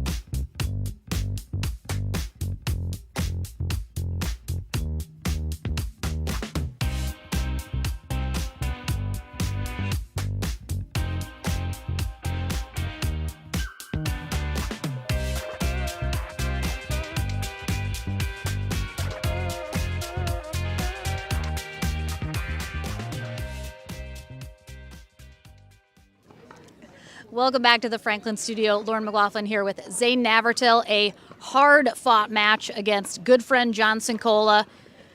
You're still, I think, out in front in terms of when you two face off against each other, coming out on top, but John had you on the ropes. That was his match to win, and you've told me in the past you like it when your back's up against a wall. What are you thinking in that second game when you got to get back in this?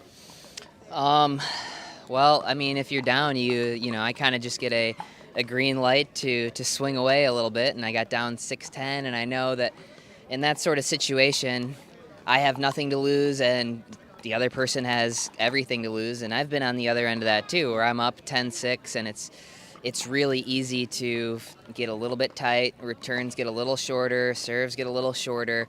It's almost an easier job playing from behind a little bit. Some players are front runners, some players like to play from behind. I don't really particularly like to play from behind, but you swing free. So Cincola just played super consistently, very cleanly in that first game that he won. Also in game 2 until he kind of turned it on when he wasn't able to close it out. And then game 3 was a runaway for you. Is that confidence of coming back and winning in game 2 enough to just kind of carry you through game 3? Not at all. I mean, that's just how singles is like there are runs all the time. I mean, it's such a momentum game, and I mean, we play each other a million times. Like we're probably play twice a week at least, and it's not uncommon to have a game where I win 11-0 and then he comes out and wins the next one 11-0, 11-1. Like that's just how it is in singles, especially. The margins are so thin. A couple of net chords one way or the other can change momentum, and then it's like a runaway freight train. But I came out, obviously a little confident and, swinging away still. I just kind of kept that playing from behind mentality a little bit in game 3, and fortunately it worked. But 10-0 lead is not safe against John, that's for sure. Absolutely. Well, congratulations. You're into that gold medal match. Still awaiting who you're going to play a little bit later. But coming up, we have a consolation match here in our women's pro singles. We have Lina Pedigamete taking on Salome Davidse. That is coming up next, right after this.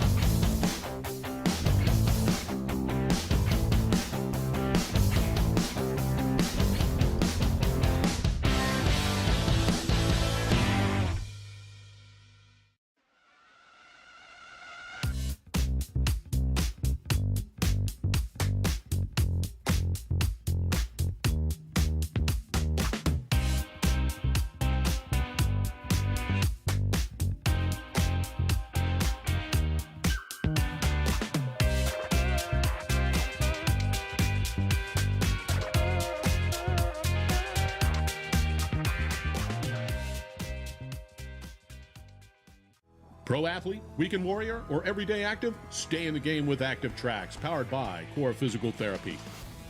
Core's team of physical therapists and athletic trainers promote injury prevention, rehabilitation, and fast recovery to keep you from being sidelined. We use cutting-edge technology to treat the chronic conditions and injuries from high-impact, high repetitive activities. Step into an Active Tracks tent in your community or visit one of our clinics. Core Physical Therapy, treating everyone right.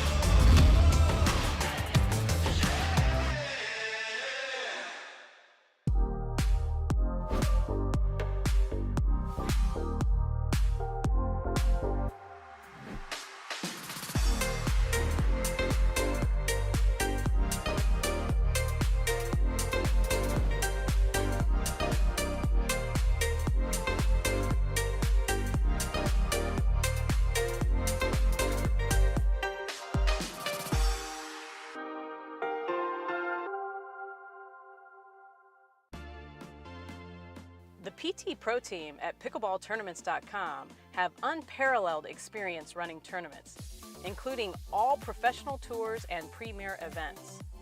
We provide professional services to develop, plan, and deliver tournaments that players and fans love.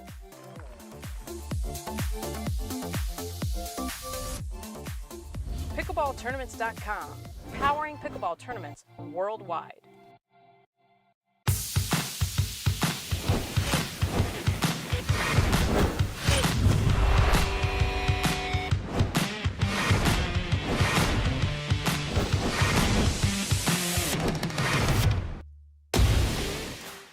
ready for next gen. This is Next Gen Pickleball. I'm so ready for the Next Gen Tour. Super excited about next gen. I can't wait for the APP Next Gen Tour. I'm super excited for next gen. If you like to dink, then Pickleball Magazine has what you're looking for. Our bi-monthly print publication will help you become a better player with instructional tips, drills, and articles from the top teaching pros in the sport. And you'll become a healthier, stronger player with psychological, nutritional, and wellness advice from experts in their fields. Finally, if it's product reviews or the latest news, we have that too. To learn more or to subscribe today, go to pickleballmagazine.com.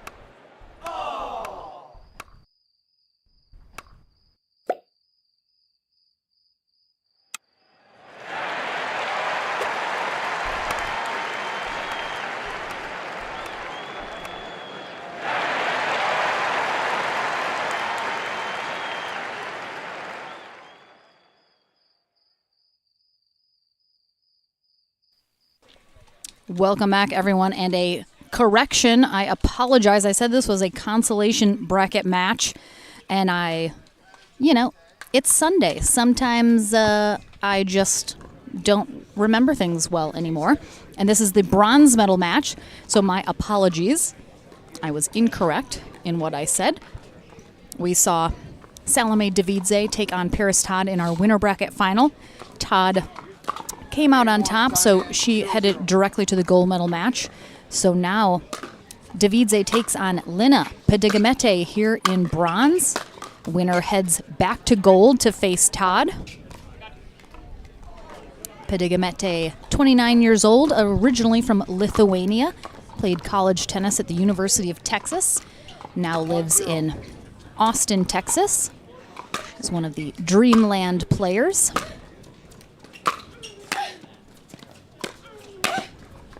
And this should be an interesting change of pace from our winner bracket final. We saw Todd and Davidse really stick to that tennis-esque ground stroke game, where Pedigamete, while she is fairly new to pickleball as well, she plays a lot of doubles and is a very good player. So that doubles mentality really transfers over into singles as well with that get up to the net mentality. You can see she's already doing that pretty frequently. So I think Davidse, this is going to be perhaps a little tougher for her to face someone that's not giving her as much room to work with. Yeah, both ladies so far are actually coming up to that kitchen line. Like you said, a lot more common than the winner's bracket final with Paris Todd and Salome Davidse. Yeah, and Pedigamete, she's got that soft game that she plays in doubles, so she knows how to work the kitchen and the net. So we're going to have a timeout here quickly from Davidse as she's down 5-0 in game one of this bronze medal match. Davidse, 36 years old, originally from the country of Georgia, not the state. Played professional tennis as well, representing Georgia in the Fed Cup, which is a very well-known international tennis tournament. Mike Baumgartner is our USA Pickleball certified referee for this bronze medal match. 15 seconds, receiver, one timeout remaining. Server, two timeouts. Pedigamete fully in control here 5-0. in game one, really giving Davidse some trouble.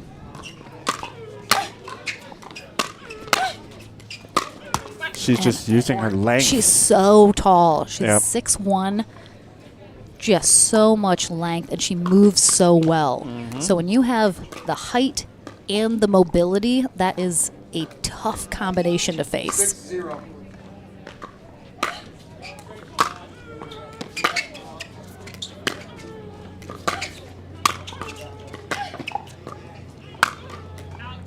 Point. Misses that shot wide. Again, Davidze, her strategy is she wants to take her opponent sideline to sideline, especially on the ground strokes. Padigamete is not going to let her do that for the most part. She's going to try and get up to the net. Foot fault. Left foot.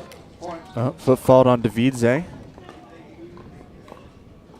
Again. Yeah, Padigamete, you know, she gets up to the net very quickly, and she just uses her reach and length to make the court look very small for Davidze.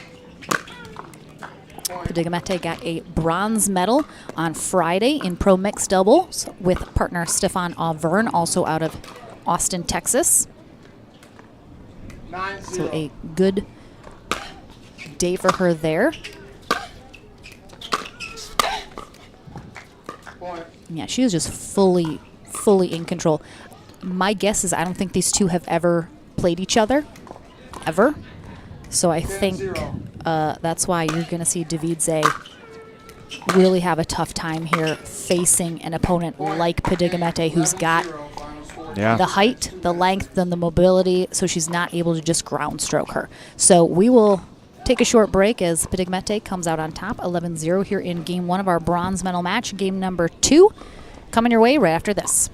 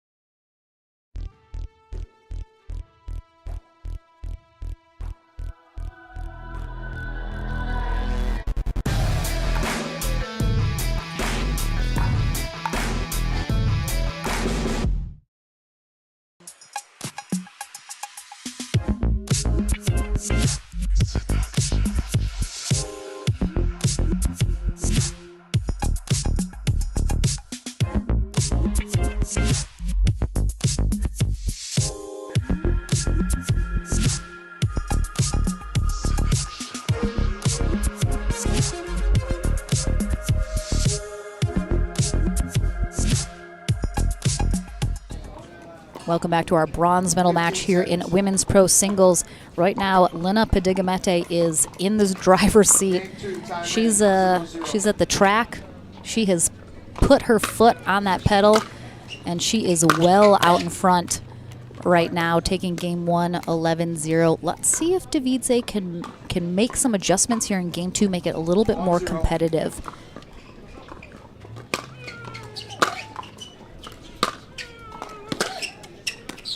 Oh, what a great drop. And again, the wind changed directions. I can see from the windsock. It's blowing now into Padigamete's face.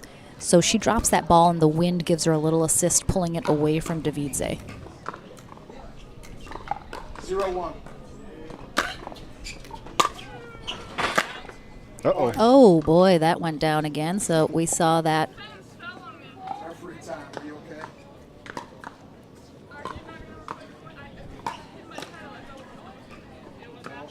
So again, the wind is behind those. Saw those go down earlier with John Cincola out there. Yep, and it looks like... I mean, we'll probably replay that point as Yep. that happened sort of in the middle of that.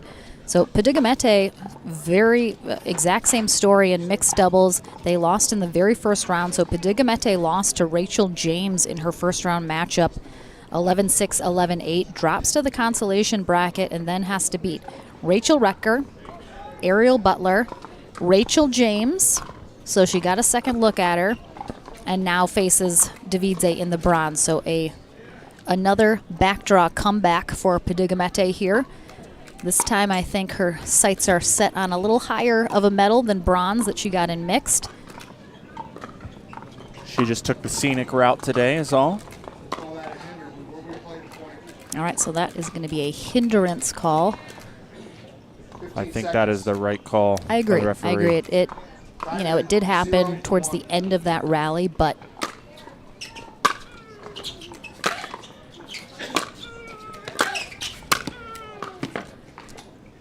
well done by Davidze, getting up to the kitchen line, applying some pressure. yeah, that is going to be what she needs to do here. 1-0.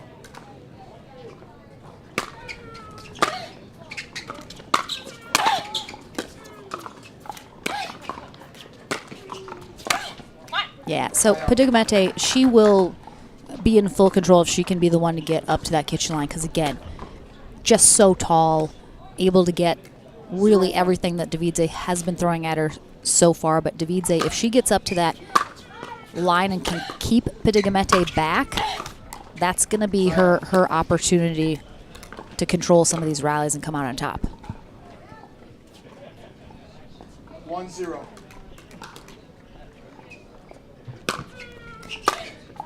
Ooh. Point. Good free point there for Davidze. Yeah, she The ran serve. through the return.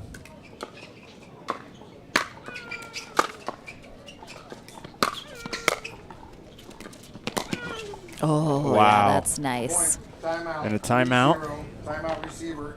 3-0-1. I mean, Pedigamete does a great job dropping it, but doesn't quite get it as close to the net as I think she was hoping to.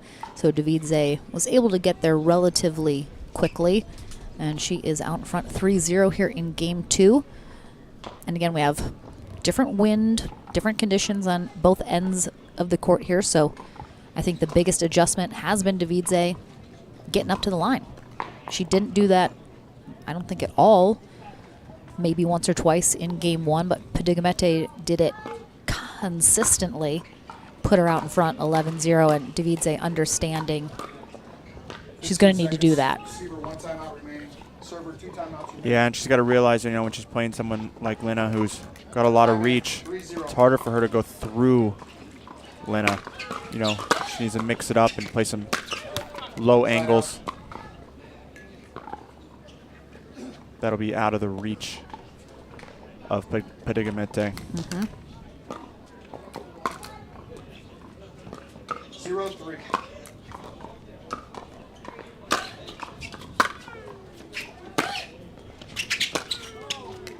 Oh, so good.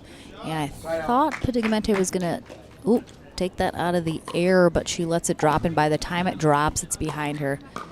And it looks like she's got an issue with her paddle after she kind of hit it on the floor going for that shot.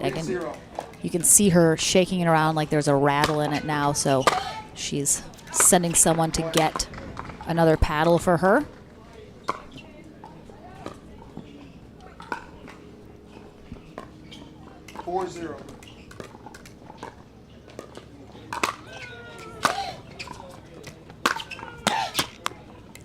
Point. Timeout. A second timeout here. And a paddle change.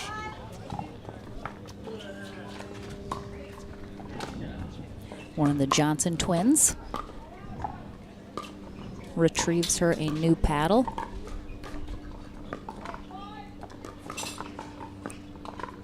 She's going to switch it out.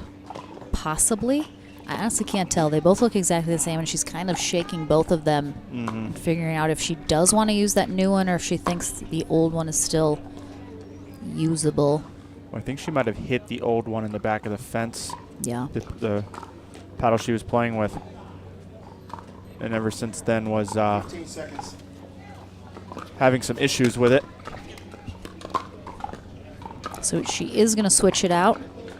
Like Baumgartner's give it a quick once over. No timeouts remain on this end. 2 So Pedigamete out of timeouts here, down 0-5.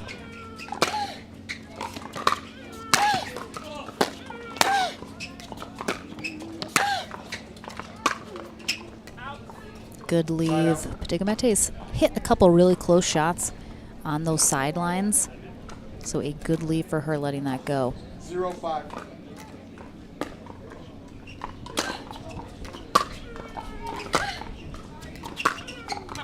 Point.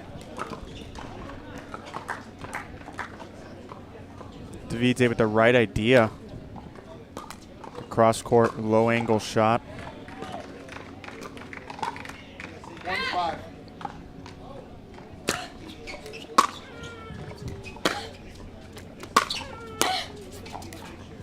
Oh, there's the drop Pedigamete was looking for earlier. That one she keeps nice and close to the net and very low. So Davidse does not have an opportunity to get that one.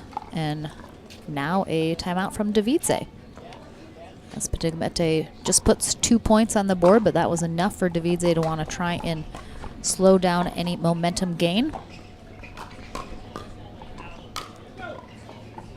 Yeah, I would say it's a smart timeout. You want to maintain your lead and control this game. 15 seconds. We are closing in on the end of our weekend here at the Cincinnati Open, presented by Head Pickleball. We're into our medal rounds here. This is bronze medal for our ladies.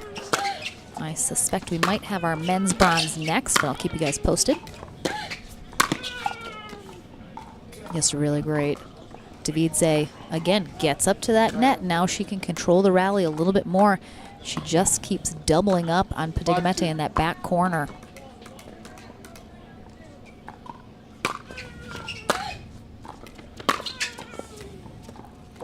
That is just too good. Yeah, and the thing that's so interesting is Davidse rarely came to the net when she was playing Todd because neither of them were coming to the net. Both of them gave each other the space to just hit ground strokes, but oh, that's nice. But Pedigamete quickly showed Davidse that was not the match she was going to play. So Davidse has to adjust and play that style of game, even though I think she's a little more comfortable staying at the baseline and hitting ground strokes, but Pedigamete is not going to allow her to do that.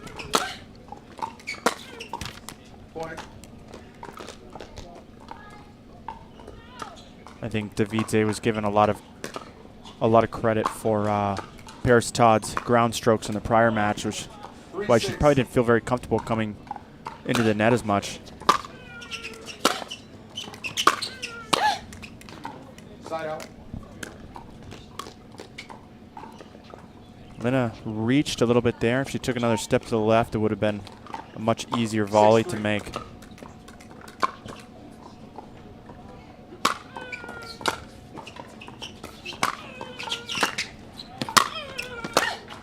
Oh, wow. Nice get there from Pedigamete. She reads that well.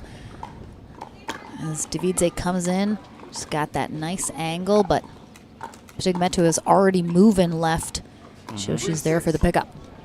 Stepped into the court nicely, too.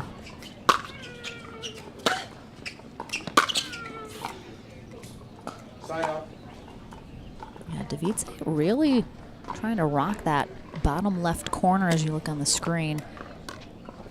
Hitting a lot of her shots to that area. 6-3.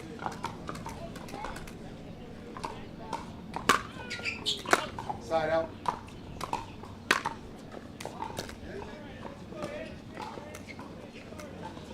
Three, 6.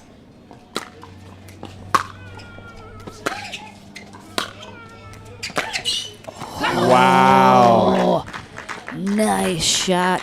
I was thought it was great that Davidse came up and took that out of the air. Very smart, but Pedigamete just has a great cross-court forehand there. She rolls up over it. Great show of athleticism.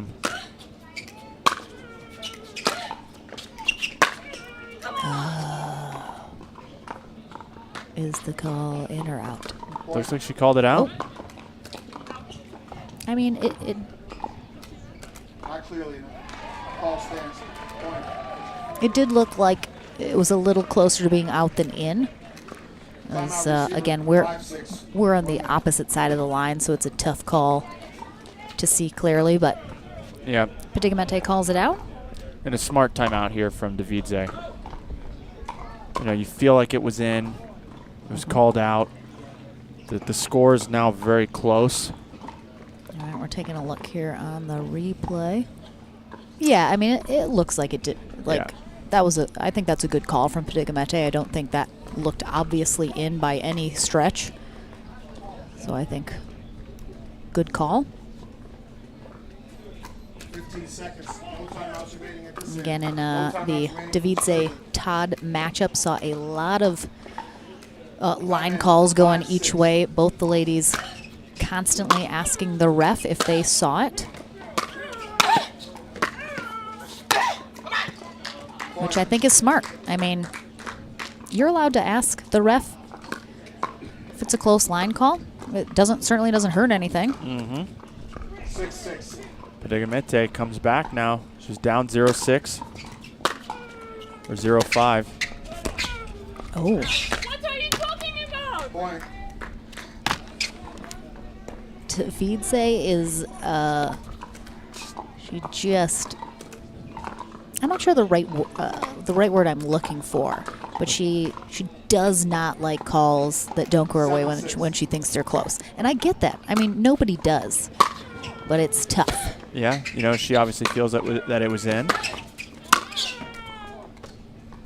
Side out.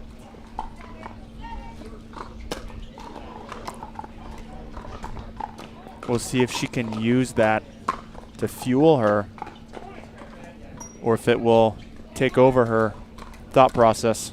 I mean, seeing Davidze play several times now, I'm going to say it's going to fuel her.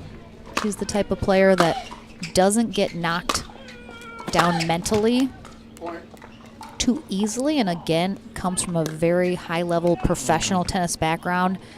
You have to have some serious mental fortitude at that level to be able to compete and compete well.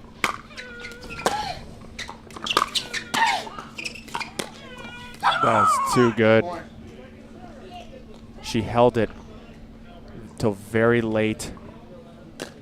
Padigamente had a guess. As soon as she saw Padigamente lean a little to the left, she threw it in the empty court.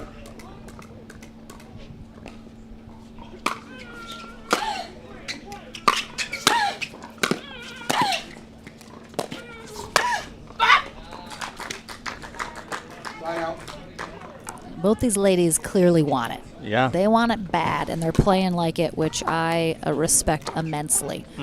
If Padigamente comes out on top and heads to gold, it will be her first time facing Paris Todd today. And if Davidze is able to overcome here, force a third game, and then ultimately head to gold, it will be a rematch of the winner bracket final. 8-8.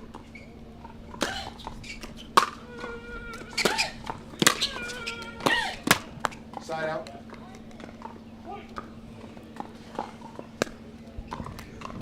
It's been a back and forth second game. 8-8. Point. Big serve from Davidze, earning her a point. Now I'm 9-8. 9-8.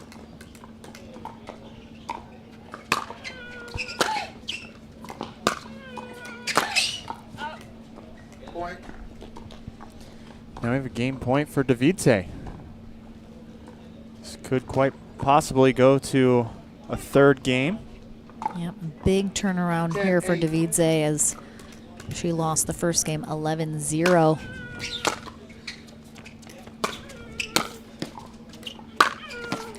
It's just too good. So Davidze makes the adjustment. We heard Navratil talk after his last win that singles is a game of streaks. And we're seeing that here absolutely play out. So game number 3 here in our women's bronze medal match is coming your way right after this short break.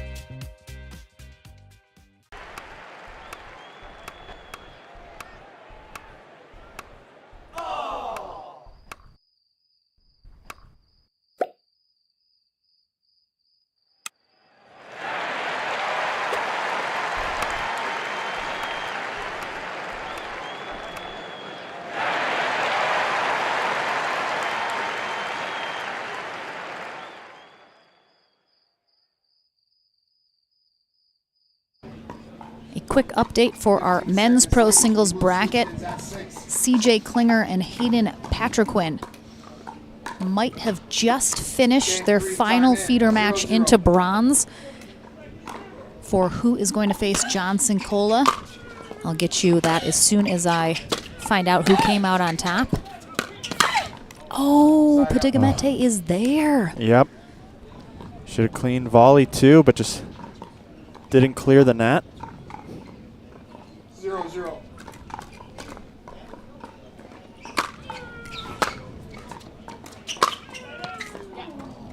Point. Yeah, even though Padigamete is still coming to the net like she did in game one, like I mentioned, these two have never played each other, I don't think. 1-0. So Davidze clearly took game one as a learning experience about what she needs to do against Padigamete, and she's made that adjustment beautifully. Yep, great players adjust quickly. And so far she's done that.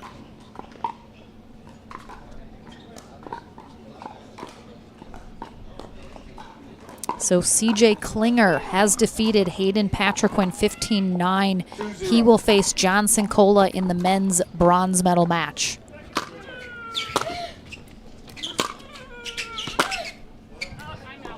Point. And a quick timeout here at the start of the third game. Receiver. 3-0, 1 minute. Davidze firing on all cylinders.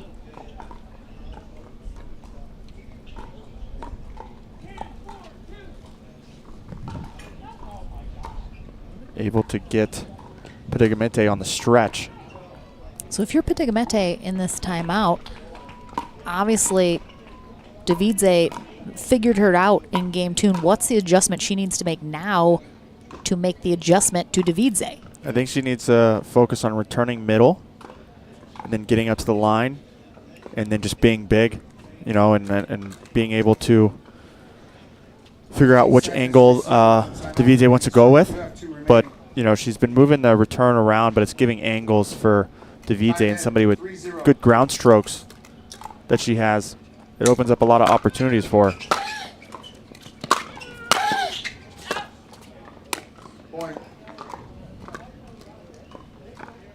So that, again, she did return middle, got to the net quickly.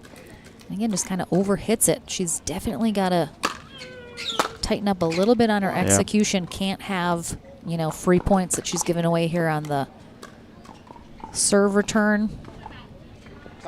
And a second quick timeout. I mean, you know, she knows herself better than anybody, and she knows what she needs. And that might be a quick use of 2 timeouts right out of the gate here in game 3, but we saw that as well in game 2. So Padigamete still trying to adjust after Davidze adjusted to her after game 1. And that's kind of a tough spot because obviously game 1, she was fully in control. And then all of a sudden Davidze throws her off her game, doesn't let her do that again in game 2.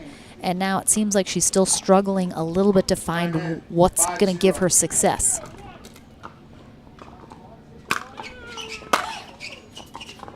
That was a good return there. And that's the angle that Salome's looking for.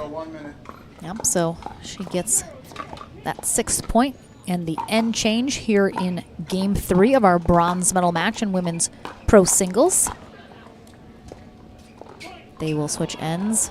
Davidze will conclude this bronze medal match on the far end. Padigamete on the near end.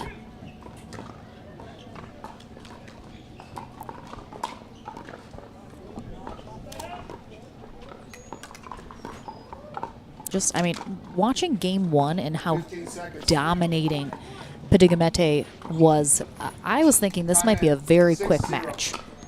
But just a testament to Davidze's ability to read her and what she needed to do and do that.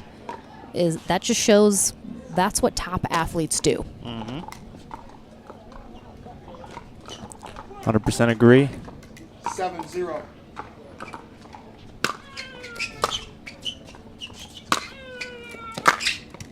Lina didn't like her return, but it was deep. She still could have came in. Yeah, I think Pickleball was just so confident in that first game, and now that confidence has been shaken a lot. And she's not hitting the shots that she was hitting so easily in that first game. Yeah, and Salome has found her mark time and time again now. So there, you know, you had Lina come up, but there it didn't seem like the split step was there. So unable to react quick enough. 9-0.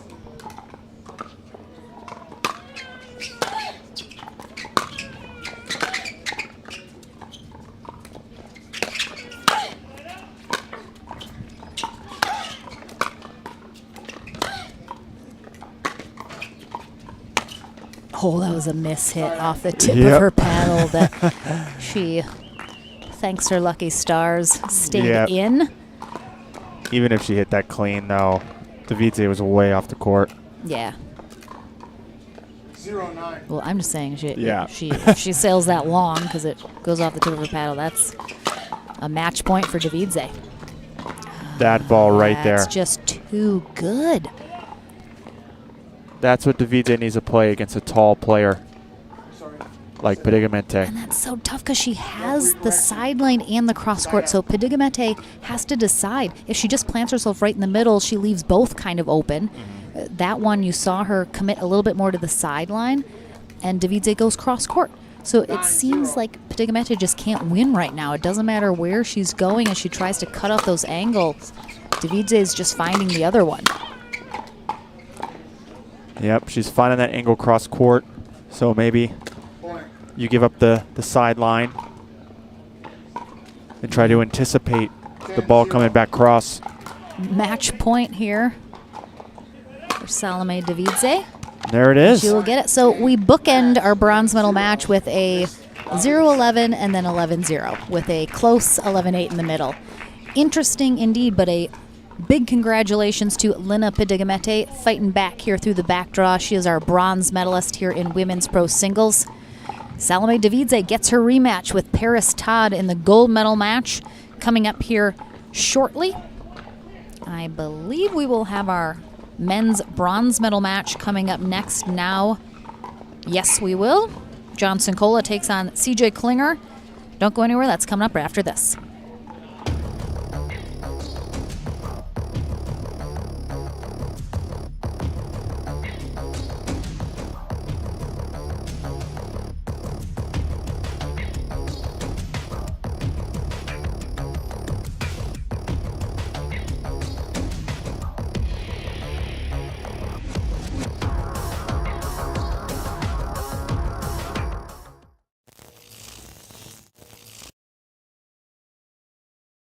Pro athlete, weekend warrior, or everyday active? Stay in the game with Active Tracks, powered by Core Physical Therapy.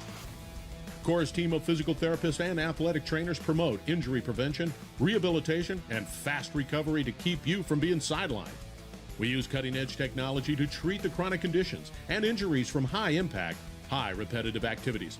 Step into an Active Tracks tent in your community or visit one of our clinics. Core Physical Therapy, treating everyone right.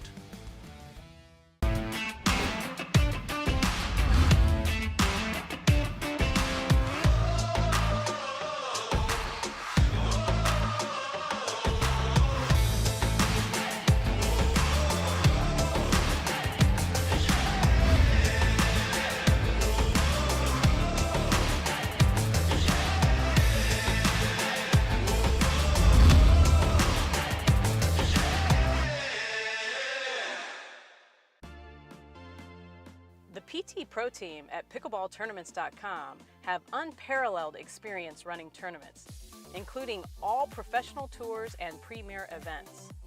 We provide professional services to develop, plan, and deliver tournaments that players and fans love.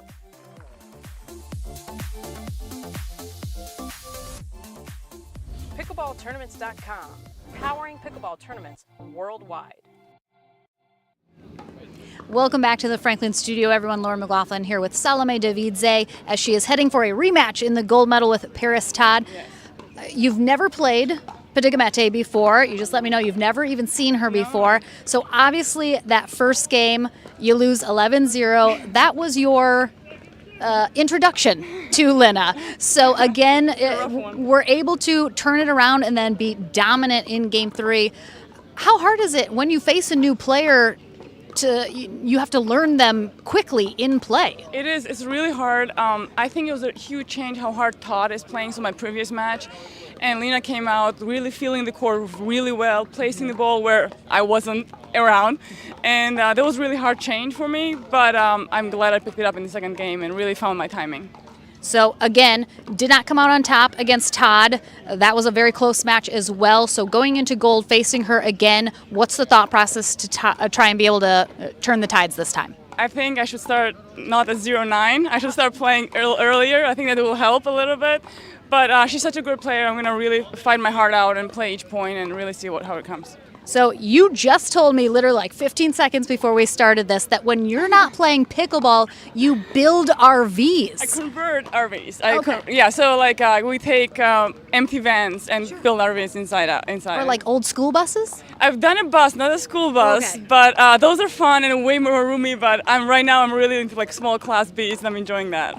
That is unbelievable. That is like the fun fact you did not know about Salome, but now you know. She converts RVs. If you need a converted RVs. One of these tournaments, I'll show you mine. I'll bring one and I'll show it to you. Yes. Okay. Oh my gosh, I love that so much. Well, congrats. You're back into gold for a rematch. We will see you there. First, we have our men's bronze medal match, though. John Cincola takes on CJ Klinger. That is coming up right after this.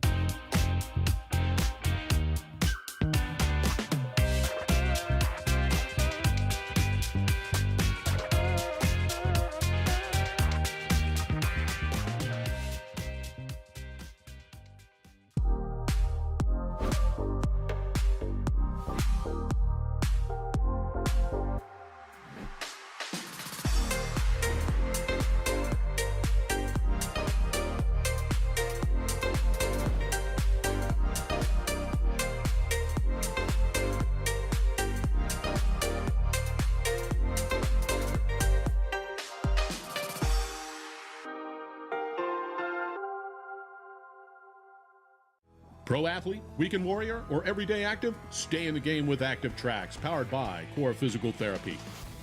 Core's team of physical therapists and athletic trainers promote injury prevention, rehabilitation, and fast recovery to keep you from being sidelined.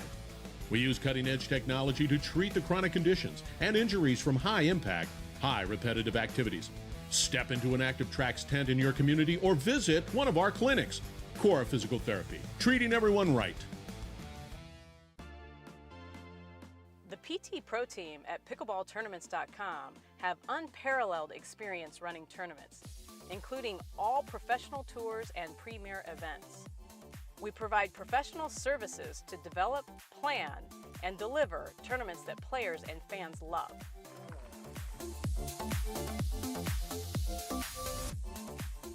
Pickleballtournaments.com, powering pickleball tournaments worldwide.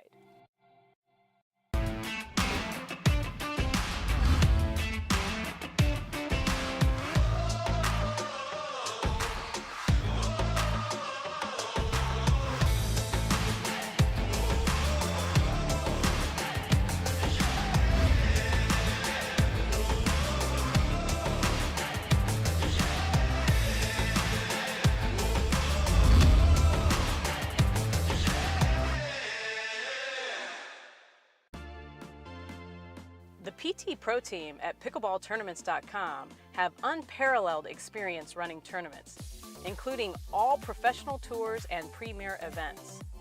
We provide professional services to develop, plan, and deliver tournaments that players and fans love.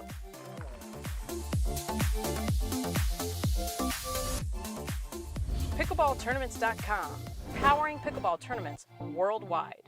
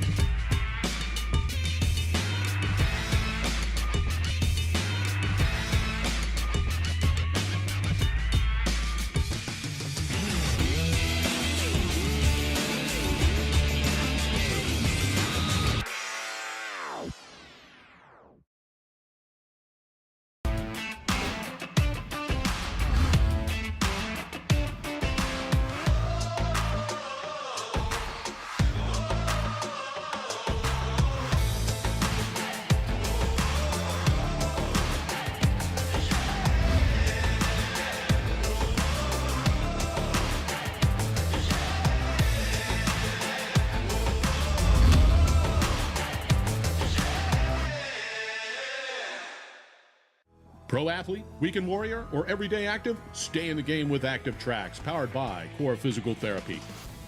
Core's team of physical therapists and athletic trainers promote injury prevention, rehabilitation, and fast recovery to keep you from being sidelined. We use cutting-edge technology to treat the chronic conditions and injuries from high-impact, high repetitive activities. Step into an Active Tracks tent in your community or visit one of our clinics. Core Physical Therapy, treating everyone right.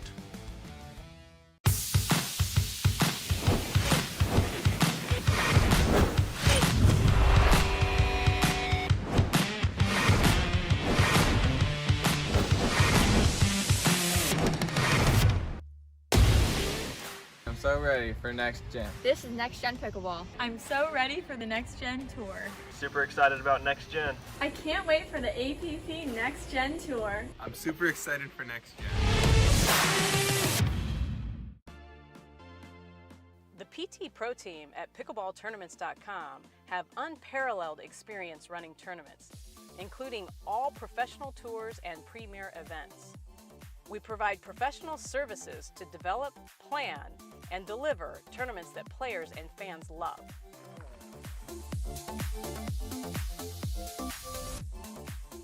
Pickleballtournaments.com, powering pickleball tournaments worldwide.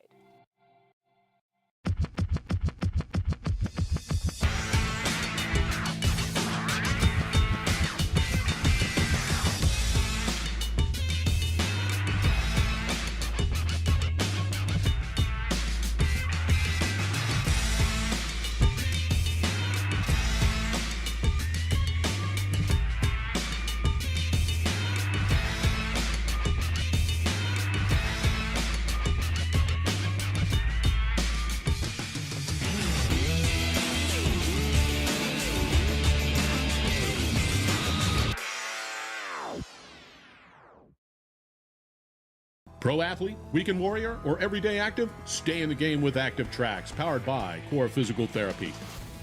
Core's team of physical therapists and athletic trainers promote injury prevention, rehabilitation, and fast recovery to keep you from being sidelined. We use cutting-edge technology to treat the chronic conditions and injuries from high-impact, high repetitive activities. Step into an Active Tracks tent in your community or visit one of our clinics. Core Physical Therapy, treating everyone right. 15 seconds. Welcome back, everyone, to our men's pro singles bronze medal match.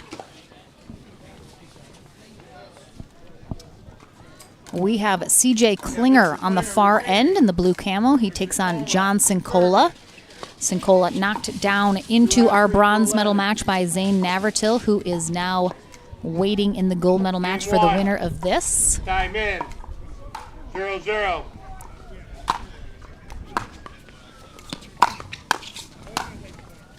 Nice spot there.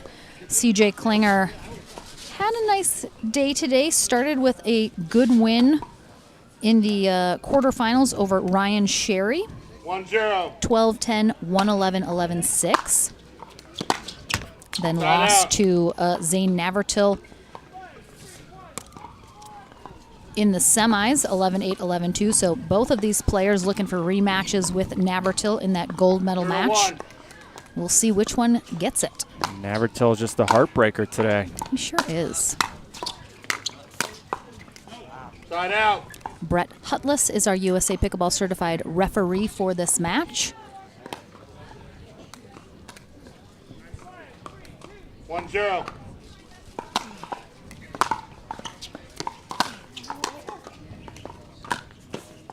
Ooh.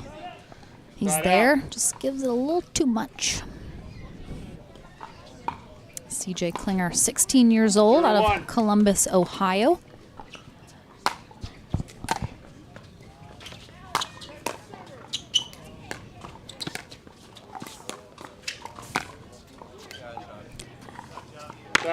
Again, the youth of pickleball right now is just so impressive.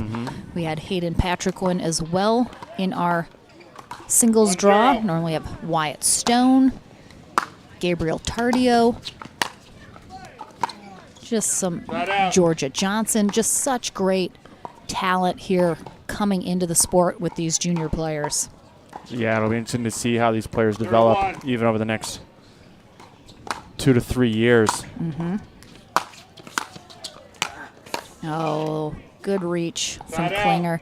Klinger is very tall, as is Cincola. They're, I think, both about 6 feet, 6'1". 1-0. So they got a lot of length.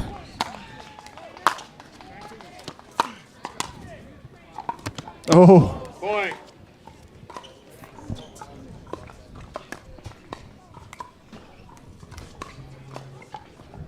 Two zero.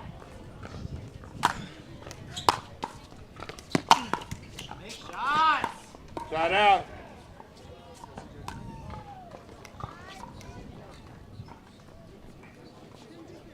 0-2. Excuse me.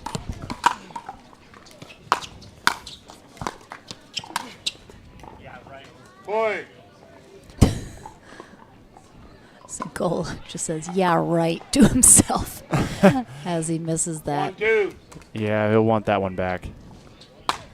Everyone's always hardest on themselves. Oh, nice hands. That one's not coming Side back. out.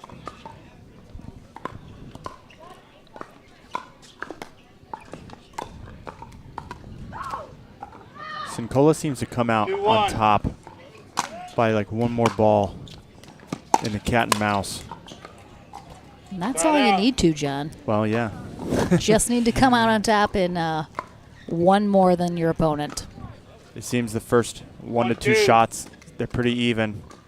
Cincola seems to have the upper hand the longer that cat and mouse plays off.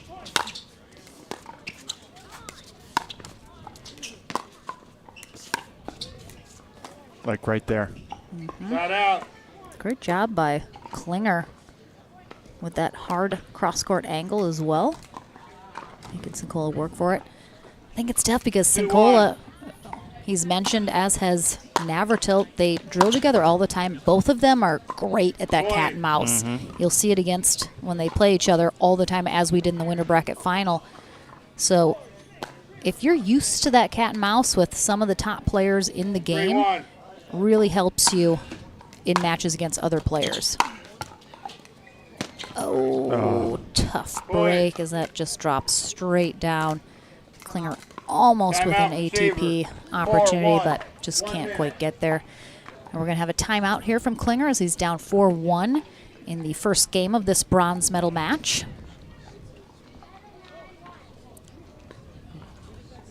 Again, we have 3 matches remaining. We're going to have our senior pro men's singles gold medal match coming up next, which will be Rick Witzkin taking on Paul Olin.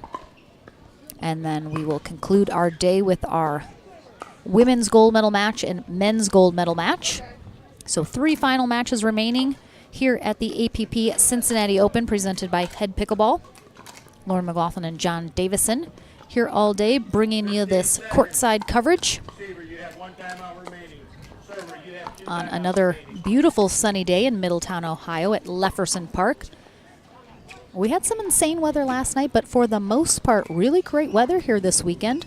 Lots of sunshine, a little toasty, bit of a breeze, but nothing too crazy. So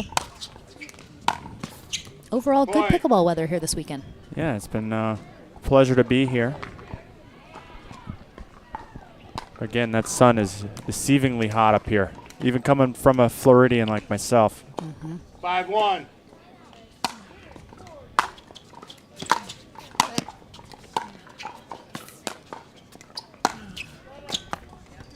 Point. Again, it's really hard to kind of quantify and put into, numbers that might make sense, but there is the element, I think, of youth for these younger players. They're just not as developed mentally, emotionally, with that kind of edge that you need to be able to kind of take this level.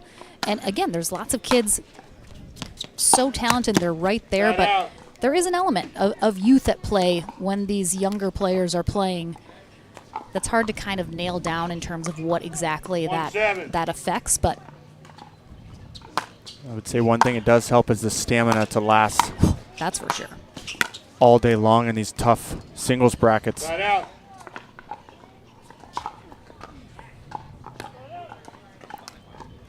We're coming up on 6 hours. 7-1. Point. Yeah, and we saw earlier, CJ Klinger has a pretty crazy spin serve. Haven't really seen him bust it out much in this match. Oh, nice hands. Oh, great hands from Klinger at the net there. Oh. That foot might have dragged on the kitchen line? I don't know. Couldn't tell from that angle. 1-8. Yeah. Right out. Klinger with a big serve, but just carried a little long. 8-1.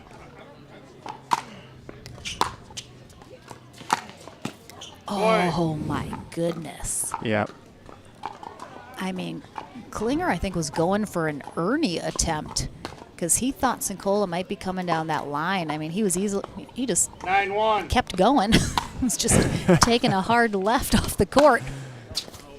Yeah. I'd like to see him just stop in his tracks and split step and be able to react to wherever Cincola's going to put that ball. 1-9.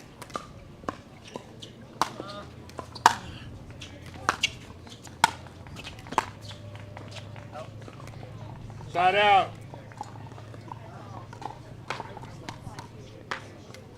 9-1. Side out.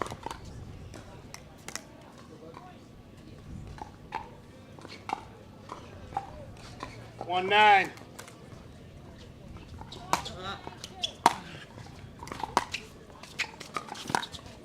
Oh, great spot there. I think Cincola thought that was maybe going wide. Kind of let that go by.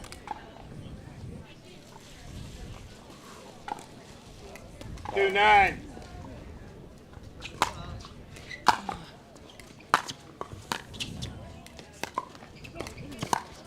Oh. Point. Great pickup by from Cincola there. Yeah, that taking that out of the air. I didn't think he quite had that reach, and man, Klinger's just burning him down that backdoor sideline.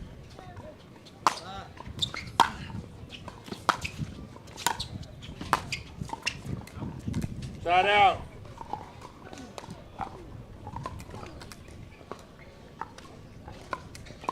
Nine three.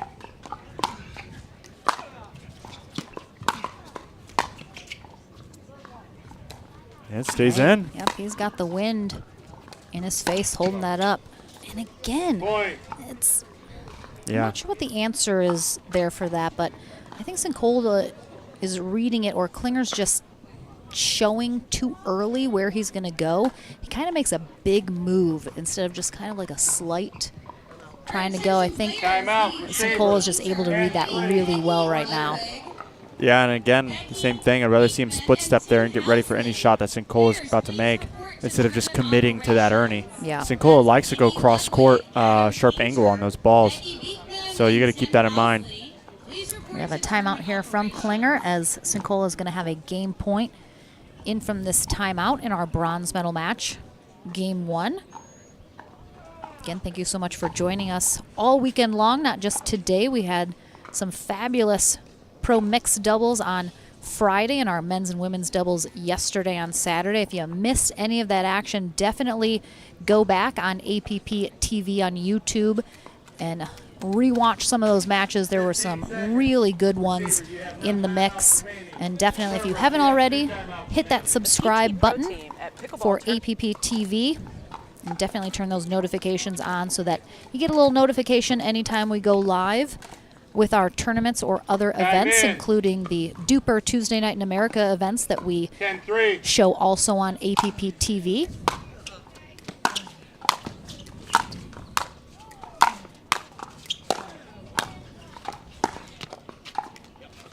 Wow. Gets that back corner, so Game 11-3. Klinger and Cincola going back and forth a little bit here before Cincola finally gets that two-handed backhand right in that back corner to take game 1, 11-3. We'll take a short break. Game number 2 in our bronze medal match right after this.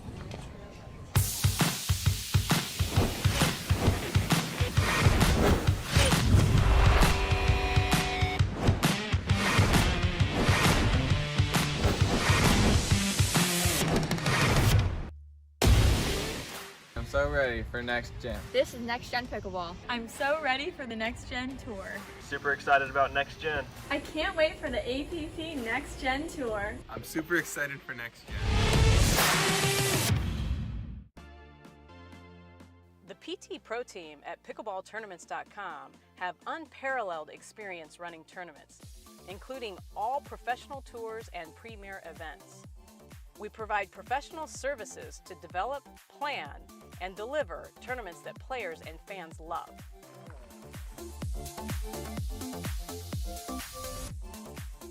Pickleballtournaments.com, powering pickleball tournaments worldwide.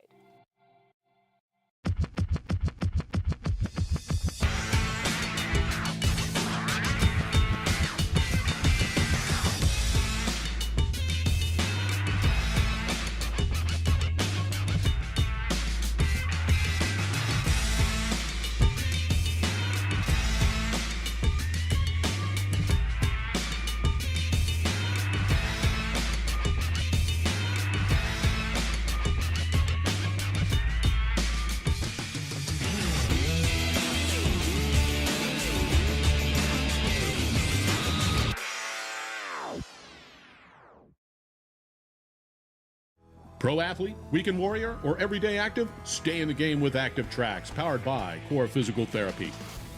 Core's team of physical therapists and athletic trainers promote injury prevention, rehabilitation, and fast recovery to keep you from being sidelined.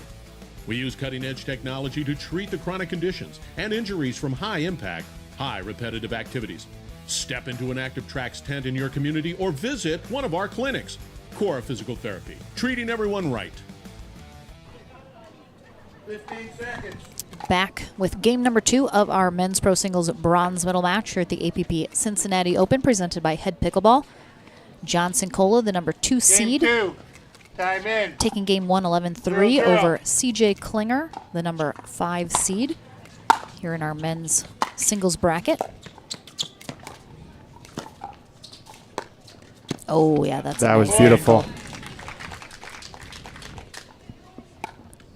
Klinger had a lot more success than I feel like those 3 points 1-0. indicate on the scoreboard. Again, you know, you only score on your serve, so Point. Klinger had a lot of good rallies that he came out on top of. Not too many of them happened on his 2-0. serve, however, which is the downside, but let's see if he can turn it around here in game 2.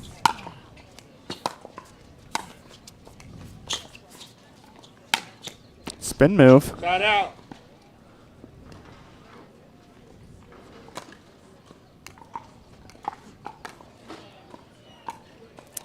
It's an interesting choice for him to throw that lob up. He was there in plenty of time. I think he had other options about what he could do with that besides that lob. That was too good. Point.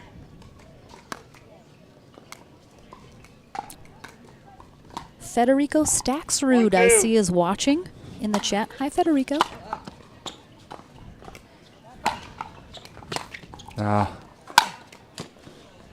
I'd like to see CJ follow that in, even if he didn't think it was going to land in. It seems like Klinger just has a little bit of indecision that he's dealing with right now. Point. Yeah, you know, he's playing against one of the best singles players on tour. 3-2. A little net cord there. Klinger cannot recover in time.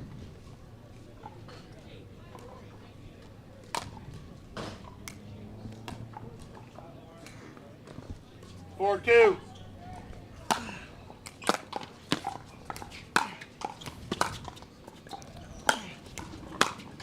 Nice. Oh, so good. And you saw Klinger. He makes a move to go in, but then instantly retreated when he saw it was a little short and Cincola was coming in, but worked out. He stayed back. He waited for his opportunity. Point. Yeah, and then he Same turned. spot.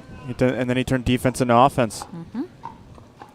Oh, Federico says CJ Klinger is who taught him how to play singles. Oh. I love it. Staxrud, I think, becoming a well-known name now, especially in the singles game. Really new, but Point. CJ Klinger must have taught him very well.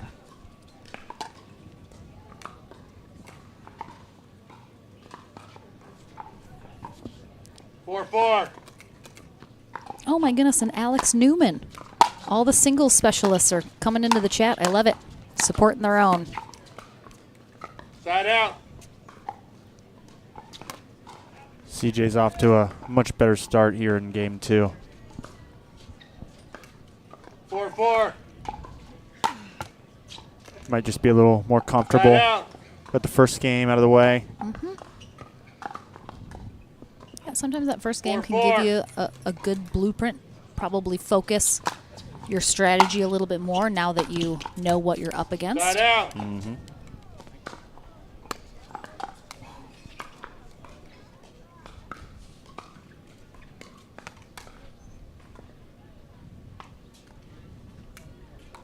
Four four.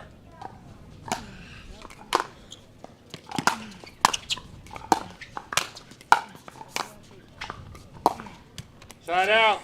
Yeah, Cincola didn't get all of that one. Yeah, sounded like a bit of a miss hit on the non-sweet spot on his paddle.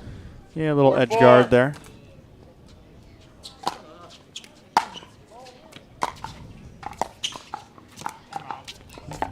There's going to be a timeout from John Cincola.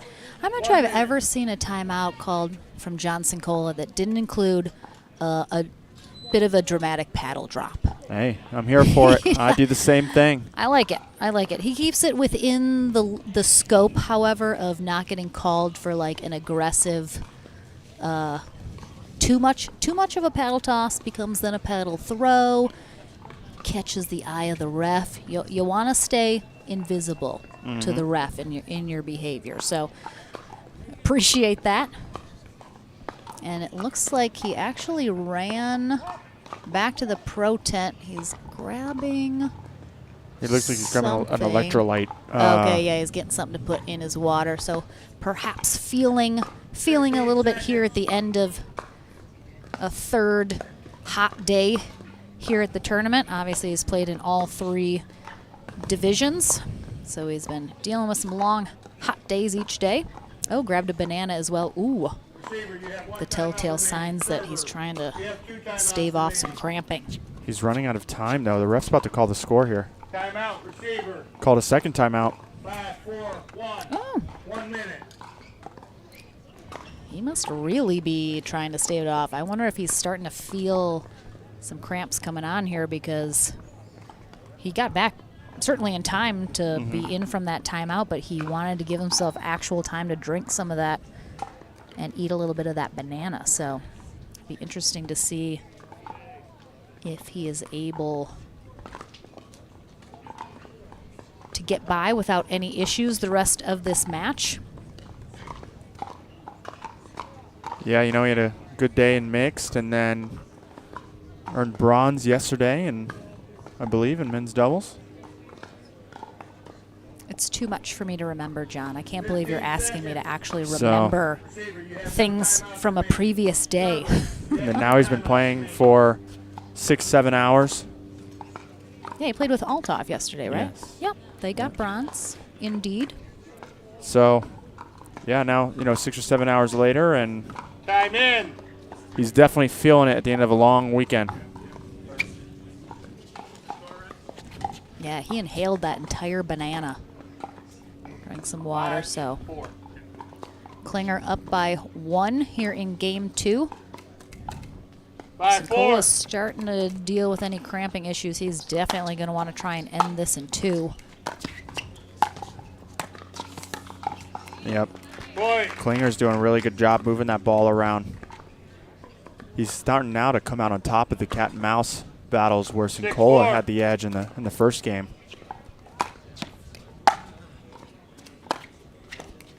Side out.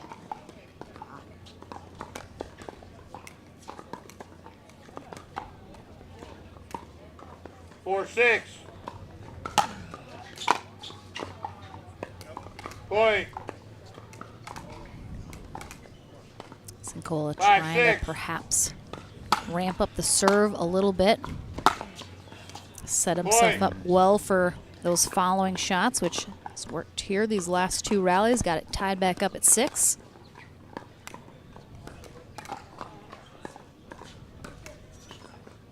Six.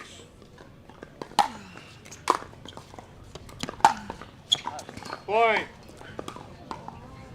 That's just too good. I like CJ returning the middle there, forcing Cincola to hit a good shot. Cincola executed. 7-6.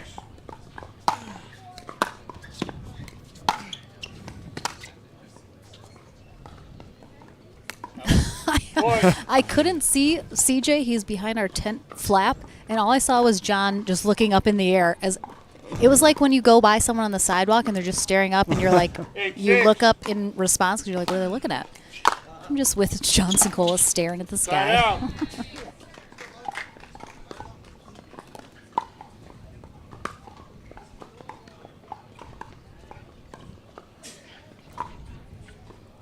Six, 8.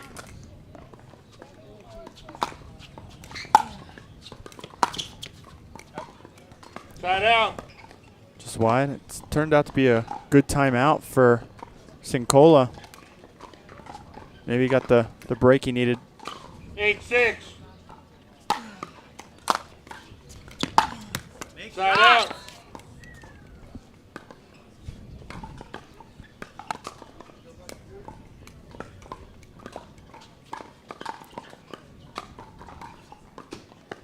That's 8.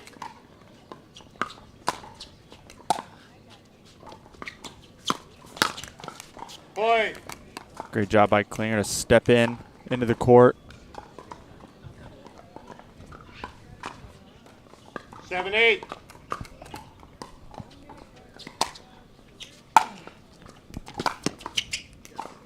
Point. Wow. That is so good from CJ Klinger. Yeah, what a great angle. Got a big ooh and applause 8-8. from our courtside spectators. And tied back up at 8. So this second game is definitely going to be close. Oh, wow. Good pickup from Cincola. Yeah, Cincola's looking at the sun now. Ooh, that actually did come over our barrier into the booth. If I can reach it. Get under the desk, John. Get under the table. He got it. John got it, everybody. Good effort.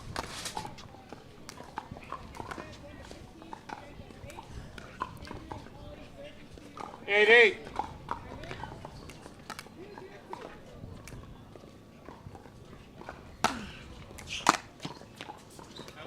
Point. That's what Cincola is hoping for. He's Yep. not going to get a lot of free points off 9-8. his serve, but if he can even just get a couple, that can perhaps be what puts him over the edge here. Yep, Klinger with a good adjustment. Got that return deep. Cincola not able to get around that backhand quick enough. 8-9.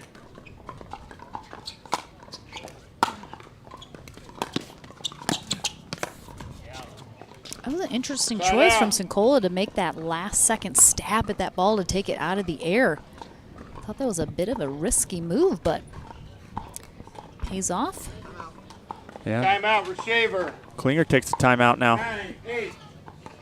1 minute. So Klinger, the timeout here. Cincola up by 1. A spot in the gold medal match on the line against Zayn Navertill.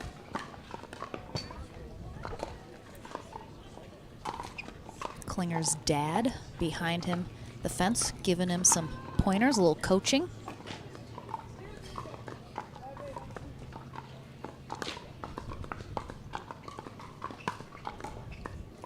Cincola just trying to hang on. He's just got 2 points away. Oh, another banana. Ray J from Pro XR taking good care of Team Pro XR players like John Cincola. A second banana now has entered the court. 1 timeout remaining. Server, you have no timeouts remaining.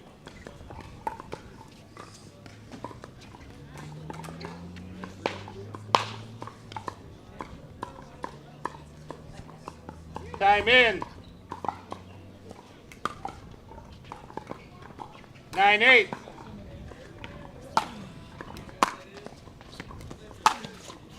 Point. Yep. Klinger didn't follow that ball in right. And then did not get the split step there to be able to react on the line. 10-8. Match point here for John Cincola. There it is. Oh, so couple nice gets there from Klinger, but ultimately not enough. But big congrats to CJ Klinger in a very deep, talented men's pro field. He is our bronze medalist here this weekend. John Cincola heads back to gold for a rematch with frenemy for today, Zayn Navertill. Don't go anywhere, though. We have a senior pro men's singles gold medal match coming up next. Paul Olin takes on Rick Witskin. That's coming up right now. The PT Pro Team at pickleballtournaments.com have unparalleled experience running tournaments, including all professional tours and premier events. We provide professional services to develop, plan, and deliver tournaments that players and fans love.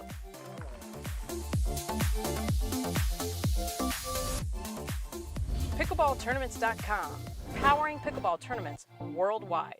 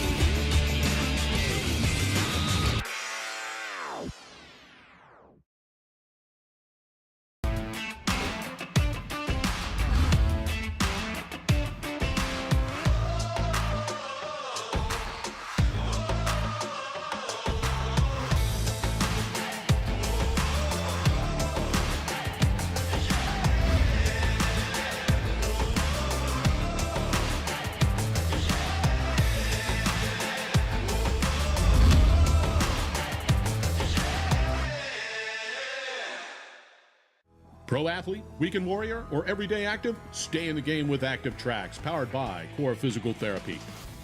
Core's team of physical therapists and athletic trainers promote injury prevention, rehabilitation, and fast recovery to keep you from being sidelined. We use cutting-edge technology to treat the chronic conditions and injuries from high-impact, high-repetitive activities. Step into an Active Tracks tent in your community or visit one of our clinics. Core Physical Therapy, treating everyone right. Welcome back to the Franklin studio. Lauren McLaughlin here with John Cincola, who earned a rematch with Zayn Navratil in the gold medal match. The young one, CJ Klinger, put the pressure on there, made you work for it, especially in that second game. We talked a little bit about kind of that youth factor. He's obviously 16 years old, you're 42. When you think back to your college days playing tennis as a 20-something, 20 years later now, do you think the element of youth something that factors into this sports game? I have to imagine you are not the same athletic player that you would be in your 20s, even mentally speaking. Yeah, I guess what impresses me is all these kids that are coming up, just their mental toughness. I remember when I was that age in high school and college, I felt like I was a mess. So how professional and together all these kids are, it's very impressive. And it seems like every time I see them at tournaments, they're considerably better than the last time. So I just got to keep working to stay ahead. Keep those stretching, Exactly. John. Yeah. All right, well, we'll see you in the gold medal back against Zayn Navratil. Go rest, get some shade, rehydrate. We'll see you then. Don't go anywhere. Our senior pro men's gold medal match is coming up right after this.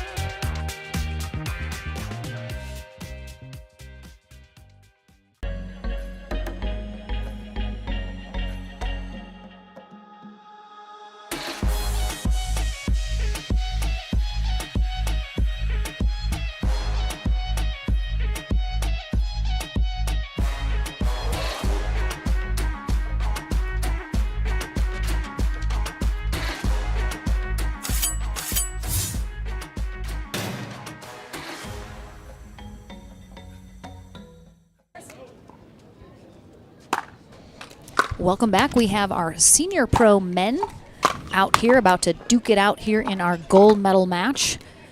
This is a rematch of our winner bracket final. Rick Witzkin in the white is taking on Paul Olin in the red.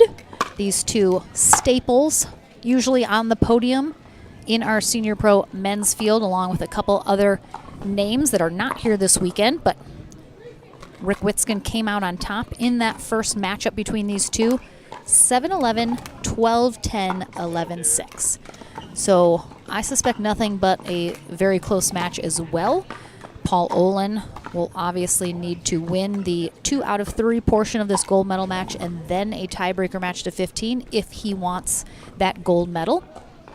But as everyone knows, Rick Witzkin is going to make this a very entertaining match at the very least, but it's going to show some very skilled athleticism as well. A congrats to Brian Levine, who is our bronze medalist here in senior pro men's singles. He was defeated by Paul Olin 11-2, 11-6 in that bronze medal match. Paul Olin defeating Chad Flynn earlier in the day as well, while Rick Witzkin defeated Dave Hebling and Jeff Baransnick on his way to gold. Paul Olin starts us off serving, but a very quick side out, so Witzkin will take over. Marie Creed is our first referee for this gold medal match. Mike Baumgardner will be second. You can see him hiding behind the fence there on the right side. We have 2 final gold medal matches after this, our men's and women's pro singles, which will conclude our weekend here in Cincinnati. Side out.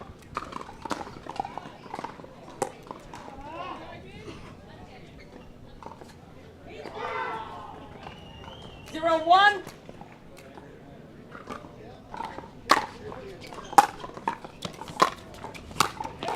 Point. Just like John Cincola and Zayn Navratil, these two have faced each other many, many times across the net from each other. 1-1. And again, similarly to the aforementioned people, it's going to be perhaps a matter of execution this match to see who comes out on top. Olin, the number 1 seed in our senior pro men's singles. Witzkin, the number 3 seed.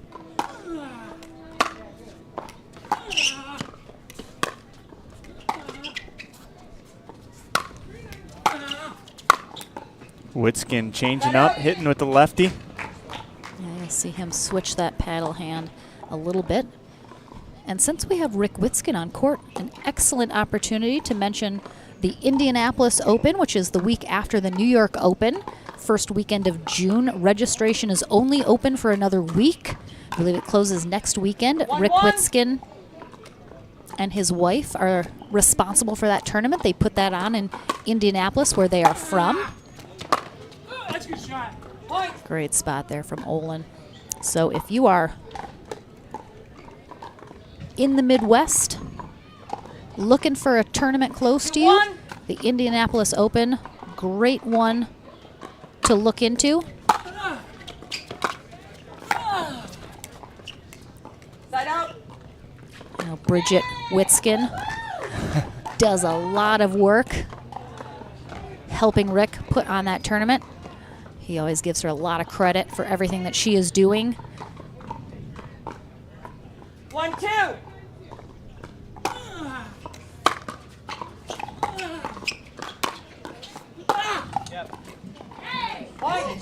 Hey, that was a great shot down the line from Rick.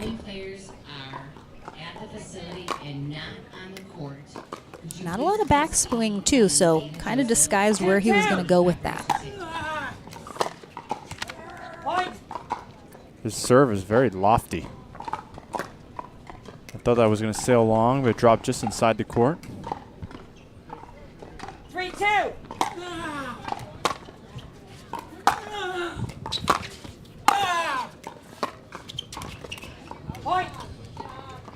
You can hear the effort from Rick Witskin. To say the least.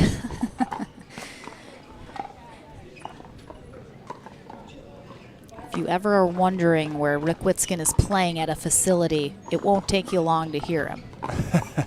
Just keep that ear open. You'll find him soon enough. And Paul Olin, more of a silent assassin. Absolutely. Oh, yeah! Just missed. Oh, Witskin. He tried to will that one in. 2-4.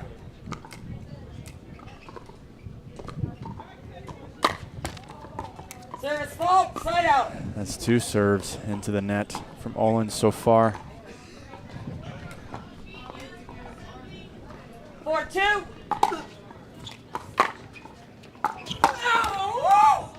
Side out.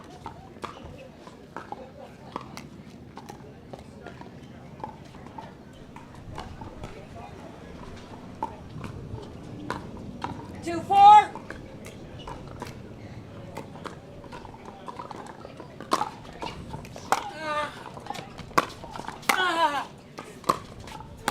Good shot. Point.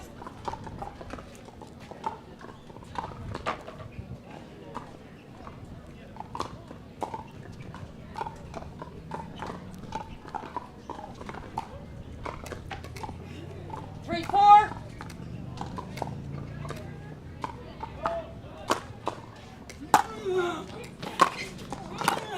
Attention players. Well done by Paul. He held that to the very last second, waited for Rick to guess. I mean, watching Paul, he's so calm. He's like almost emotionless right now, just very, just getting the shots that he wants, not exerting a lot of energy, just good placement. Yeah, he very rarely shows emotion. It's like the antithesis to Witskin right now. Witskin loves that knifing backhand across court. Olin's got to know if he puts the ball down the line to Witskin's backhand. It's likely going cross court after.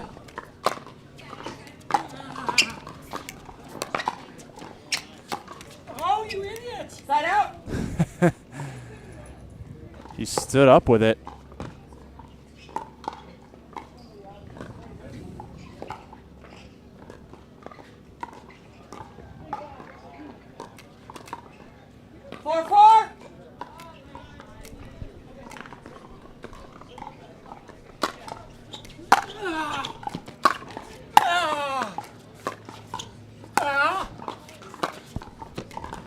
Wow, incredible ball by Olin.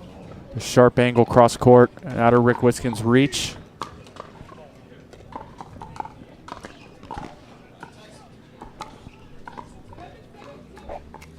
By 4.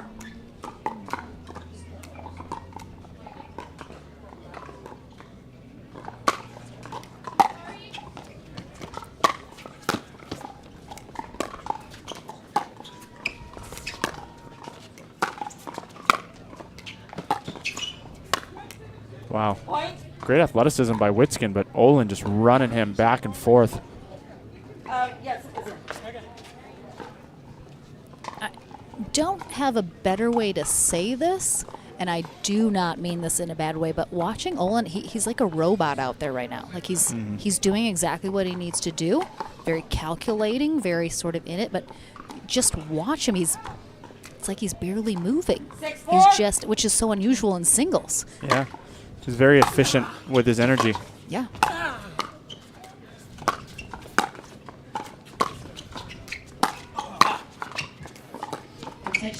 Yeah, he's efficient. I like that. Yeah. Very good description. Where you could say Rick Witskin's probably inefficient with his energy. Yeah. You know, you think of the players like J.W. Johnson. It looks like he's barely moving on the court. Zayn Navartil. Yeah. A crazy person out there. So we have a timeout here from Witskin, and is Olin now pulling away a little bit here in game 1 of our gold medal match. Again, Olin was defeated in 3 games in the winner bracket final by Witskin, so He's looking for a little vengeance here in the gold medal match. And we have, as we've seen a lot today, Rick Witzkin taking some shade under a towel. Hey. He's getting a little shade on his face, drinking some, looks like an electrolyte solution. Yeah. Him and Jack Drink. Foster have the same timeout procedure. Absolutely. 15 seconds, players. Receiver has 1 timeout remaining. Server has both timeouts available.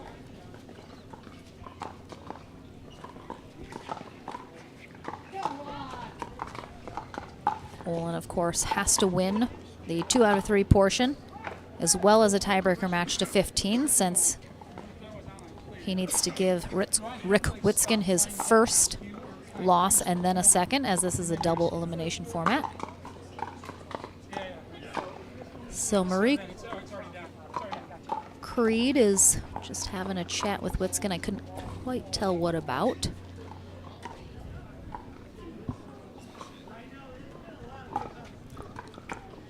Wow.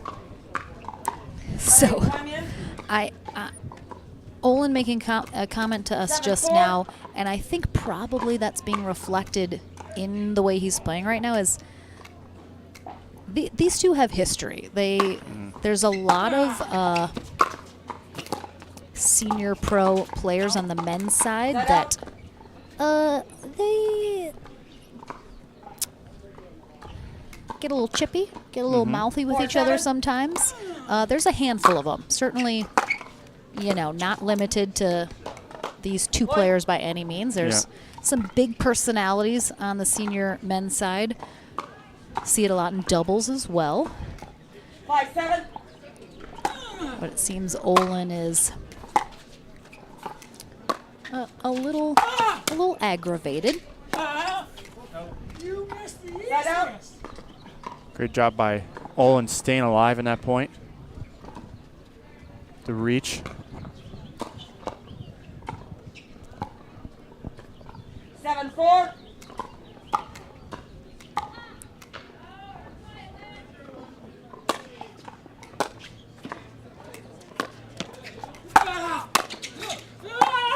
Oh. I mean. Witzkin laying it all out there, literally. Olin just moving Rick side to side, just wearing him down. That display might be a little bit of the feeling Paul Olin is having right now in this match. But again, he's doing his best to, again, conserve energy while Witzkin throwing himself on the court can't, be great for staying calm and cool and collected on a very toasty Sunday afternoon.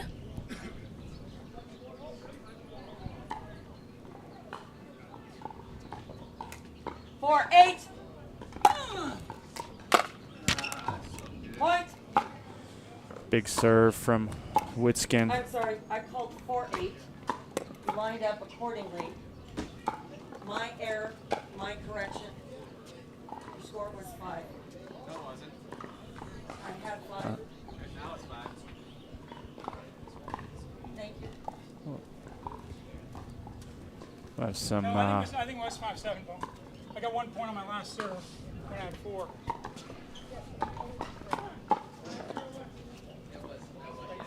It was 5-7 before the serve was 5-7. All right.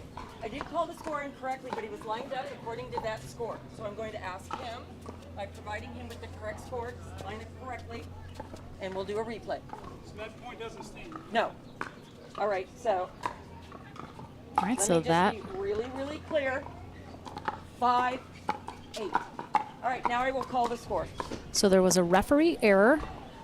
5-8. Marie accidentally called the wrong score. They did line up according to that incorrect score correctly, but because of that, and since she caught it after they replayed that exchange over again, now lining up correctly.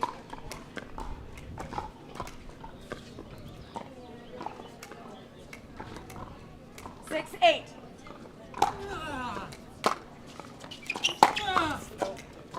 Yep, Side out. just long. Witskin starting to change it up and go down the line.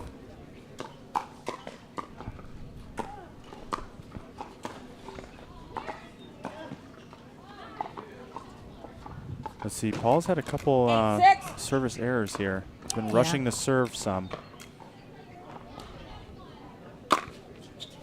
Definitely took his time on that one.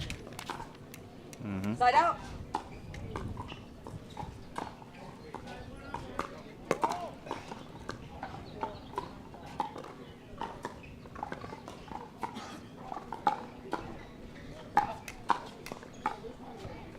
Six, eight. Wow. Point. Big rip, cross court. Maybe Paul Owen might want to start returning down the middle. He's returning to Witskin's backhand side, but Witskin's able to get around it with the forehand. Receiver, 1 minute.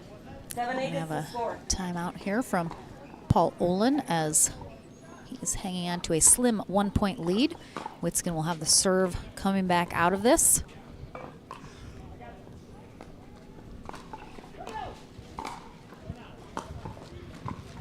Looks like Olin is getting either an electrolyte packet to put in his drink or a quick snack. I can't quite see. But speaking a little bit to Cincola, definitely we saw him getting those 2 bananas and some electrolyte solution in that second game of their bronze medal match in men's pro. You know, it's very hot out here. It's been 3 days in a row of essentially low 90s degrees with plenty of sunshine. That is tough on the body. You are sweating so much. It's really tough to stay hydrated enough to keep up with the amount that you're sweating. And then, of course, just being out in the sun, that just takes it out of you. As anyone who's ever gone to the beach for a day knows, like, you're tired. The sun drains you. Oh, so good there from Witskin. Olin completely doesn't see that coming. Great get there. I mean, he's got the whole court to work with, and he doubles up back down the line. Really well done there from Witskin.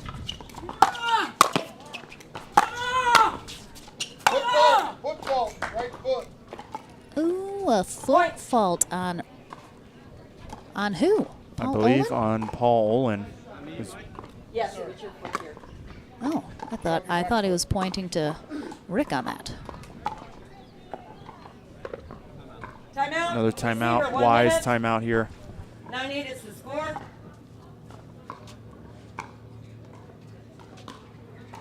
Again, I'd like to see Olin maybe try mixing that return up.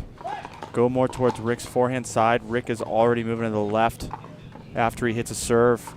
And he's gotten Paul on the inside out forehand 4 or 5 times. Yeah, Paul really came out very strong here in this first game, but Witskin has rallied back. And again, Witskin did win their first time they faced each other. He's looking to do the same. He would like that gold medal undefeated through the day, hoping to beat Paul once again. 15 seconds, players. Receiver has no timeouts remaining. Server has 1 timeout left in this game. Again, we'll Time have in. our 9-8. women's gold medal match next, followed by our men's gold medal match. Wow. It's just too good. Again, Yeah. Paul probably should have gone cross court there. He gives it right back to Witskin, setting that up. But again, he's hoping Witskin is going to commit middle and then get him behind, but he doesn't. We have a game point. I think that was the right shot there. Unfortunately, just a little too short. So Witskin takes game 1, 11-8. He's going to try and close this out and get a gold medal in 2. We'll see if he can do that. We'll take a short break. Game number 2 in this gold medal match coming up right after this.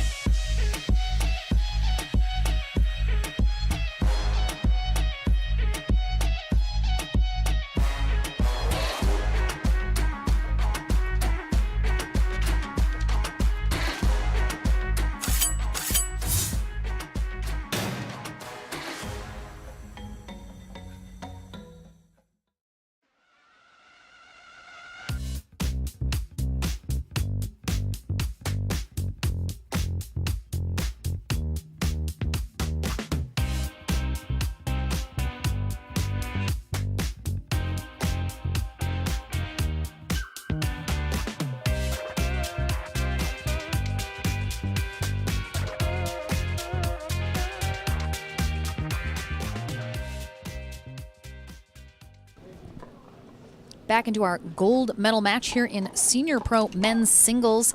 We have the number 1 seed Paul Olin taking on the number 3 seed Rick Witzkin. This is a rematch of our winner bracket final. Witzkin came out on top in that matchup in 3 close games. He is looking to get a gold medal right here in game 2 after winning game 1 here 11-8. Paul Olin now has a lot of work to do. He's going to have to win this game, the next one, and a tiebreaker match to 15 if he wants that gold medal. Witzkin definitely going to make it very difficult for him. He's been hitting a lot of great shots. And again, we're seeing all the players, especially this afternoon, across all the divisions, they're just really getting a lot of electrolytes into their liquids, trying to replenish because, again, 3 long, hot days, and it could start to really affect the body at the end of the 3rd one for sure, and especially, it's the toughest day. It's singles day. It's more energy than you're exerting in doubles. Oh, yeah, these are long days in the singles bracket. And I mean, it's so impressive. Again, it's for those wondering, the Senior Pro bracket starts at 50. So as soon as you turn 50 in pickleball years, which is the year that you turn 50, you can start playing Senior Pro. So all of these players are over 50, and they could run me into the ground in singles without question. I think most people they could. Yeah, don't let the senior in front of the Senior Pro confuse you. Absolutely not. I like how Paul's starting to mix it up, be more unpredictable with his return. It's the first time he's hit it over to Rick's forehand side on a return in quite a while. There we go again with the 3rd.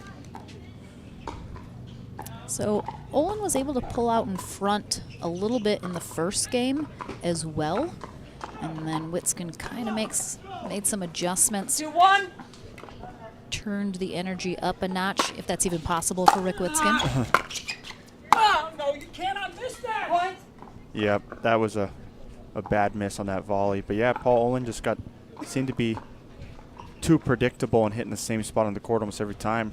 Rick Witzkin was able to run around that backhand comfortably. Side out.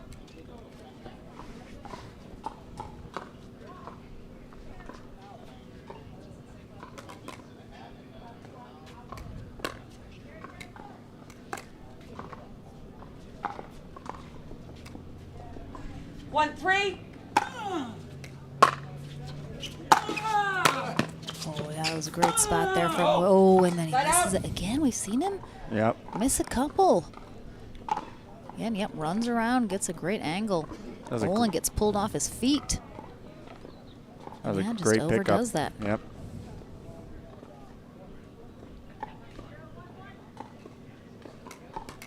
Three, 1.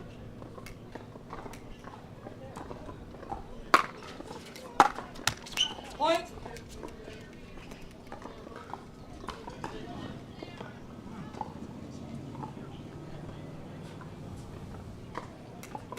Four, 1.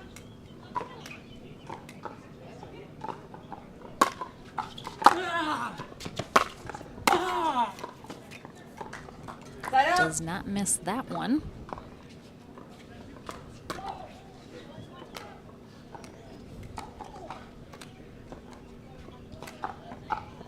One, 4.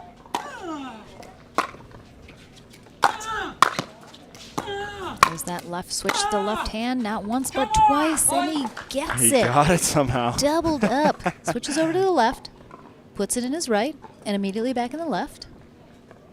Rick Witzkin nodding at us in the booth. Great effort there from Witzkin.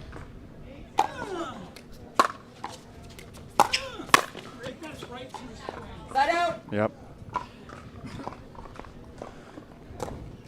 Great job by Olin getting up the kitchen line and finding that open court.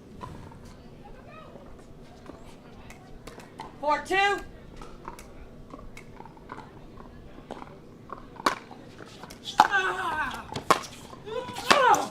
I mean, Paul Olin with the flex this time. Ooh, Rick Witzkin hitting the court at least once a game, I guess, is his quota that he needs to hit. So gets the job done early here in game 2. Paul Olin kept that ball so low over the net.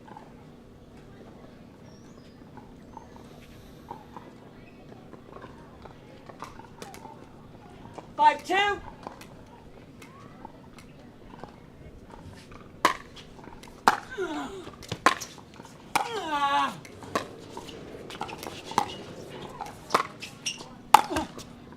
Ooh, yeah, he puts that like right on top of the tape. It bounces up and then straight down. Olin just can't get there. He's going to take his sweet time. I would too. Getting that ball.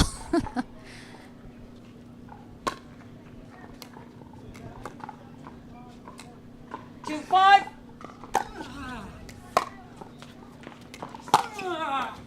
Point. Again, that return in the same spot. Rick Witzkin will take that all day. Without question. 3, 5.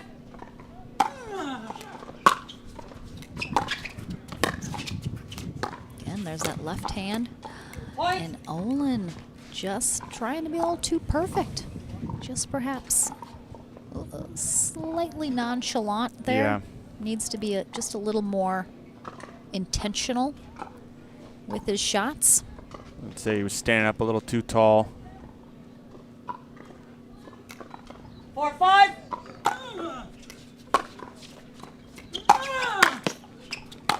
Is that good? That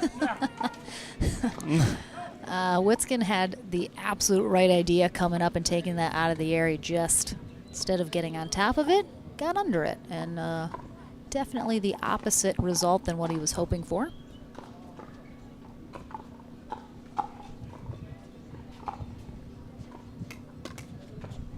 Five, 4.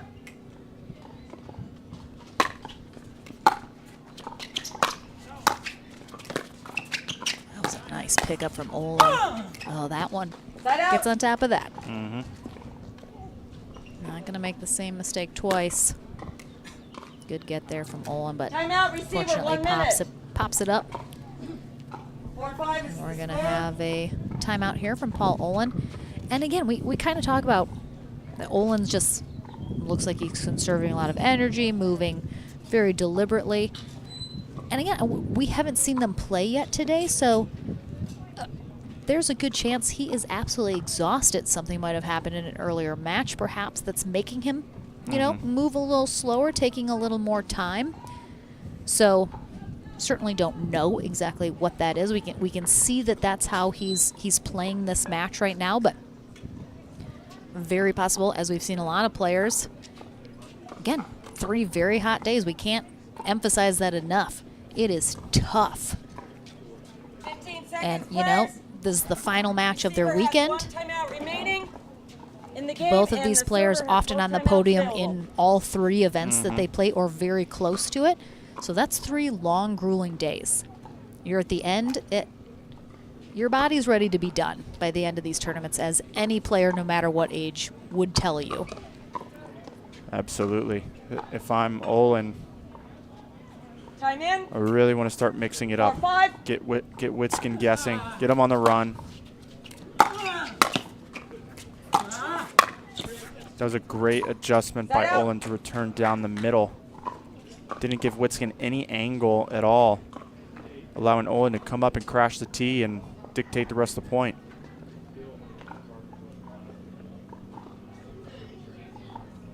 Five, 4.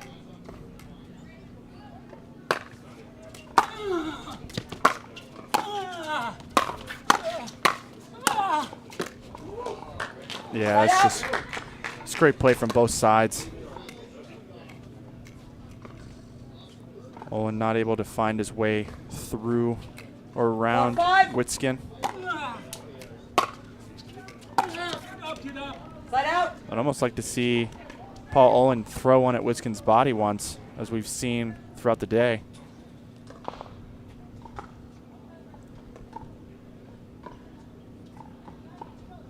Five, 4.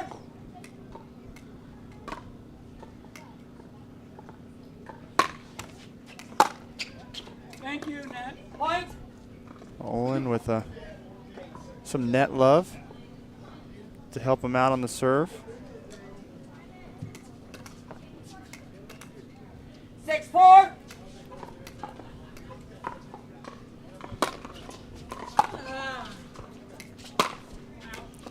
Set out. I like the thought process behind that, but pushed it too wide. 4-6.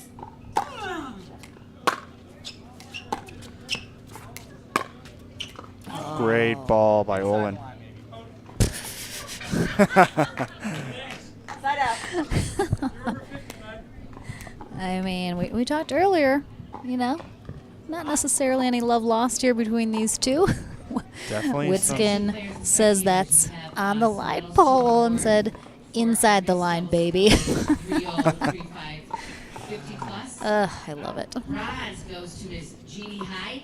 6-4. Right, and Dale Schnarr. Silver to Maureen and Michael Gluntz. And gold medal winners to a wonderful one day of Kimberly O'Neill and Jim Hendricks. Olin stared down that ball. He was going to He sure did. get the call right, whatever it was. I have It's another out, and 7-4. Olin set of medals to award for the Timeout. Receiver 1 minute. 7-4 is the score. trying to take this second game and force a third game. But we got a timeout here from Witskin as he is trying to cool off Olin a little here, not let him get any momentum going. I mean, really in singles, both players always benefit from timeouts. Doesn't matter who calls it. Everyone's thankful for a timeout.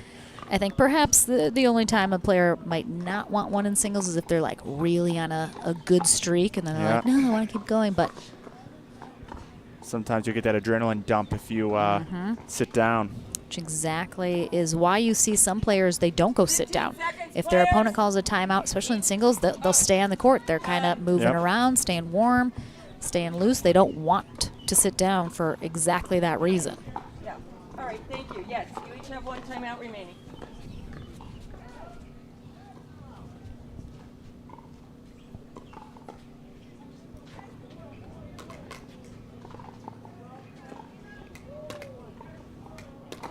Time in. We'll see if Olin can 7-4. keep this streak going.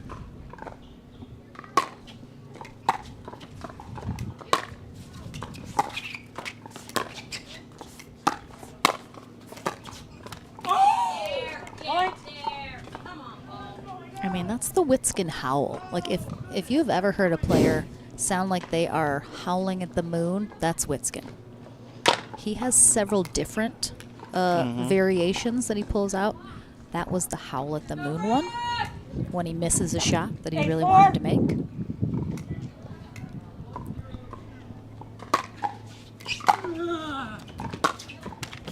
Oh, that was close. And as I mentioned, coming up next is going to be our women's pro singles gold medal match. Paris Todd takes on Salome Davidse for the second time today. That's coming your way next here on Center Court.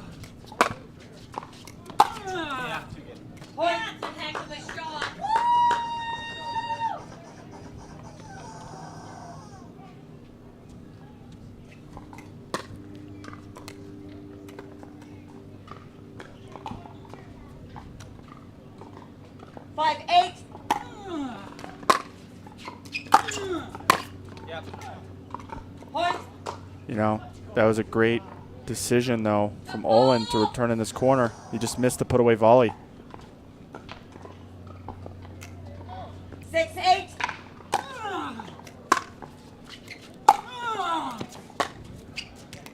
Point.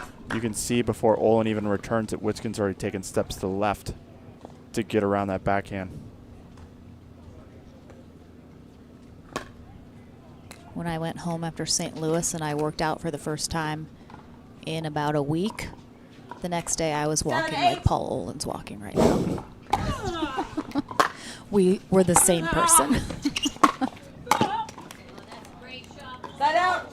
Great spot by Olin and a big stop, or it would have been 3 in a row. Yeah, Witskin back within 1. Similarly to game 1. And again, Witskin won the winter bracket final, so he is just 1 game away from taking the gold medal. He's hoping this is the game that does it.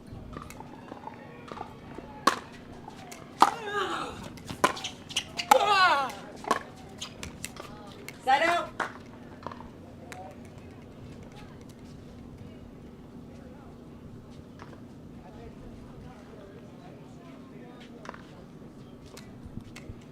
Seven, 8.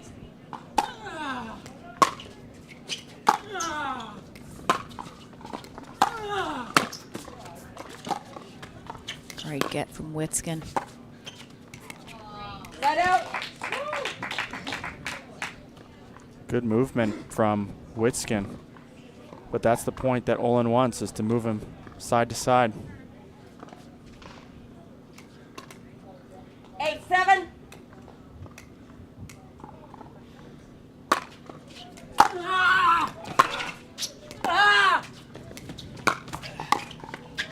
Come on, leg core, that's 2. That was the first time I've heard Paul Olin yell. I did hear one in there. On that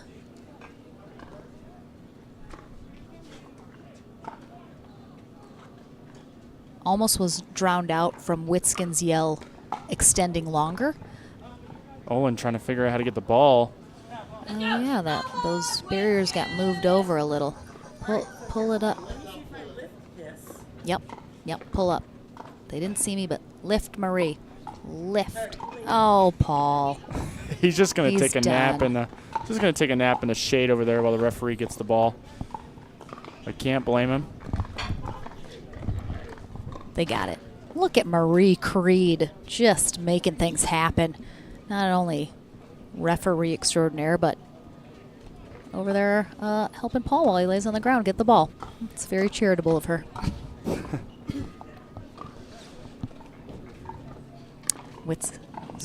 Olin up from his nap, ready to continue.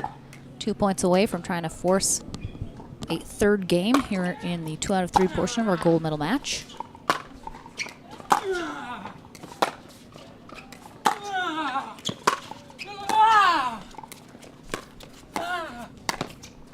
Oh, just pushed it wide. Witskin forcing Olin to hit another ball, and it pays off. That's what you hope when you're the one just kind of throwing yourself around the court trying to get that next shot. Timeout, receiver, 1 minute. You're hoping to get one more shot to make your opponent hopefully get the error. Because Witskin, that was his final shot that he hit. He wasn't going to get that next one if Olin kept that in, but he didn't have to because he pushes it wide, and that's exactly what he hoped happened there.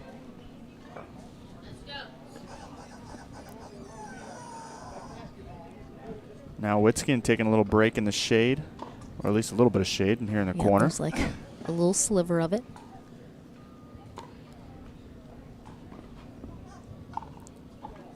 Pretty even matchup, back and forth.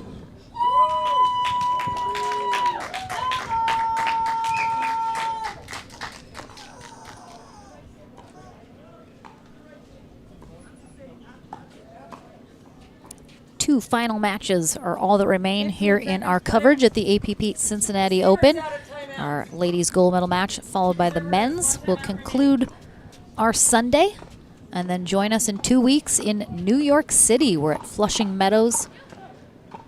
It's going to be an awesome tournament, biggest prize money ever offered here on the APB Tour, biggest venue.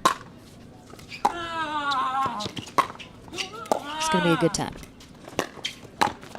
That is too good from Olin. Impressive the way he was able to pick up the backhand there in the corner, and then following it up with this pass.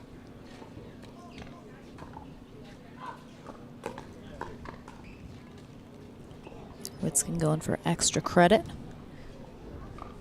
for style points. 9-7. Well, he didn't really stick the landing, so. Yeah, probably at least a solid 1 point deduction on the landing. Deep serve. And a great third by Olin.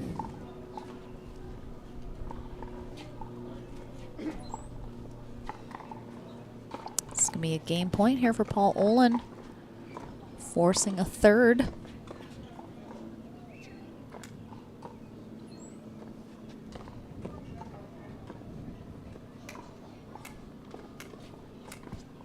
Ten-7.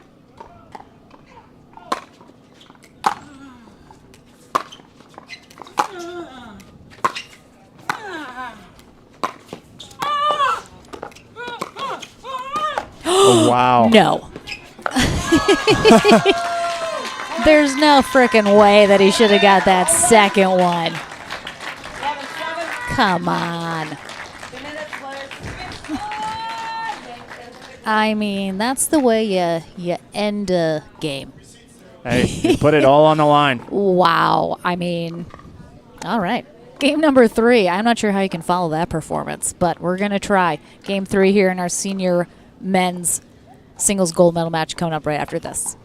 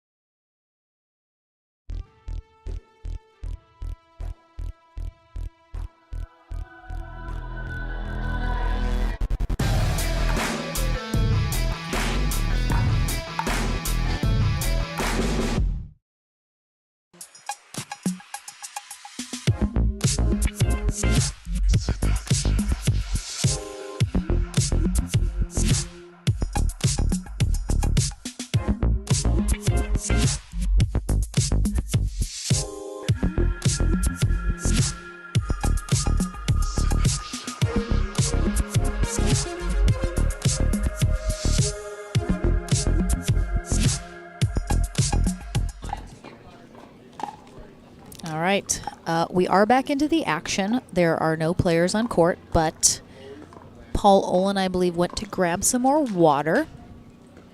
We'll hope he makes it back in the next 10 to 15 minutes. I don't see him. I know, I'm telling you, he's going to take his sweet time.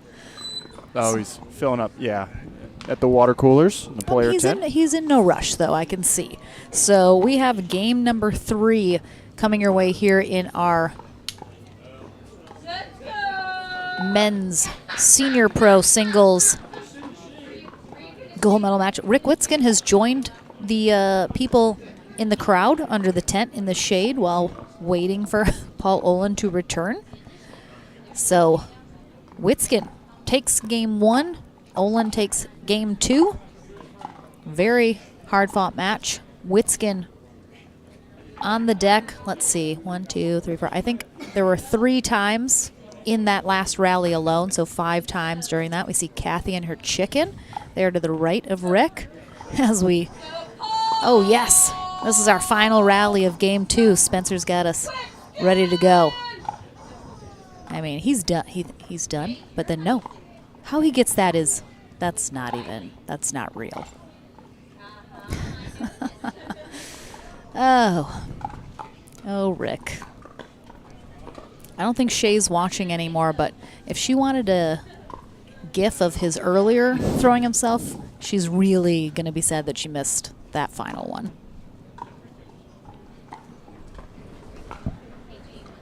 All right, so game number 3 about to kick off. It went to 3 games. The first time these two faced off in the winner bracket final, Witzkin did come out on top.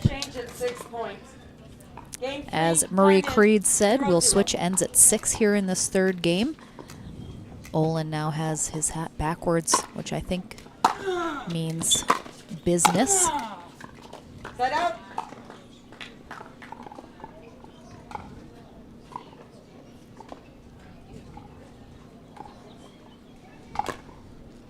If, like the first time, Witzkin is able to win this third game, he'll be the gold medalist.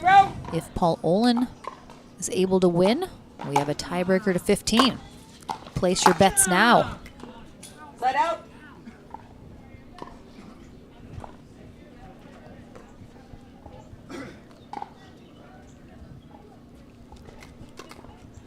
Zero, zero.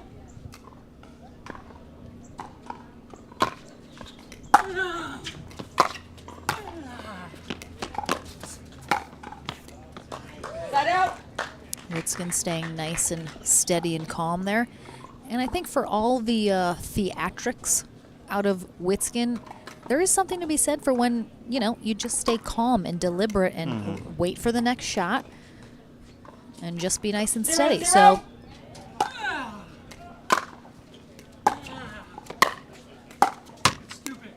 Set out. it does seem like Paul Olin has gained a little bit more energy here in this third game. He's obviously, you know, he's taking his time getting the ball back. Zero, zero. Still moving very deliberately, but I feel a little bit of a shift. I feel a little renewed sense of purpose from him after winning this second game. Trying to force that tiebreaker. Zero, zero. Oh, good serve. Is that it? Service fault. Side out. What? Yes. As the serve hits the fence behind Paul, Paul makes a joke.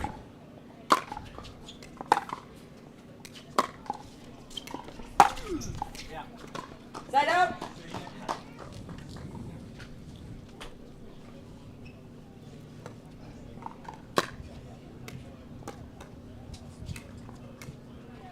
Zero, zero.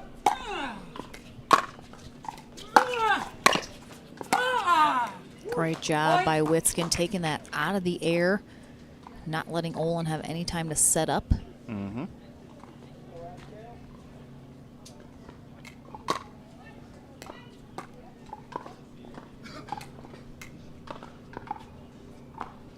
One, zero.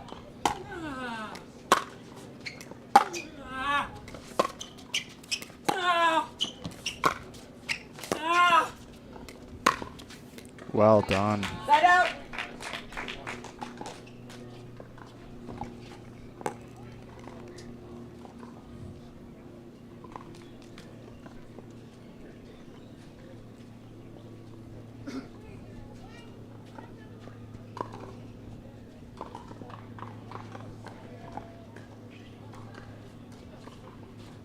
Zero, one.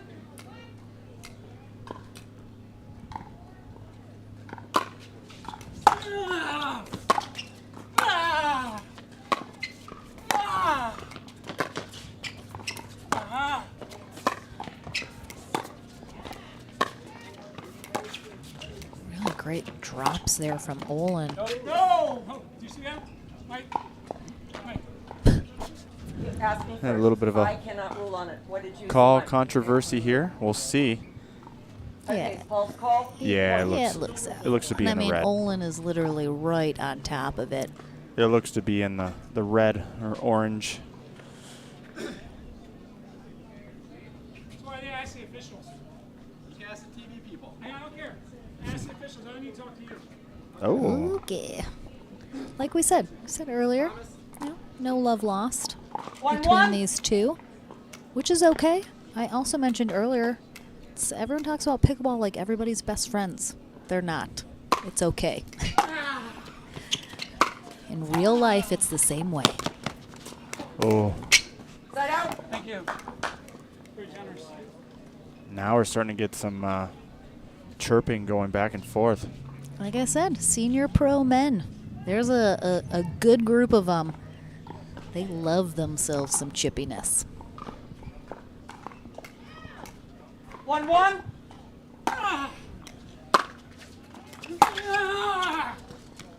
Point.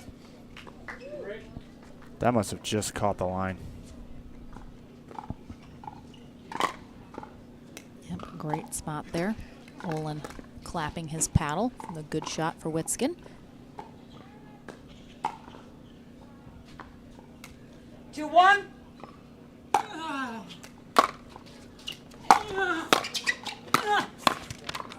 Point. Gets away with one there. Yep, Witskin with the hand switch.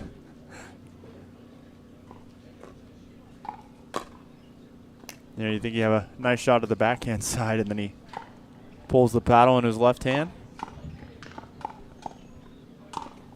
Might have got away with one as Paul and had a high volley. 3-1. That's right on. Side out. Good shot.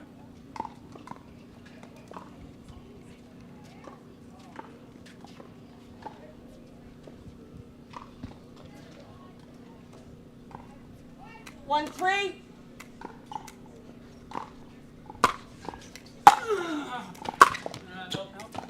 Side out.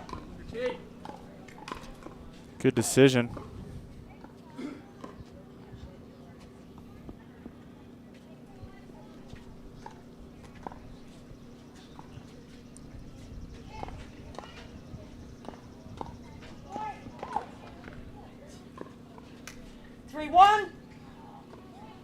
Almost at an hour on the match clock here. 52 minutes. I saw it out.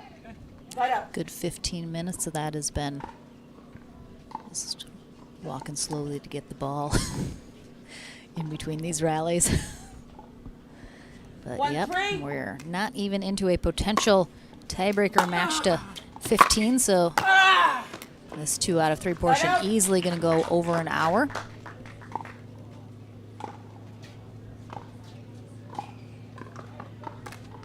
Yeah, Great spot. Yeah, Witskin has a nice knifing backhand.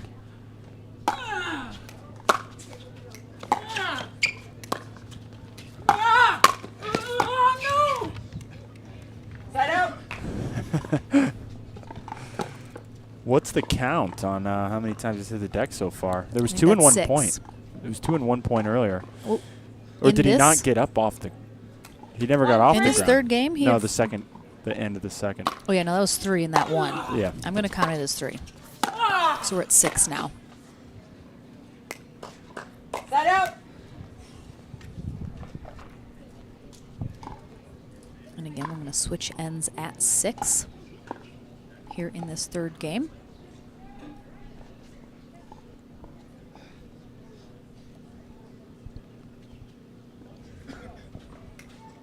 Three, 1.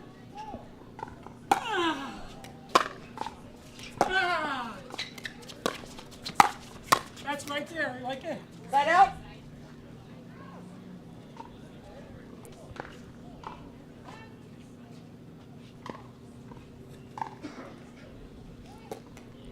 This match definitely a grind for both of these guys. A lot of effort on both sides. 1, 3. They know it's the final match of the day. They want to leave everything on the court. Yep. There's nothing worse than working hard, too, to get the serve back, and then you miss that serve. 3, 1.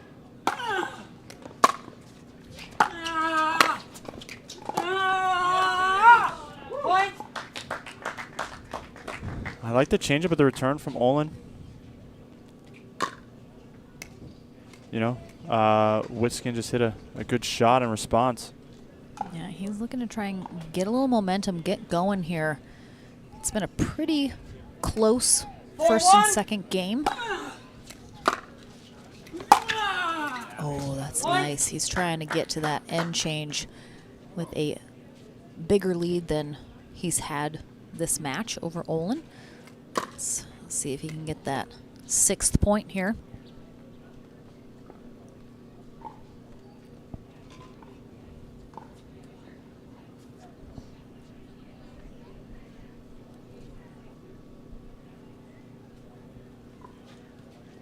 5-1.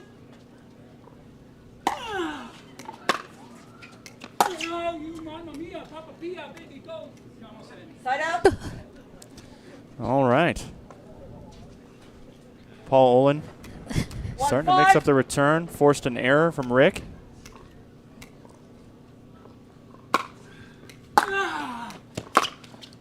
That's a great ball. Point.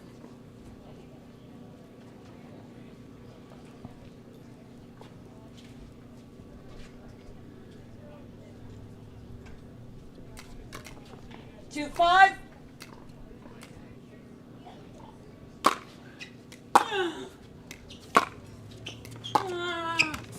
Point. Olin now with some momentum.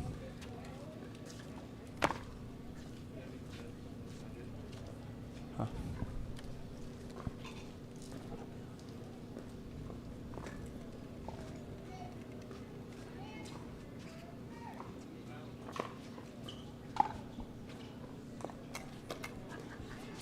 Three, 5.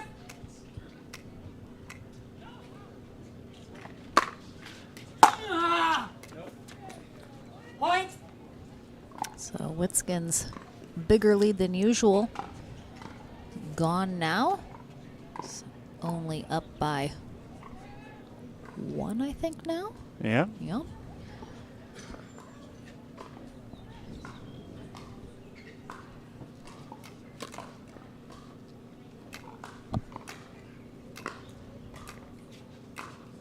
Four, 5.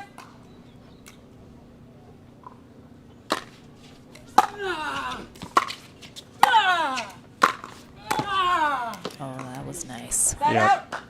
Very impressive from Witskin. Nice volley there with the backhand, but excellent job with that angle and taking a little off of it. Yep. It's kind of a blocked volley. Yeah, Witskin loves hitting those sharp angles on those volleys. 5-4.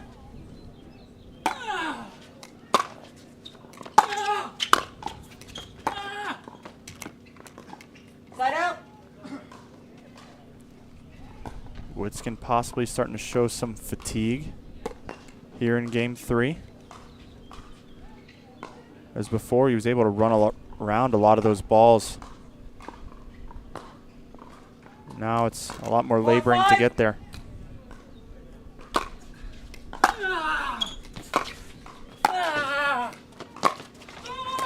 Oh, wow. Oh.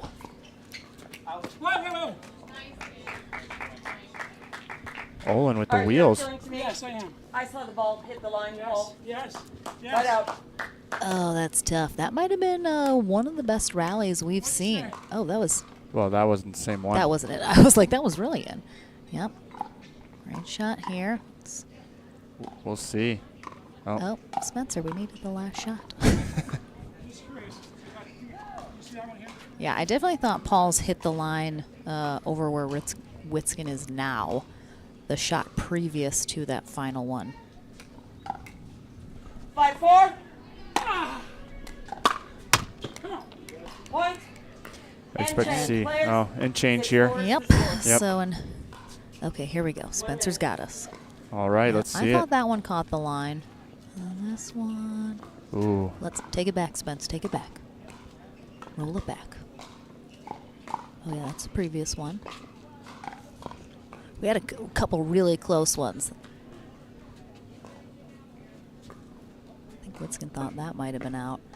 I mean, yeah, it looks like it could have caught a line. Yeah. It certainly didn't look obviously out by any means.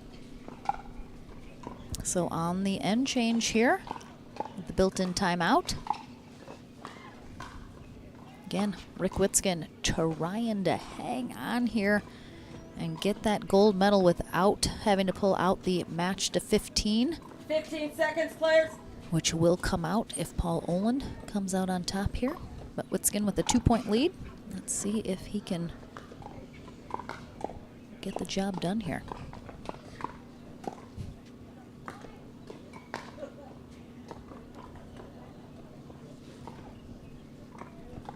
Time in. 6-4.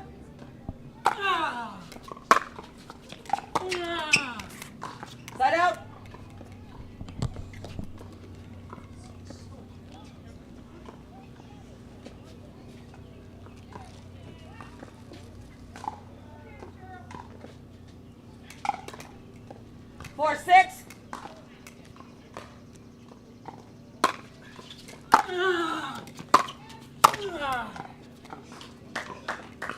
Slide out.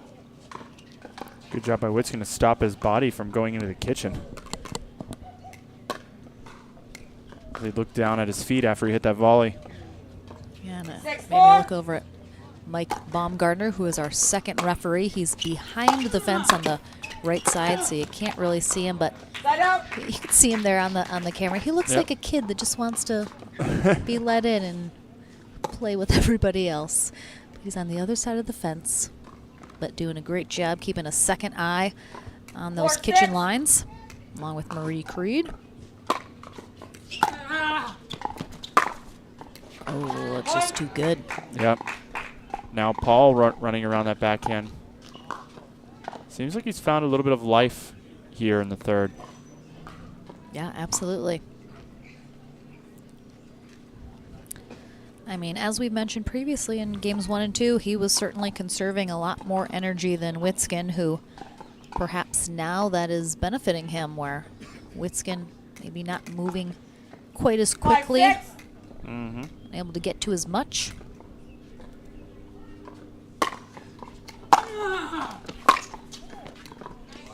Yeah. Great return by Witskin, and even better third shot. Witskin did not split step once he was coming through the transition zone. Easy pass for Olin.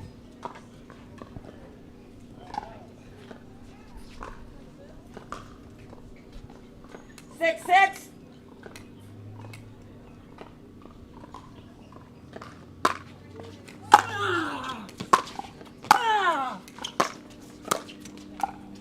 Point. Timeout. Receiver. 1 minute. Golly, that's right there. Few points now for Olin as Olin takes the lead. And this was what happened in game 2 as well. Very close, but Olin was able to hang on longer. Yeah, but I believe Witskin was up 4-1 earlier in game 3.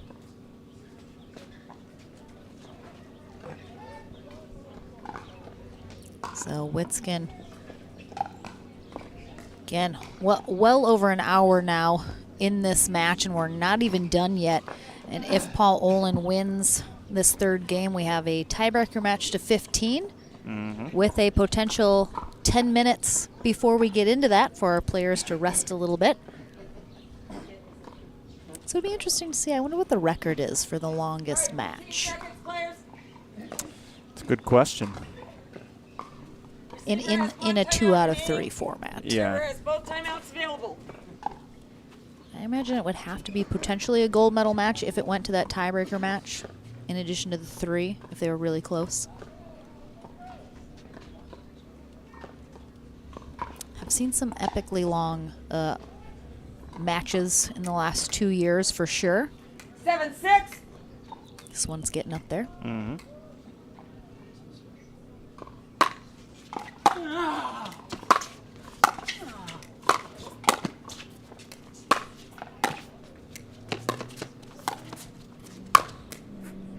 Point. Olin, second win carrying him right now.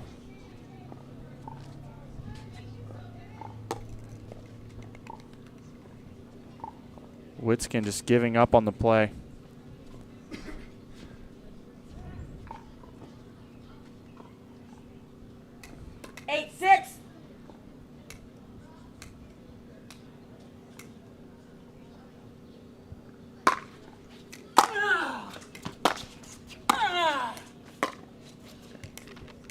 Side out. Good work.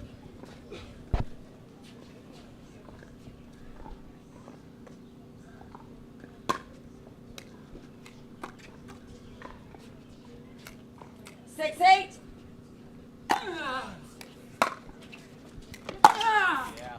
Oh, that's nice. Just rocket right down that sideline.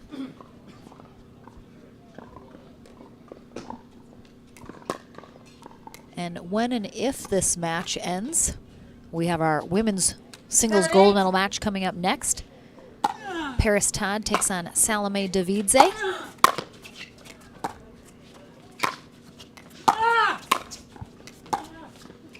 Out. Set out. And then our final match of the day will be our men's pro singles gold medal match. Zayn Navratil will take on John Cincola one last time here this weekend before we sign off and see you guys in New York City in 2 weeks.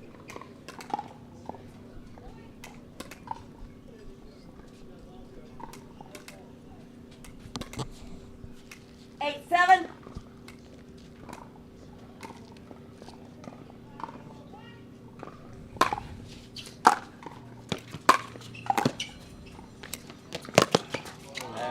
Oh. Side out. Nice. Tournament operations paging. Drop volley there by Witskin. Stanley Swissholm to court number Definitely one of his strengths. I thought Olin might have had an ATP opportunity, but that did not go wide enough Nope. to give to him, so he had to try and sneak that back up over in the net. 7-8.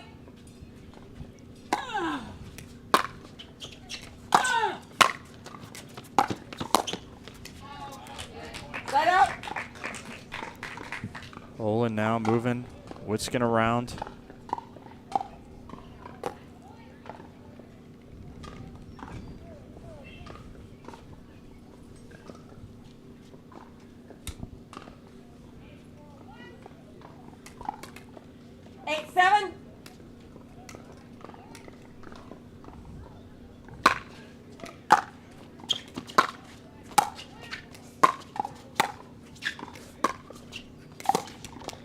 Point.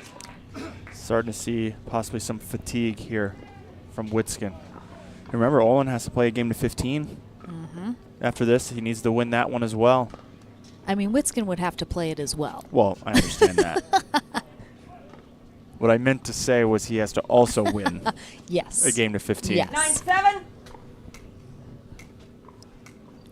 Yeah, a lot of pickleball still left for these two if Olin is able to come out on top here. Point. Olin with the stare down. And a match point.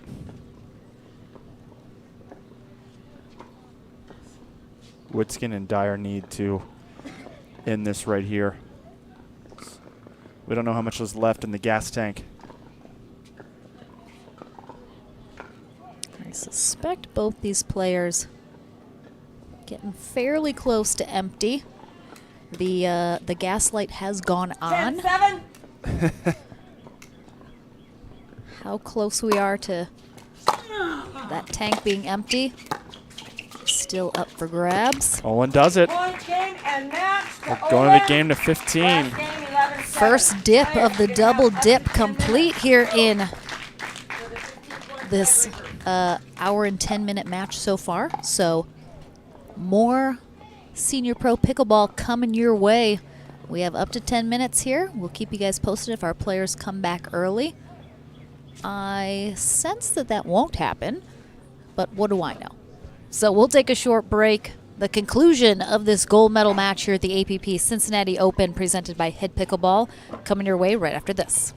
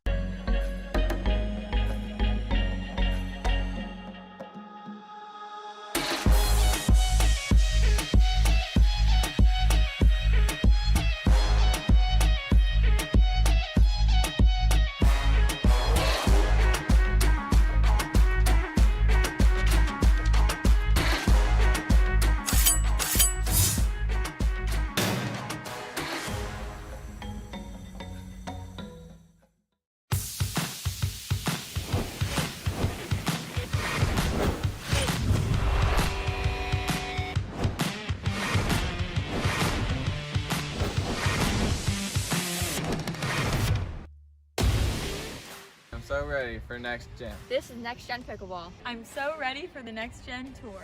Super excited about next gen. I can't wait for the APP Next Gen Tour. I'm super excited for next gen.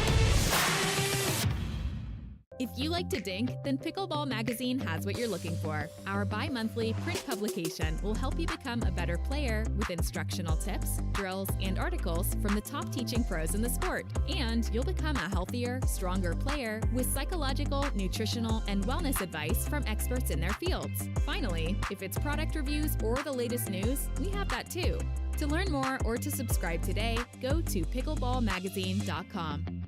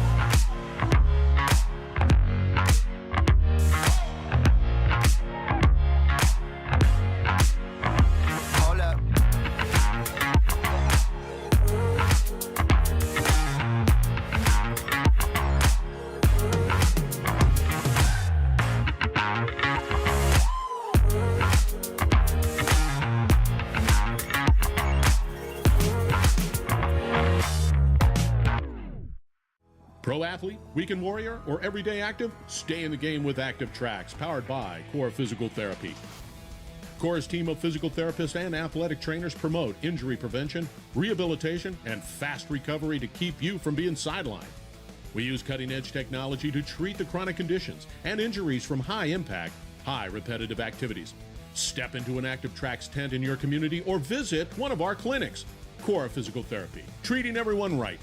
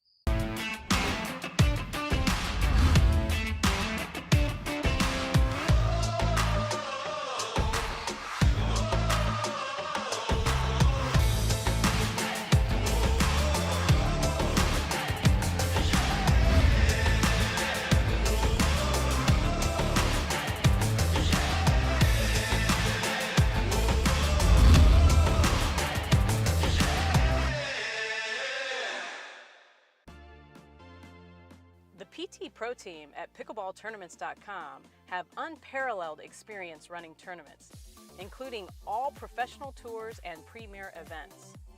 We provide professional services to develop, plan, and deliver tournaments that players and fans love.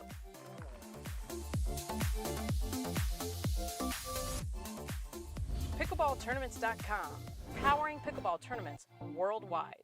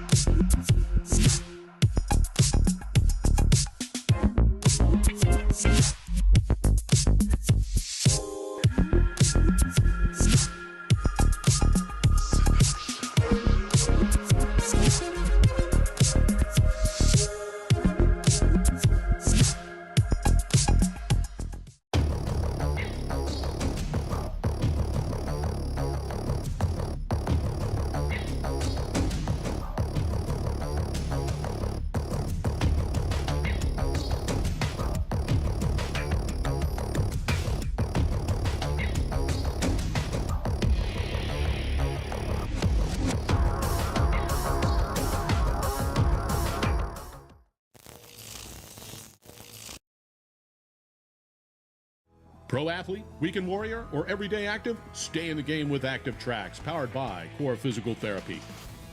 Core's team of physical therapists and athletic trainers promote injury prevention, rehabilitation, and fast recovery to keep you from being sidelined. We use cutting-edge technology to treat the chronic conditions and injuries from high-impact, high repetitive activities.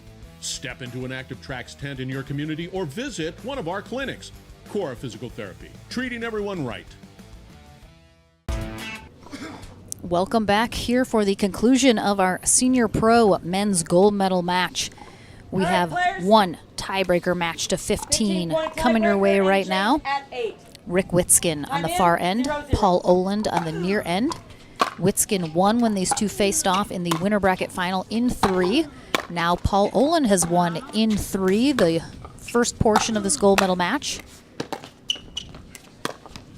delivering the first loss to Rick Witzkin here today. And because this is double elimination, it now forces this tiebreaker match to 15. They'll switch ends at 8. And now it's either of these men's opportunity to get that gold medal. 0-0.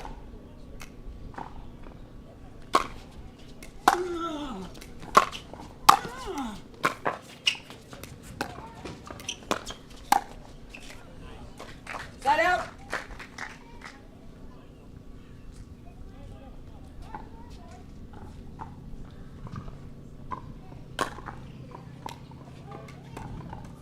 Again, so we were at 0-0. 70 minutes for the 2 out of 3 portion of this match.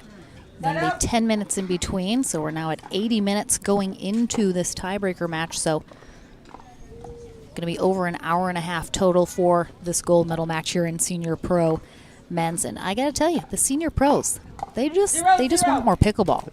Consistently, they're going to 3 games. They're going to that tiebreaker. What's the thing? They just want more pickleball. One more game, right? Yep, absolutely. It's never enough. Energizer bunnies. 1-0.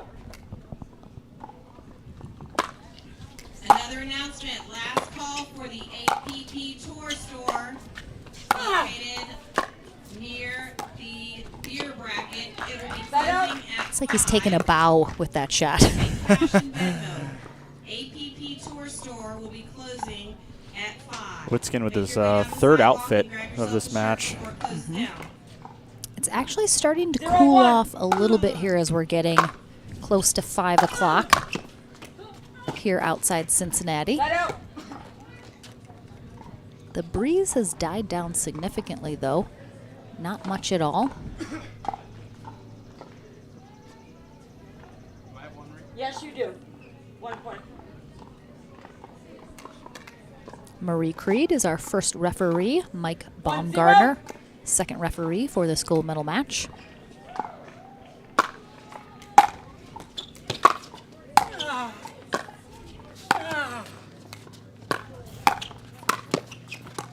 Well done.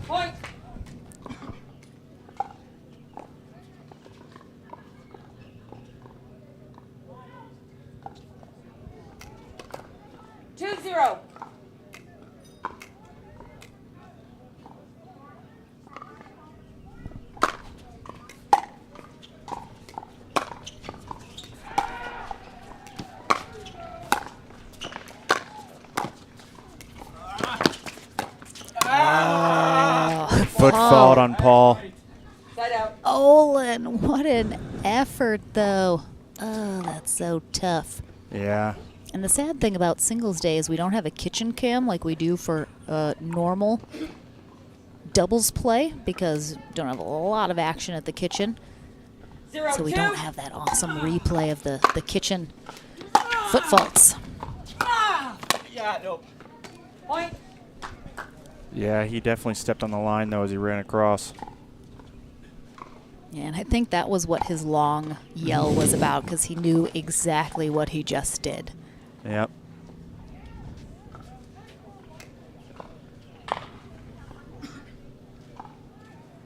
Who are we waiting for?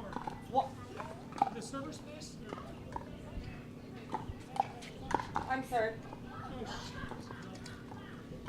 Rick Wiskin dropped his towel over the fence. Oops. Hold on. Would anybody like to go retrieve Rick's towel? Go all the way around? Any volunteers? I mean, we'll continue to play, but we'd probably appreciate it. Thank you.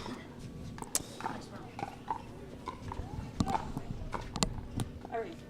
1, 2. All right.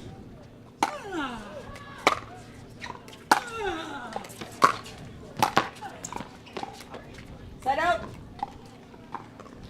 Paul Olin really looking for the double dip here. Yeah, he has the momentum coming from the best 2 out of 3 win.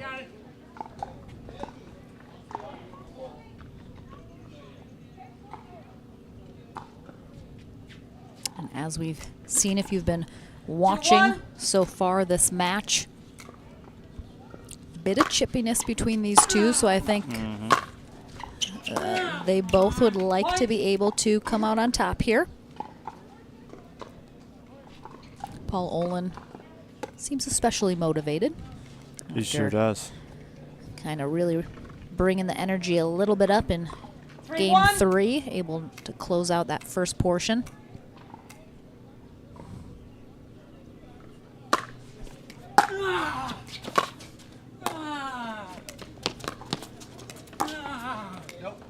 Point. So easy! You set up every point! Wiskin obviously not happy with his execution there. We're seeing it's not as easy for Wiskin to run around that backhand as much as he was able to in the first 2 games. 4-1.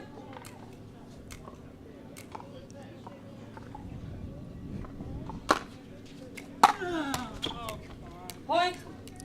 I think what's just so important, especially in singles, when it's the final day of the weekend, toughest day, you've already, spent a lot of energy if you played both mixed and men's or women's in the previous 2 days of a tournament. Really, a lot of this comes down to just stamina. Who has more endurance, especially at the senior pro level?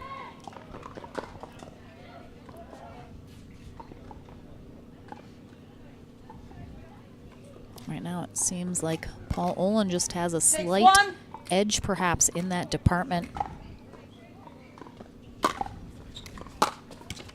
Point. 1 point away now from an end change and a big lead here in this match to 15. Biggest lead either player has had all gold medal match. Another missed return. So he gets 8 quickly. That was the quickest someone's put 8 points on the board so far. This whole match. Absolutely. So Paul Olin heads to the far end to conclude this match. He'll still have the serve. Rick Wiskin comes to the near end for the conclusion of this gold medal match. Olin up big, 8-1. We'll see if he can hold on to that lead and ultimately get himself a double dipped in dark chocolate gold medal. Right? That's my favorite kind of chocolate, so I went with the dark chocolate. Okay. Everyone's entitled to their own. What's your favorite, John? Dark chocolate. Oh, excellent. I would prefer a gold medal, but if I have to settle for anything less, I'll go with chocolate. Yeah. That seems like a very reasonable second-tiered situation.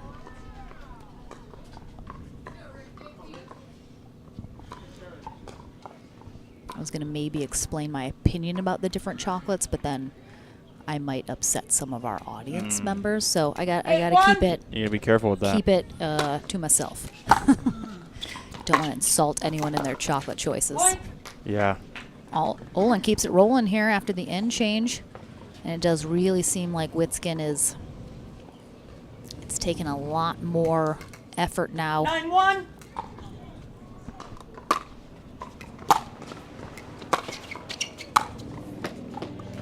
Set out.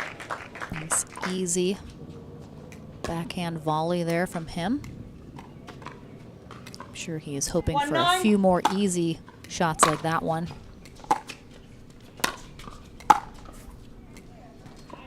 Set out.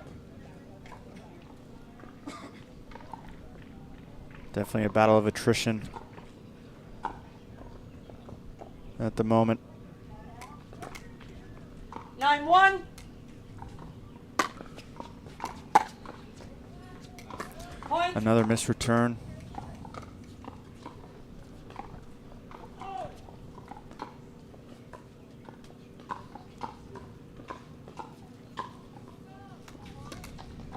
One.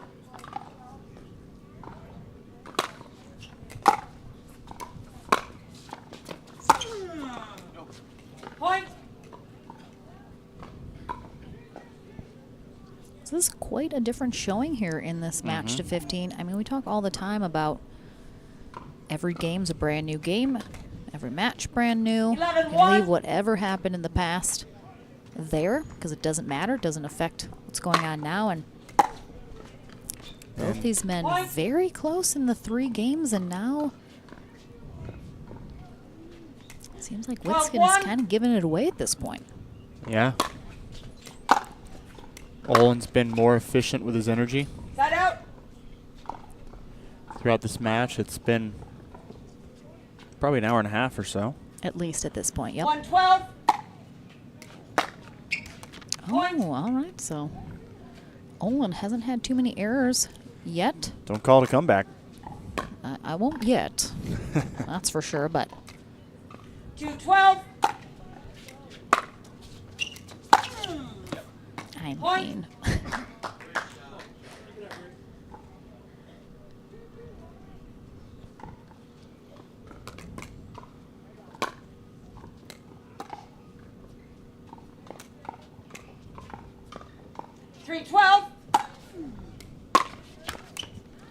Point. Another missed return.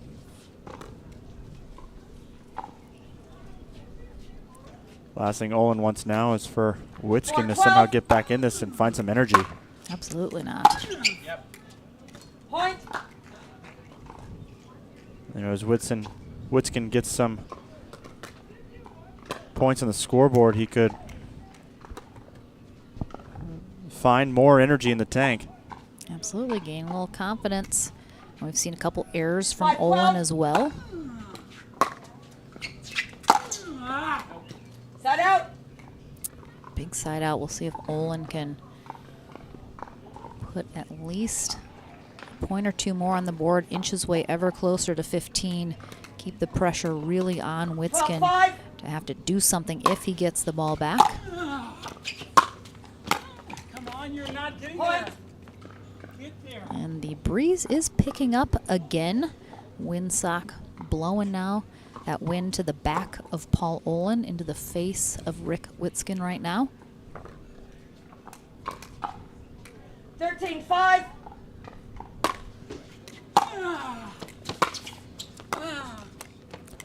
Point. Witskin normally makes those. Yeah, that's tough. Like I said before, it's a lot of errors from Witskin in this match to 15. And Olin, I mean, championship point. Quickest section of this match by far. I'm a little surprised. Olin going for the double dip. And there it is. And he gets it done. I mean, truly not the outcome I was expecting here in this match to 15, but Paul Olin completes the comeback.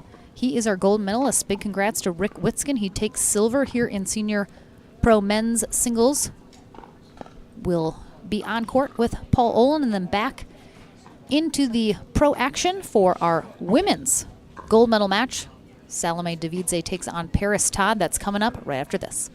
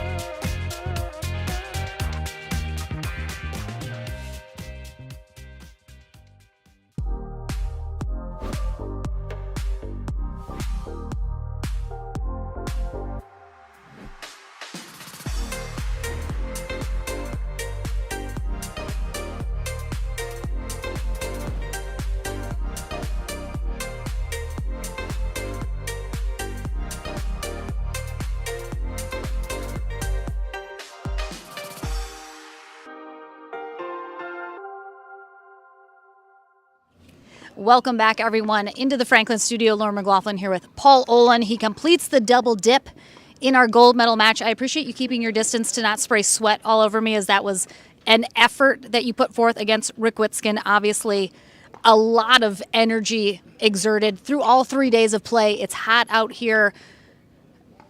By the end of this singles day, is it tough to just mentally stay in it? You looked like you had a little bit more energy in that third game and then kind of cruised here. What's the thought process between just the stamina to make it through? I'm not feeling great. I was tired coming into today. I was just 1 point at a time and trying to get the game to 15. A big thank you to two people. Josh J. Pickleball, or Josh Jenkins back at home, gave me a little advice in between games.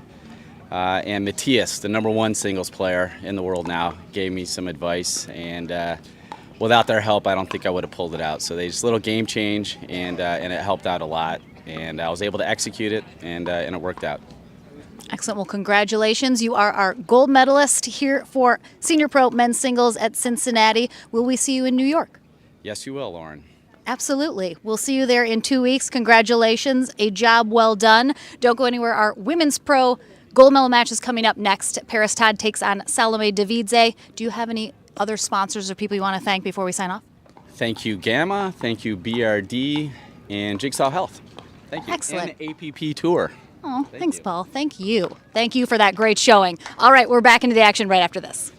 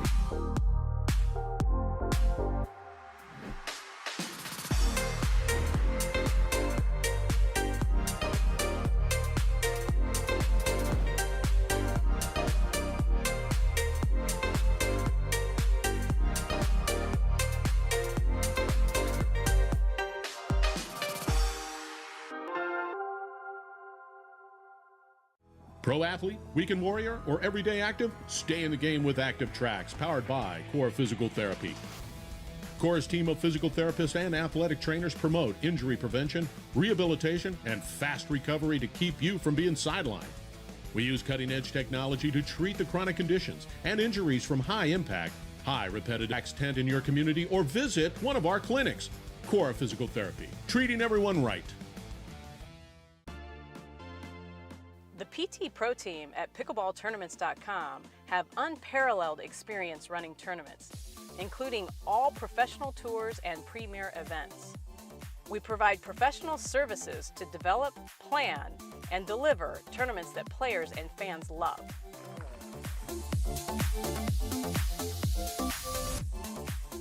Pickleballtournaments.com, powering pickleball tournaments worldwide.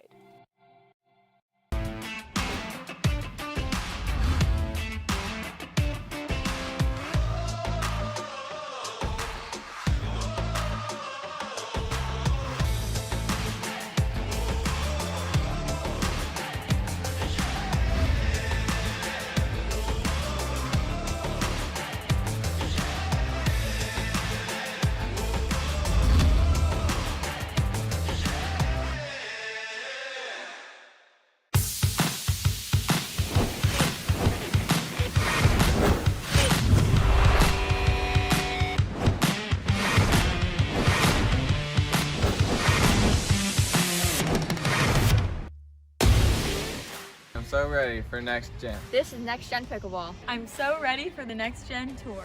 Super excited about next gen. I can't wait for the APP Next Gen Tour. I'm super excited for next gen. If you like to dink, then Pickleball Magazine has what you're looking for. Our bi-monthly print publication will help you become a better player with instructional tips, drills, and articles from the top teaching pros in the sport. And you'll become a healthier, stronger player with psychological, nutritional, and wellness advice from experts in their fields. Finally, if it's product reviews or the latest news, we have that too. To learn more or to subscribe today, go to pickleballmagazine.com.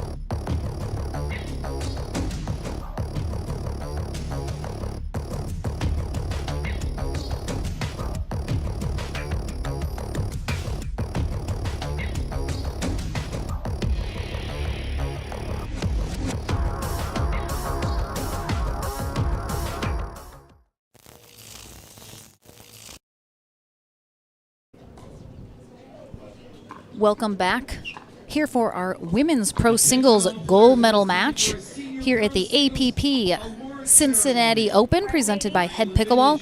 Lauren McLaughlin here for our final two matches of the day. John Davison had a flight to catch, so he is out, but a big thank you to him for all of his efforts joining me in the booth here the last 2 days. We have 15 seconds. So we have To Paris confirm, Todd. On my right, I have Paris Todd. On my left, I have Salome Davidse. Good luck, ladies. Let Game Michelle one. Time Michelle in. Baumgartner is our 0, first referee 0. for this gold medal match. Brett Hutless, our second. And as Side out. Michelle said, we have Paris Todd in the white on the near end, Salome Davidse in the yellow on the far end. Both former professional 0, tennis players. 0. These two faced off in the winner bracket final, with Todd coming out on top in 3. We saw a lot of Side out. tennis-esque play. I suspect we will have more of the same here, as these two ladies have not been playing pickleball very long, and they obviously do come from that 0. high-level tennis background. Both very comfortable with the ground stroke game. Both of these ladies will come to the net. We'll see that happen, just doesn't happen as often as with some other players. 0.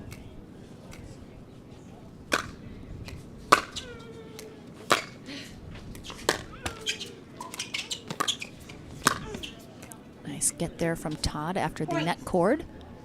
And then Davidze, like the idea, takes that next one out of the air, trying to not let Todd set up, but sends it a little wide. 1, 0.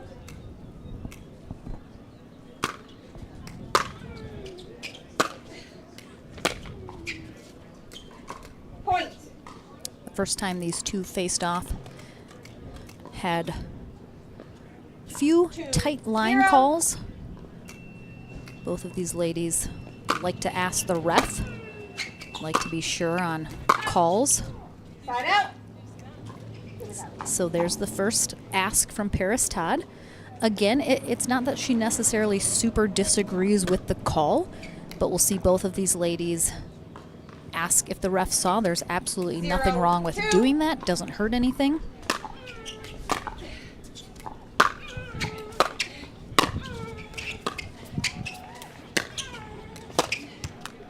Point. Davidze gets up to the net, controls the rally from that point. 1, 2.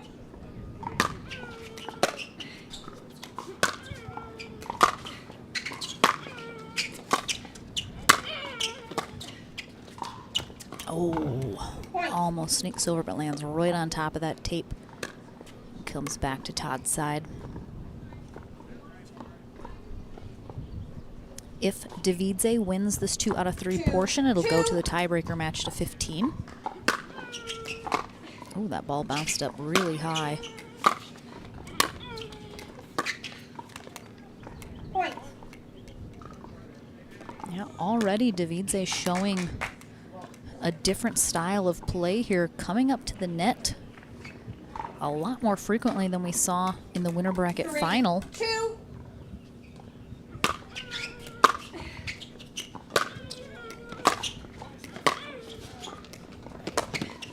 What an effort from. This is the exact same thing that happened the first time these two faced off. Salome Davidze, either from the baseline or at that kitchen line, is absolutely working Todd coast to coast. That was her game plan 4, 2. in their first matchup, and it looks like it is still her game plan right now. I mean, right there. Point. Right sideline, left sideline, right sideline. And the thing is, even if Todd knows that that's what she's doing, The score is 5-2. You have there's 1 nothing minute. she can do about it unless she gets up to the kitchen line and controls the rally in a different way and cuts off some of those options for Davidze. So we'll see. She calls over her father and coach. Gonna see if he has any advice for her here, as she's trailing 2-5 in game 1 of our gold medal match. Right now she's having to be very reactionary, simply trying to get the ball back over the net as Davidze is working those sidelines. Like I said, either with her ground strokes or at the kitchen line. Talked about it in their first matchup. Todd's gonna have to try and get herself up to that line. Receiver, you have 1 timeout remaining. Server, you have 2 timeouts remaining. Time in. 5, 2.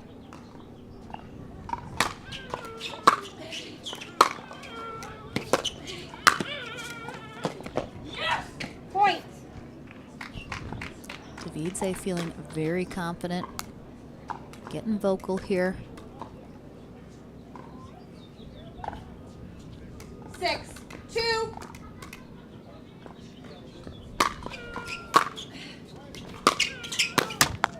Point. Also think Todd needs to return her serve not to the middle. I think she's essentially returning right back at Davidze. 7, 2. See if she mixes it up here a little. Nope, right back to the middle. Davidze's already right there. So Davidze's already in the middle after she serves. And right now Todd is returning right back to her, essentially letting her control the rally from then. 8, 2. I'd like to see her return to one of the corners, probably the cross-court corner from where she's at, and then she needs to get up to the line. It's just, Receiver has called a timeout. The score I is 9-2. think bottom line You right have now, 1 minute. if Todd is not able to get up to the net and keep Davidze from getting into that rhythm,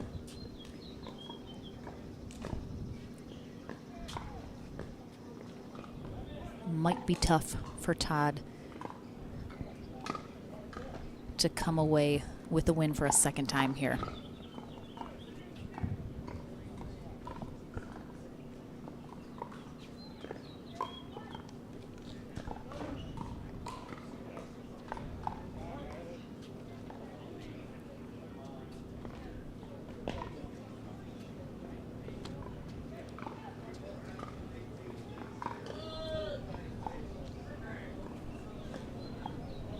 Ladies, you have 15 seconds. First time these two faced off. Receiver, you have no timeouts remaining. Server, you have 2 timeouts remaining. Excuse me, I Time in. misspoke. I thought they went to 3. They did 9, not. 2. Todd won 11-6, 11-8 in the first time these two faced off in the winter bracket final. I apologize. I thought it went to 3. 2, 9.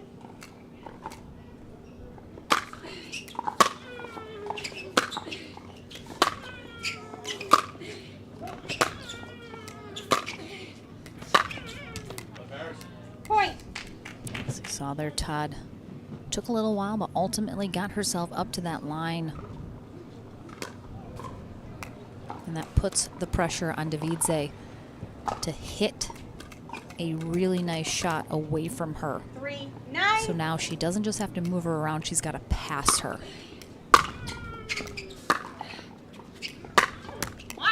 Point.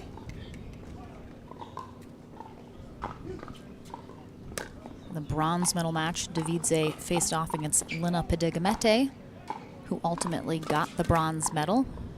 Davidze had never faced her before, 4, lost 9. that first game 11-1. Excuse me, 11-0.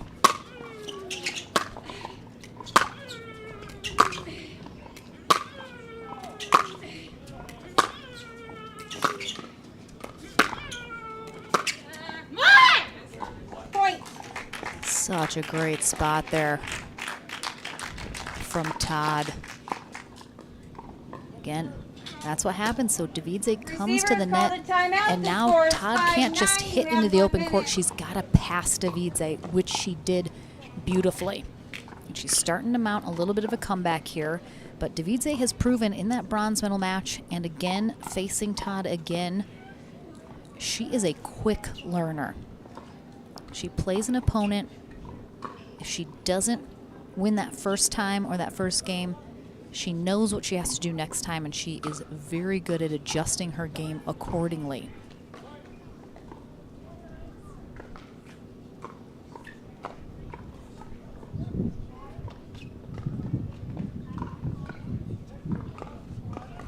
Let's see if Todd can get a little something rolling here. And see her talking to herself there, trying to 15 seconds. get her energy up. Receiver, you have 1 timeout Psych remaining. herself Server, up. you have none. The score is 5. Time in. 5, 9.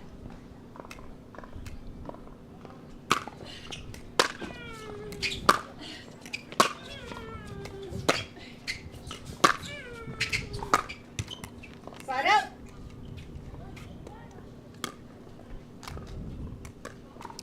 A lot of those shots that Todd is hitting, I think, are really great opportunities to come to the net, but 9, ultimately 5. it comes down to, is that the style Todd wants to play? Right now, she's coming up to the net every once in a while, but Slide it up. seems like she's just more comfortable right now staying at the baseline.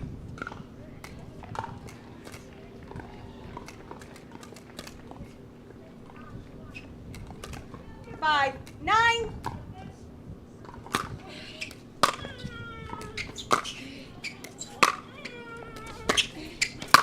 Come on! Side up.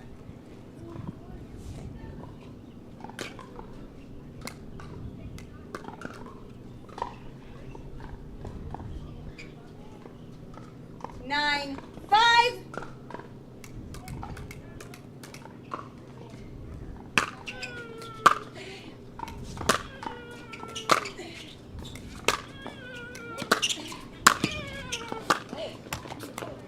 Point.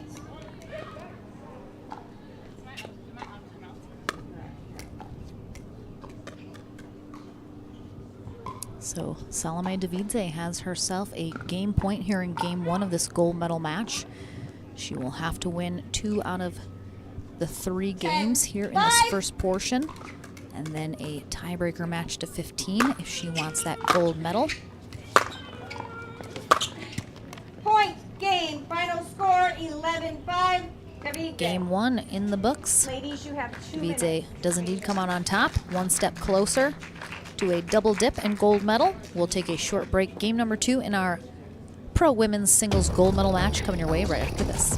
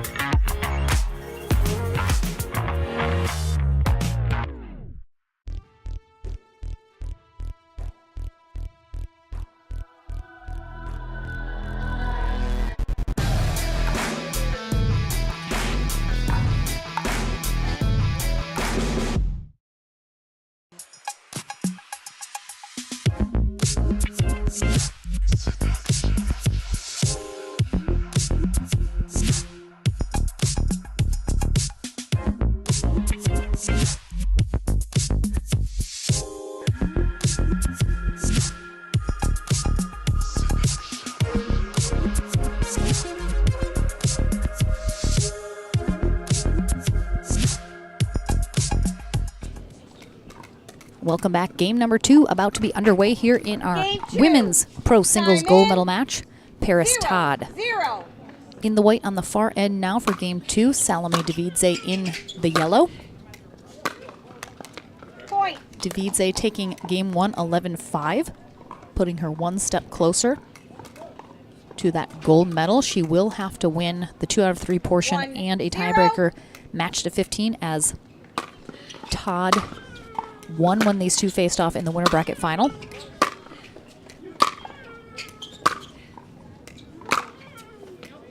Point. One final match remains after this one, and that is our men's pro singles gold medal match. Zayn Navertill and John Cincola will face off once again. Come on! Point. Todd getting up to that line and out in front early here in game 2. 3-0.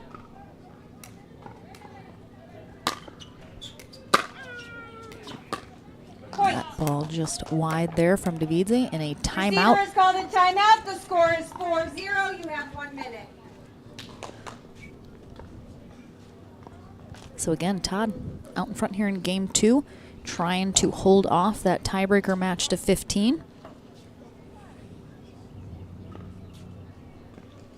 Again, thank you so much for joining us all weekend long here in Middletown, Ohio, just outside of Cincinnati at Lefferson Park. Big thank you to the Middletown Pickleball Club, who just do such a great job putting on this tournament each year. It's a big undertaking in a small town, and they're just on top of everything so well. Big shout out to Michelle Cook, who's just constantly checking on everyone, making sure everything is taken care of. Just do such a great job here in Middletown. Always a fun place to visit. Really great people. You have 1 timeout remaining. Server, you have 2. And we have had a great weekend of pickleball as well, and it's not quite done yet. 4-0. 2 gold medalists still to crown. Side out. I did not see it clearly. The call is out. So again, no argument from Todd about the line call, just, 0-4. Why not ask for a clarification? There's always the possibility maybe it goes your way. It doesn't hurt anything, so.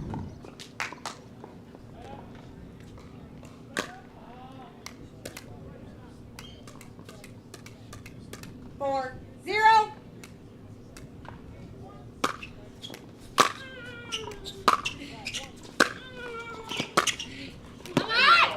Point.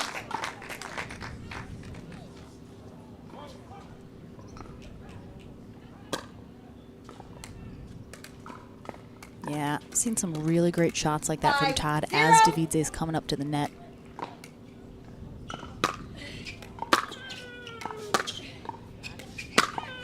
That's right, come on! Side out.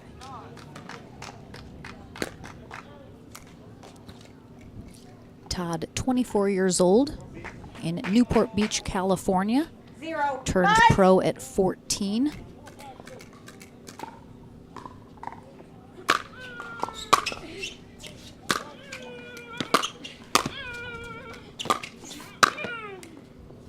Point. Played professional tennis for several years. Started a clothing line. Wasted USA is the name of that at 19. So very accomplished 24-year-old, now setting her sights on pro pickleball. Oh, that's nice. Side out. Man, on the backhand or the forehand, Todd is so dangerous with that shot. And she has a very unique, especially in singles, a lot of players will have a reset. You see a lot of players have their different routines as they reset in between each rally, each point. I will recall the score. Todd faces backwards, 5, takes 1. a moment, usually wipes off her paddle, and then turns around to get up to the line, whether she's on the serve or receiving. So you'll see here now, faces backwards for a moment, then comes over and gets ready at the line. 6, 1.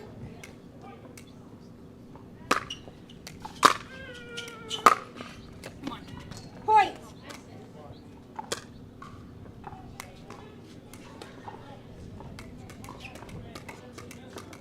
7-1.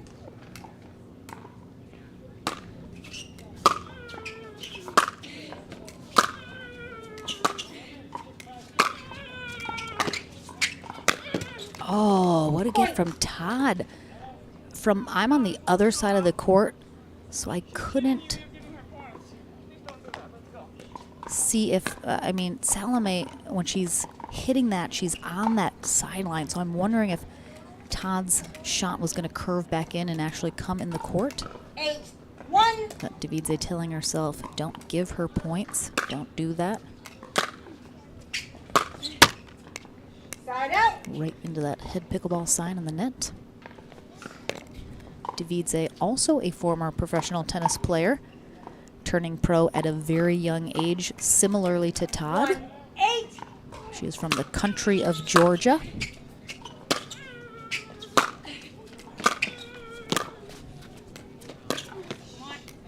Side out. Now in the Jupiter, Florida area, 36 years old. And I got to learn in an interview with her earlier today 8-1. that she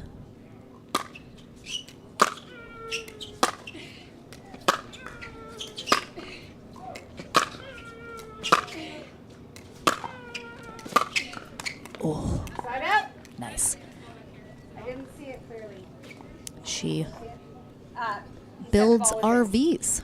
Doesn't create them from scratch, but does converts, I guess, vans and different buses and things into RVs, which I found 1-8. very interesting. I had no idea that about her, so fun fact. Point. So Todd having a lot of success here in game 2. She's still out in front, 8-2. 2-8. But she needs to stick to the game plan. Continue to get up to that net.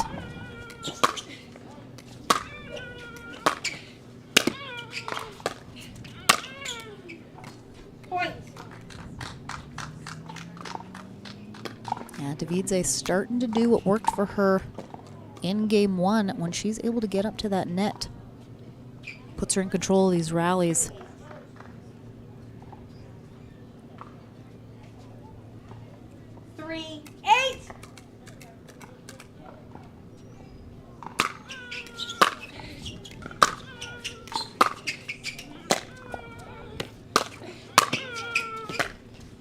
Oh my. Side out. I mean, what a get there from Todd. Oh, hit Michelle. 8-3. Todd is just, her fitness level is so great. She just is so active on the court. She's able to get to so much. I saw the ball is in. Side out. And here we go. Oh, little late. Oh.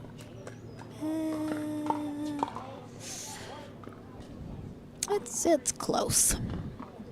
It's a little tough because Michelle's on the opposite side of that ball, so she can't see the other side, and it's also, we're so far away on camera to see that as well. So that's tough, but calls overruled. Side out.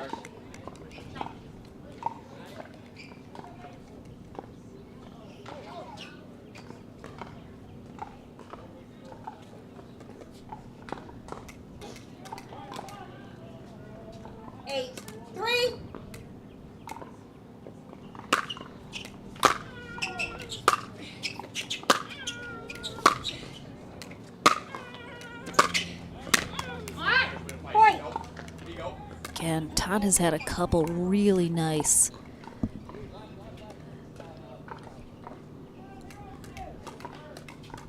kind of in between a drop and a drive. She's putting a lot of pace on it still at that baseline. She's not lofting it up like you would typically think of a third shot drop. Just putting a ton of topspin on those shots, which dips them over the net really nicely.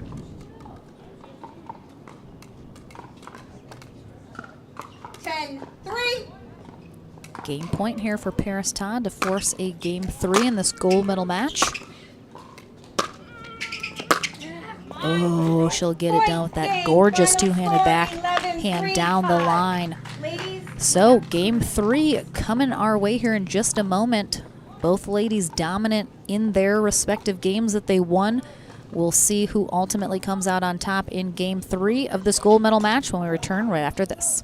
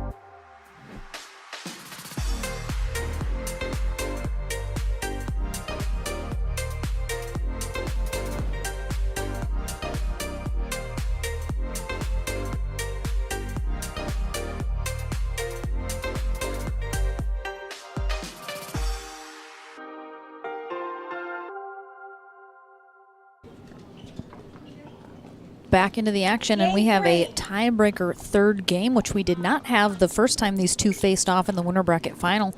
Paris Todd came out on top in 2 games. Now Davidse has turned it around a little for us this third game in our gold medal match. Salome Davidse in the yellow on the far end will start serving. Paris Todd in the white receiving. We'll switch ends at 6.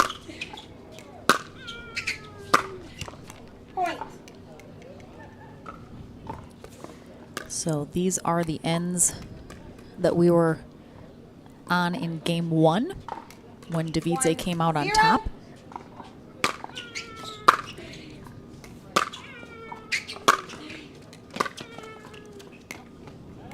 Side out.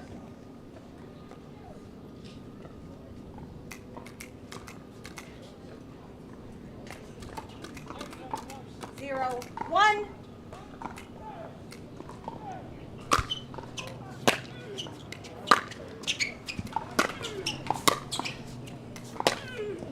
Oh, it's a nice shot down that sideline. I think Todd was hoping that was going wide.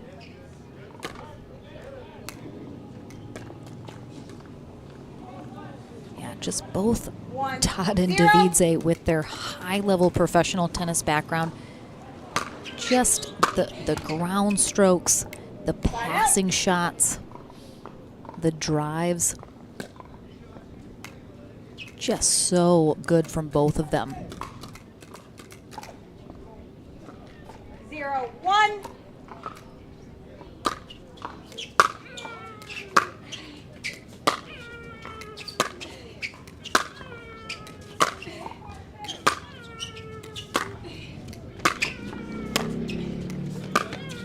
Oh, wow. I mean, that was a great get from Todd right there. But then Davidse just counters so well. This lady's so good. Bronze goes to Sally Smithly and Douglas Homan. Silver, Ashley Dickett and Stephen Kreidner. Gold, Again, beautiful passing shot there from Todd. Saw a handful of those in game 2. Davidze doing a much better job than the first time in the winter bracket final, getting up to the net, but Todd is finding success passing her.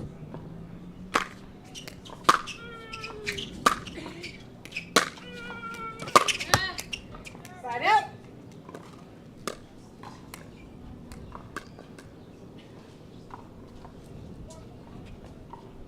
One, 0.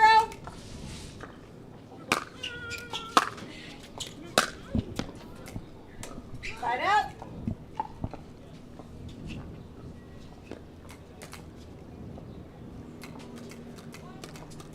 0, 1.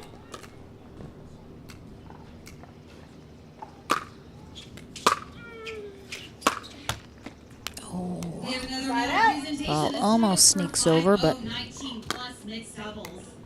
Congratulations to Melissa Kildo and Kyle Worthy with the 1, bronze medal. 0. Sherry Porter and Jason McNulty with the silver medal. And your gold medalists, Riley Bonner and Tate Schmidt. Side out. again, Todd has really made the adjustments now that she knows Davidze is trying to come to the net more. She's finding success. Success. I feel like I'm having trouble saying that word.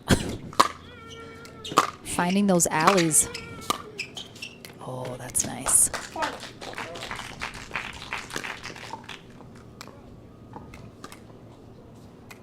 And it's such a great time to come to the net as well. When Todd's able to go down the sideline and pull Davidze over to the same side of the court that she's on and then come to the net in the middle, cuts down a lot of the options that Davidze has. Side out.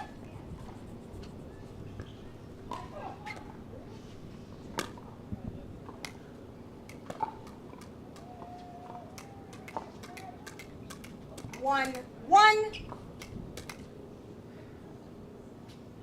Oh, here's the two-handed backhand drop serve from Davidze. Point. She is the only professional player that I know of that, 1, even uses a drop serve, and 2, uses it with her two-handed backhand. 2, 1. I think that was perhaps something players never even thought about. Point. Really nice job with that angle, putting that away. I think a lot of things in pickleball that were kind of 3, brand new 1. were because a player decided to think a little outside the box. That's how we got the around the post, the Ernie. Point.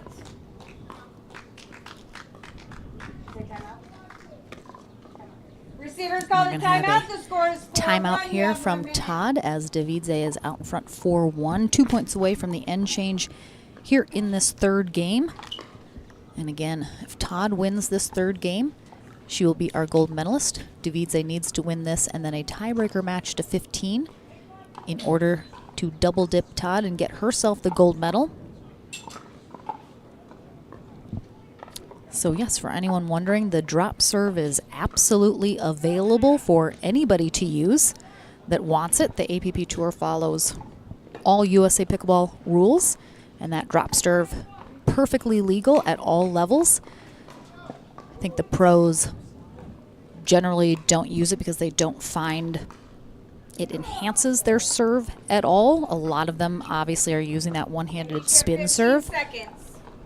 But nope, absolutely available. And again, you don't have to, once you drop the serve, you can't put any additional motion downward on it, but once you drop it, you can hit it literally however you want. The rules are out the window once you drop that ball. So Davidze, very comfortable with that two-handed backhand, so that's how she hits that drop serve, and she's very effective with it.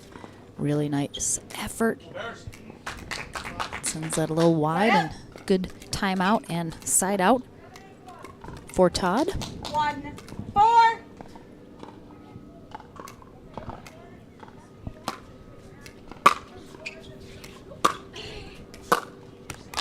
Point.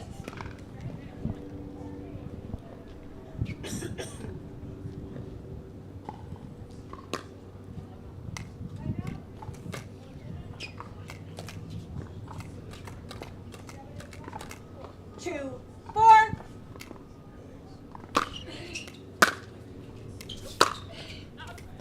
Side out.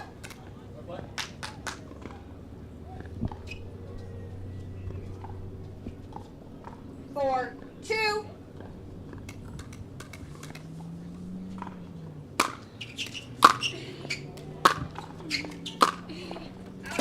Point. Todd struggling a little bit to keep some of these ground strokes from going long. She needs to just 5, 2. tighten it up a little bit. Doesn't have to get quite so much on it, perhaps. Side out. Davidse 1 point away from the end change, but Todd holding her here, hoping to close the gap.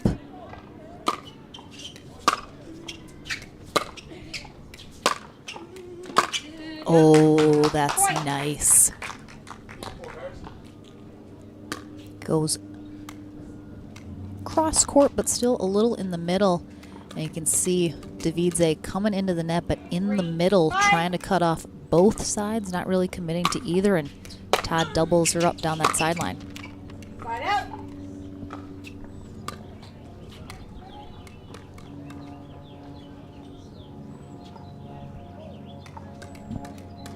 Five, 3. Here comes the two-handed drop serve.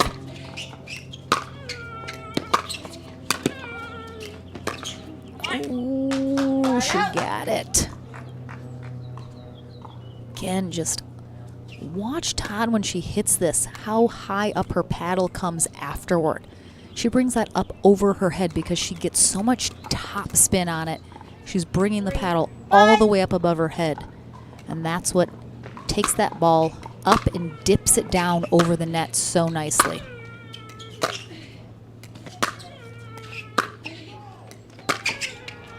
Oh, too good. Davidse, very similarly, you can see when she hits that paddle came all the way up and over to the left side of her face when she hit that forehand. Both of these ladies absolutely crushing the top spin on these ground strokes, which is exactly what they would do in tennis. So that has transferred over really well.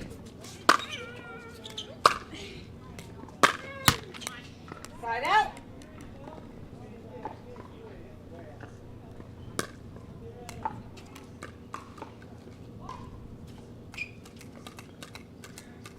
Three, 5.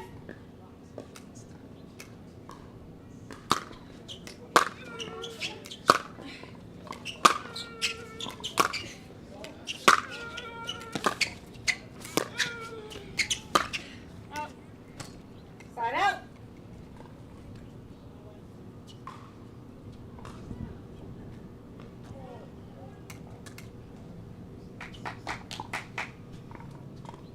Five, 3.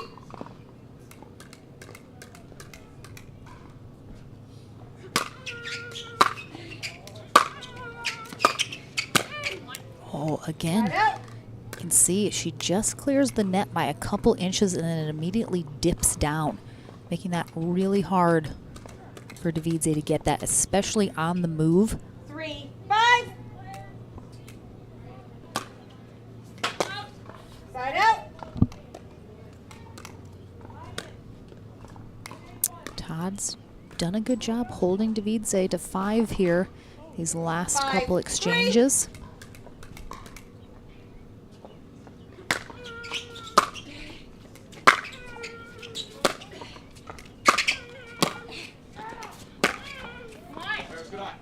Nice leave there from Todd.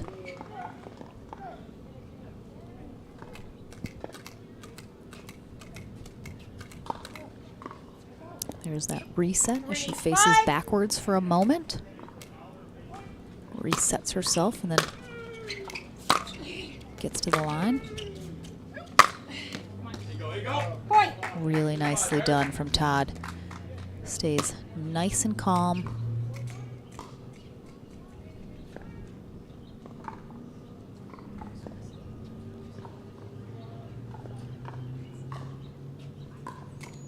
You aren't going to see a lot of overhead errors from high-level tennis players. 5.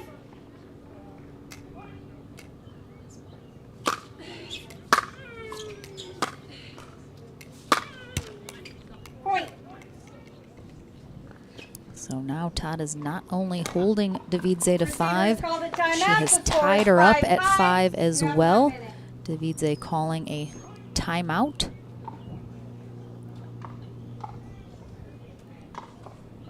It's always interesting in the third game if a player calls a timeout at 5, because if either player gets to 6, that's a built-in timeout. But again, good recognition from Davidze that Todd's got a couple points on the board here, and she's been unsuccessful getting off 5 for a while now. So she takes the timeout and wants to reset right here because she would like to be the one to get 6 versus Todd here in this third game. Ladies, you have 15 seconds. Big thank you to all of our USA Pickleball certified refs who have been just rocking it out all weekend. They're the true rock stars of pickleball.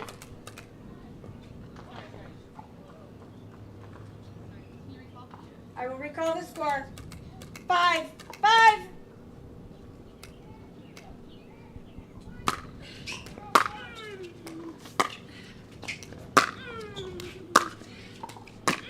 Oh, nice reach there from Davidze. But leaves it up too high. And Todd gets to 6. So now, it's 1 point later, another built-in timeout here as our ladies will switch ends to conclude this 2 out of 3 portion of our gold medal match here for women's pro singles at the APP Cincinnati Open presented by Head Pickleball. You can see one of our rock star refs there, Michelle Baumgardner. Just one of the many amazing refs we've got to see here on center court. Brett Hutless is the second referee for this gold medal match. But as always, like I mentioned, a big thank you to our refs. Often an underappreciated position. These refs spend a lot of time on the road, 15 seconds. but they love what they do. They love the sport of pickleball. They want to help it grow and be successful, and really just can't thank all of them enough for all the hard work they do. 6, 5. No matter what level of ref, it's a tough job. Side out.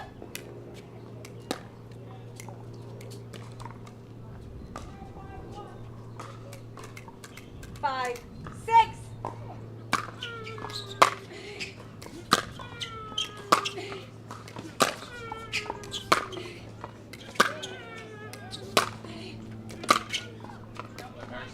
Side out.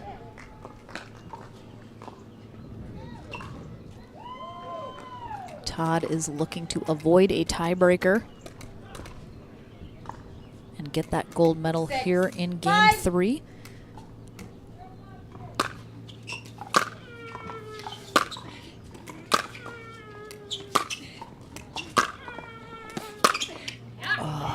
Point. Just so nice, and she's got such a small area to work with. You can see Davidze returns down that line and then follows the ball down the line as well, but just puts her weight just enough into that left foot in the center that as Todd passes her back down that sideline, 7, 5. she's got her weight going in the wrong direction. It's hard to change that. Come on! I'm sorry, the ball landed in. I did not see the ball clearly. Oh, You come did on. not see the ball. You're kidding me. So Davidze very vocal about calls she does not agree with. That's why we have refs. We have 2 of them. That's why I asked for line judges.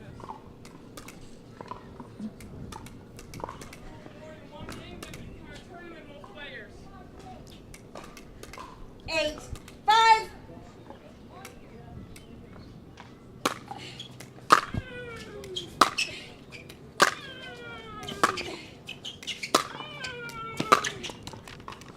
Side out. Great spot there from Davidze. Keeps that nice and low.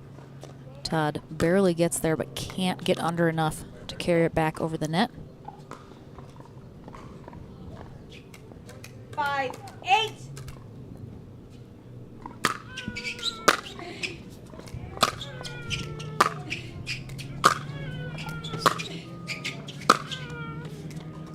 Side out.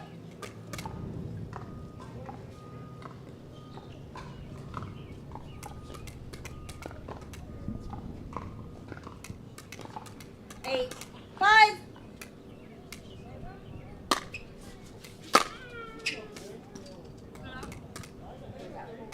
Point.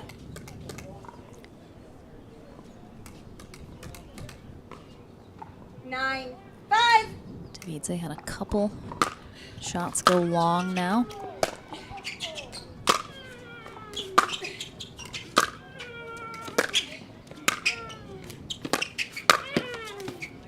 Nice spot again.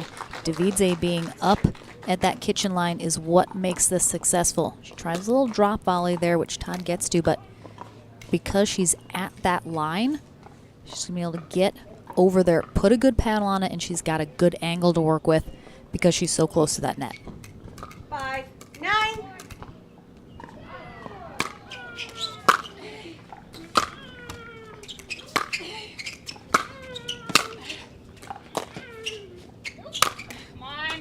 Side out. Todd 2 points away from a gold medal.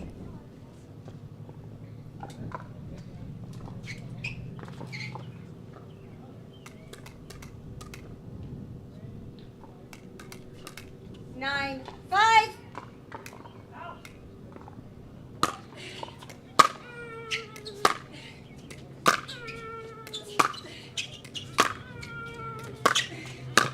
Oh, there is that shot again. Todd has had a lot of success with that. Success. Why does it sound so weird in my head? Success. Going down that sideline, even though Davidze's right there. 5. Gold medal match point here for Paris Todd.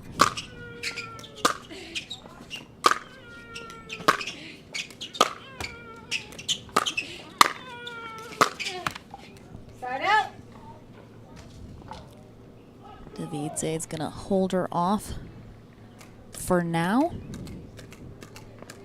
but trailing by 5. 5, 10. We've got to make a move, close the gap a little here.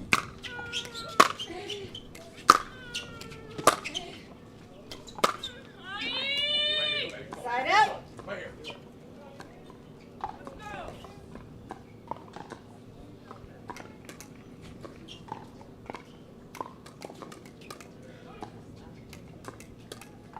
Ten, 5.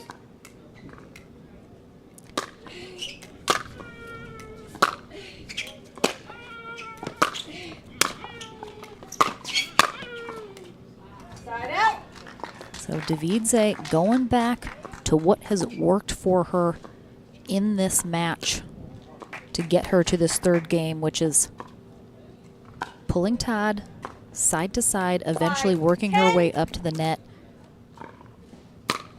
for a put away. Side out.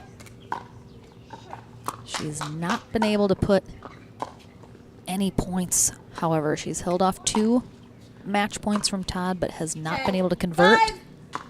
So a third gold medal match point coming up right now.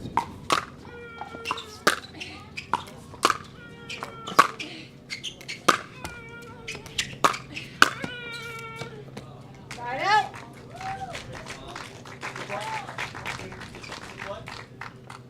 Little net cord there in the middle of that. This time Davidze is there to cover that right sideline. But again, 3 match points 5, held off. 10. She has to convert.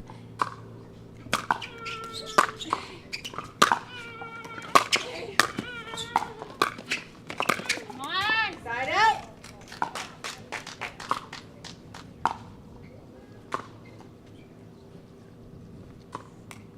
Number 4 coming up right now. I think look to 10, see 5. Davidse go to that right back corner.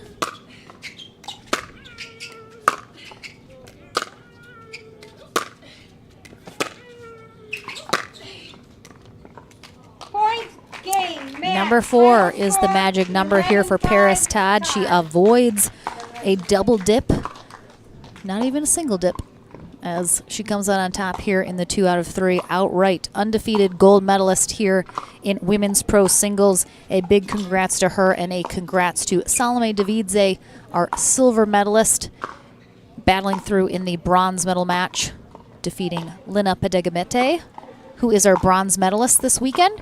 So one final match is all that remains here in Cincinnati. Our men's gold medal match coming up next. Zayn Navertill takes on John Cincola. Don't go anywhere. That's going to be a good one.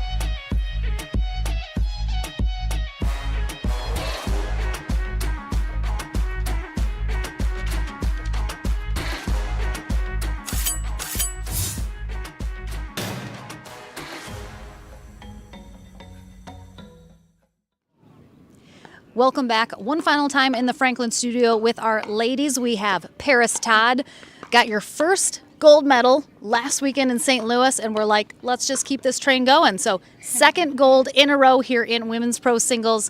You avoided having to go to that tiebreaker match to 15. Both really high-level tennis players. A lot of ground strokes, a lot of long, extended rallies. We've talked about in the past that you need to work a little bit more on coming to the net, maybe add that into your game. Are you just more comfortable with ground strokes and trying to still work that in, or is it something ultimately you want to do more? I mean, it's working for me, so I might as well keep doing it. No, but I mean, yeah, of course, I'd like to come to the net more. Today, just all day, I didn't feel at my best, so I'm glad that I was able to come through and get the victory. And congratulations to my opponent and also for the third place. So you guys did great, and it was a fun battle out here today. And yeah, I guess I'll work on coming to the net a little bit more. So outside of on court, what's kind of your fitness that you do to work on? Obviously, endurance is so big, especially in singles, to be able to make it through to the end of the day. So what's kind of your fitness routine throughout the week that you do? I can't tell any of my secrets. I can't give it away. Well, if it's John Cincola, it's stretching, apparently, is all he does. He should be an influencer. I was like, seriously? No, I actually don't go to the gym. I don't do anything. No, I'm kidding. I just play pickleball one time a week. No, so. I'm sure lots of cardio in there as endurance is super high, but another fantastic performance. Glad to see you on the medal stand again with your second gold medal in a row. So a big congrats. Will we see you in New York in 2 weeks? I will be there. Yes. Surprise, surprise. All right. Well, we will see you there. Congrats again, gold medalist Paris Todd. And we have one gold medal left to give out. It's going to be Zayn Navratil or John Cincola. Who's it going to be? We'll find out next. Pro athlete, weekend warrior, or everyday active? Stay in the game with Active Tracks, powered by Core Physical Therapy. Core's team of physical therapists and athletic trainers promote injury prevention, rehabilitation, and fast recovery to keep you from being sidelined. We use cutting-edge technology to treat the chronic conditions and injuries from high-impact, high repetitive activities. Step into an Active Tracks tent in your community or visit one of our clinics. Core Physical Therapy, treating everyone right.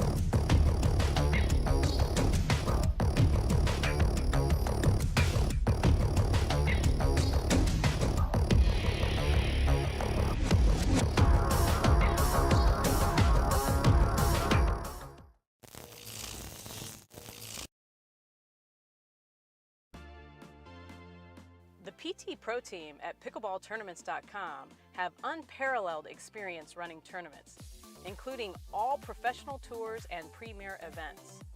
We provide professional services to develop, plan, and deliver tournaments that players and fans love.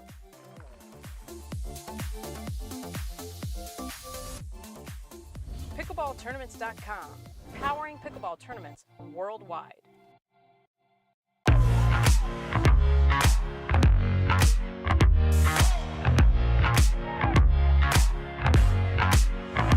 Hold up.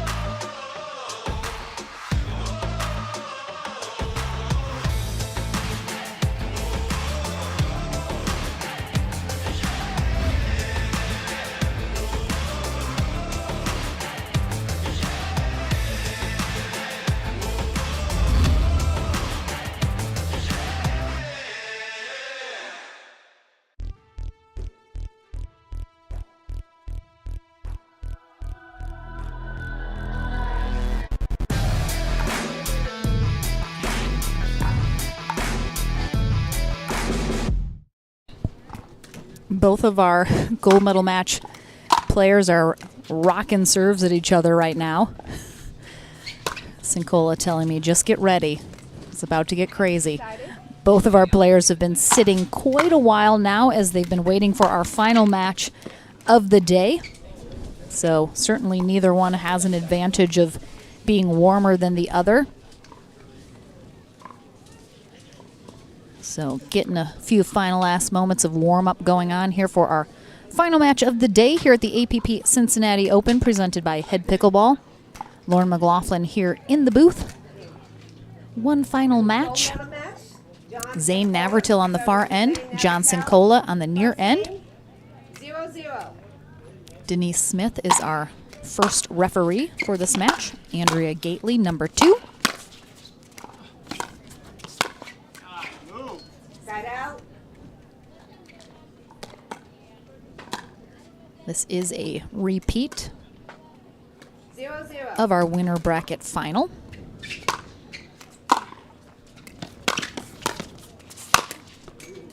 That was a I was aiming for you, Lauren. I almost got you earlier.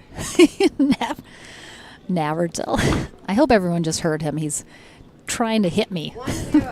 He did almost hit me earlier, that's true. Almost in the face in the booth. Appreciate that he's having a good time at my expense here in this gold medal match. The Zayn Navratil came out on top the first time these two faced off. Final score 7-11, 13-11, 11-1.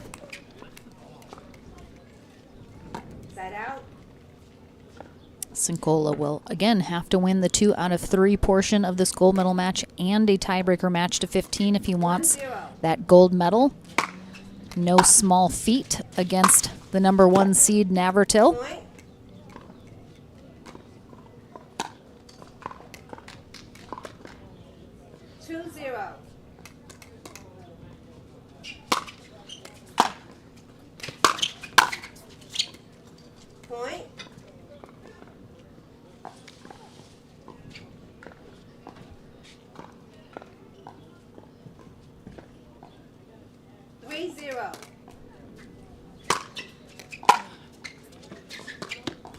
Point. 4-0.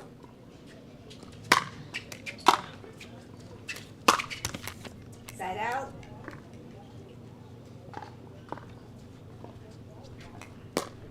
Navratil out to an early lead here in game 1, 4-0. 0-4. Point. And Cincola on the board with that serve return long from Navratil. 1-4.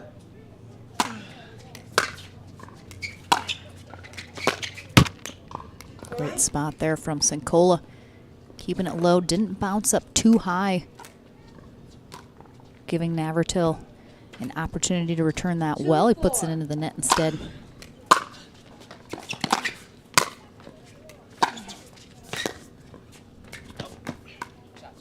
Point.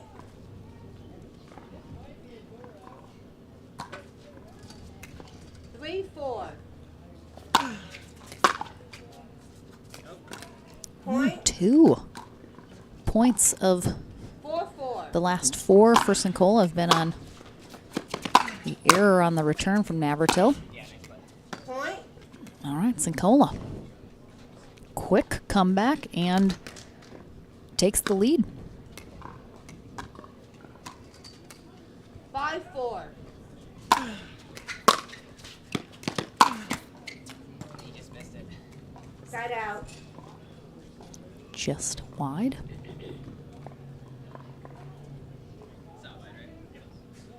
4-5.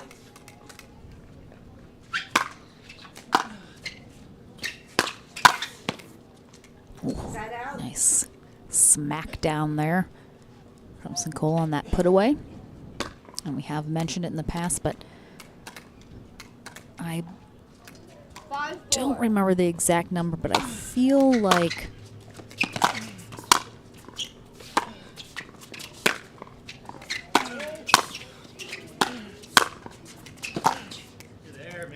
Side out. Navratil told me early in the year that I think he was 12-0 against tournament matchups with Cincola. And he also said when I asked him about it, that was what was his undoing, and Cincola beat him the next time they faced off, which was in Mesa in January.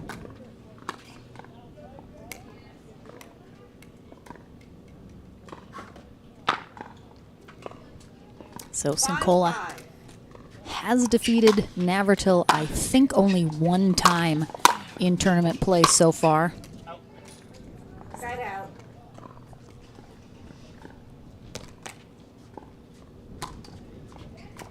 Five.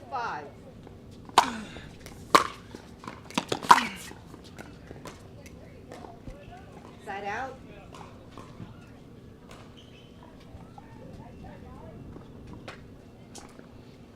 Cincola really all weekend long has just been playing super steady, super consistently, especially today in singles. We have some medals to award for our mixed double skill age 4035 plus. 6-5. Goes to Ann Taligi and Richard Brown.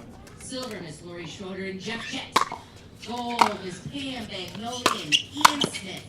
Congratulations, players. Please meet over at the implemental. Receive your awards. Side out. Oh, so Navratil. Oh, geez. Yeah, kind of. Sort of one of those tripped on nothing situations. Didn't look like he caught a foot or anything. Just kind of. It's weird. I'm not sure what happened there. Oh, nice put away there after a good effort from Navertill here on this get. Scrambles up. But Cincola anticipates that spot.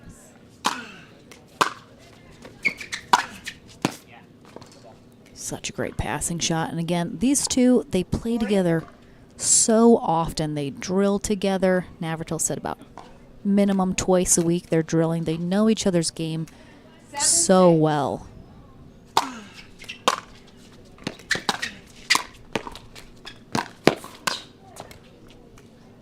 Which can be, I suppose, a gift and a curse for both of them.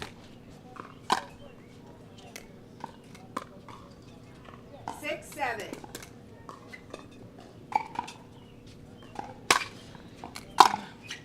Odd man swing. Point. 7-7. Navratil gets back one of those free points he gave up to Cincola earlier. Side out. So when these two played each other in the winter bracket final, Navratil lost that first game. And at one point, we heard him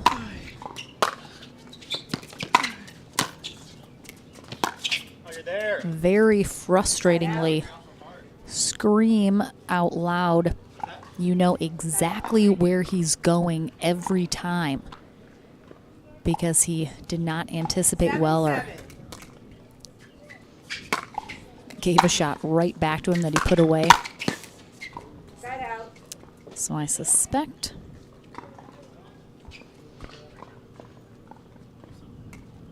we may have some of that again here, as both players get equally frustrated against each other. Side out.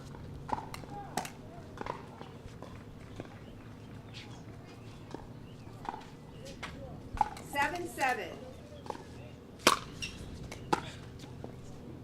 Point. So first ace off the serve here for Navertill as it just sails off. Cincola's paddling into an adjacent court. 8-7.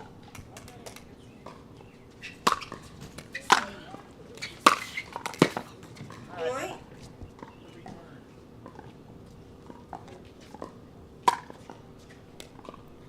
It's really so interesting to watch this match versus our women's gold medal match. Just entirely dials, strategies, movement. Really interesting to see. when different players are on the court, how the game can change. Game point here for Navratil. Wow, he went right back at Cincola. I am surprised. Thought he had a easy put away. I mean, Cincola's on that left foot. He's got an easy put away down that right side, and he goes right back at him. Cincola with great hands. Oh, he hooked that back in. Wow.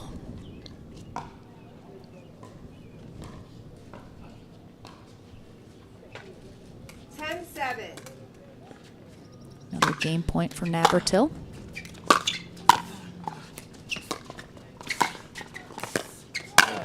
How do you miss that? Ooh.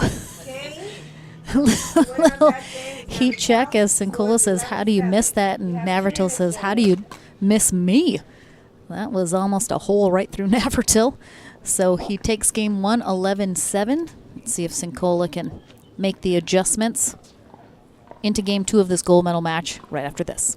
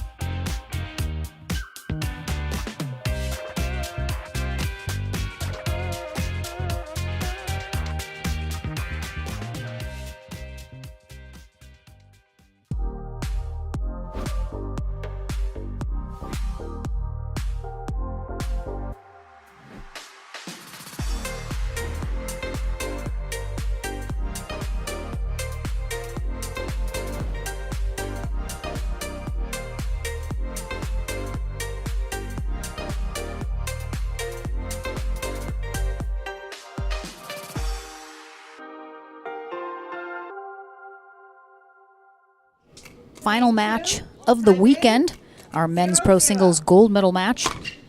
Zayn Navertill on the near end now. Takes on John Cincola on the far end. Navertill out in front, taking game 1, 11-7. And on the board first here in game 2.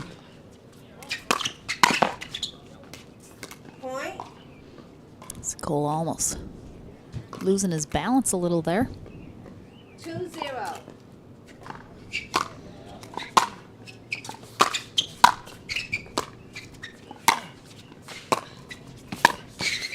Oh, and now Navertill almost going down. Navertill is one of those players that likes to slide a lot. And you can see there he goes to slide and he gets a little on the rubber of his shoes. And no, I won't do that again. One time only. It's the only thing I could think that made sense to go with that visual. My apologies to everyone. 1-2. It's the last match of the day. It's getting a little loopy here. Side out.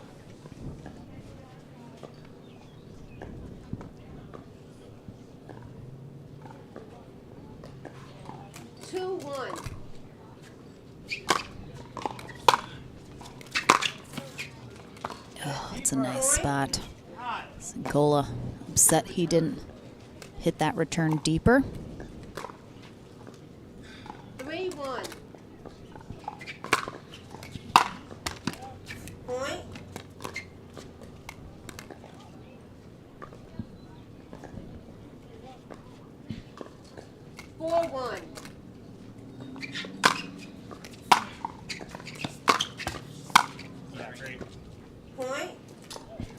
suspect we might see a timeout here from Cincola. 5-1.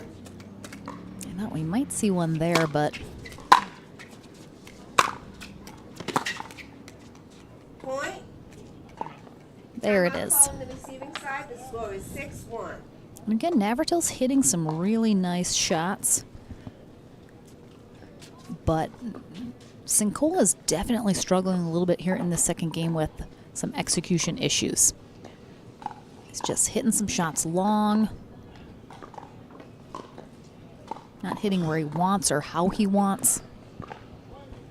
So I think really Cincola's going to need to just cut down on those type of issues right now, and he is right back in this with Navratil. But if he can't do that and Navratil stays really aggressive, 15 seconds. getting short returns on his serve that he's able to come up and attack, it's going to be You have 1 timeout remaining this game. And John, you have a tough road for Cincola here. time in. 6-1.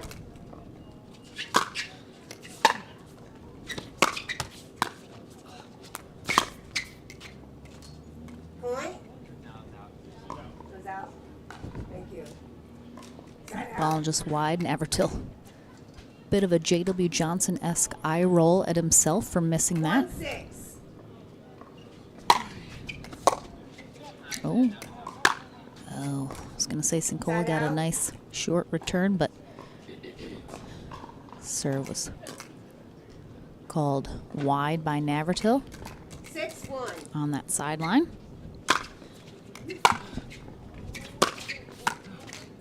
Point.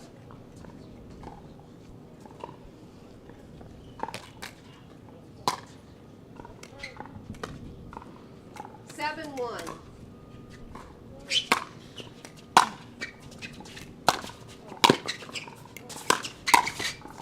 Oh, nice hands from Cincola. He anticipates correctly, is able to put a paddle on that, but it's tough when Navratil's firing that drive at such a close distance. Even if he puts a paddle on it, it's just going to ricochet right off and out of bounds, as you saw it do there. And an error from Navratil into the net gives Cincola 1-8. a chance to try and close the gap here in game 2. He'll get a quick one off the serve. 2-8. Oh, Point. so 2 quick points off the missed return from Navertill. 3-8.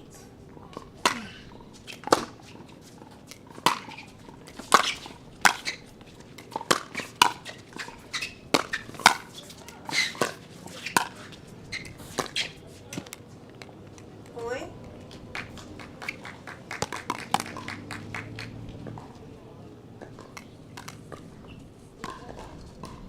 Four eight.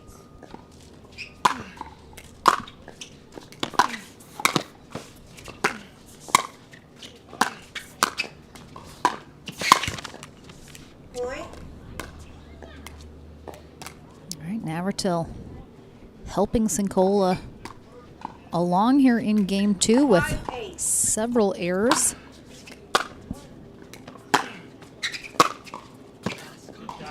Side out.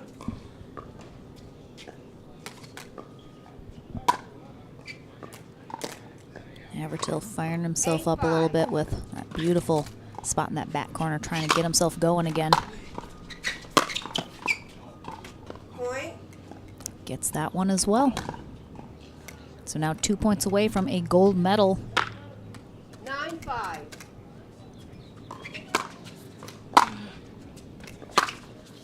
Oh, it's just too good.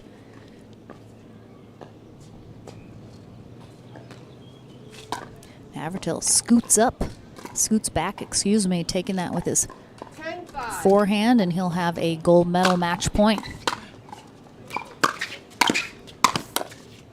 Point. And Navertill going right at Cincola. Good buddies as the sun starts to set in the background.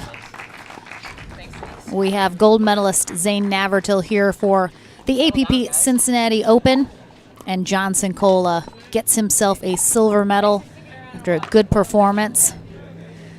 We'll take a very short break into the Franklin studio one final time. But before we sign out of the booth, a big thank you to everyone who watched this weekend on Facebook or YouTube. We'll be back in 2 weeks at the New York Open. Make sure and tune in for that beautiful venue in Flushing Meadows. A big thank you to Pickleball TV, rocking this production, Spencer Laurent and Mitch DeVoe, giving you all those amazing replays, close-ups, camera action, and good stuff here in the booth. So a big thank you to them, and as always to our referees, volunteers, sponsors, and everyone else who helps support the APP Tour. A big thank you to you. We'll see you in 2 weeks in New York. Thank you so much for joining us. I'm heading to the Franklin studio, and then we sign off for the day. Back right after this.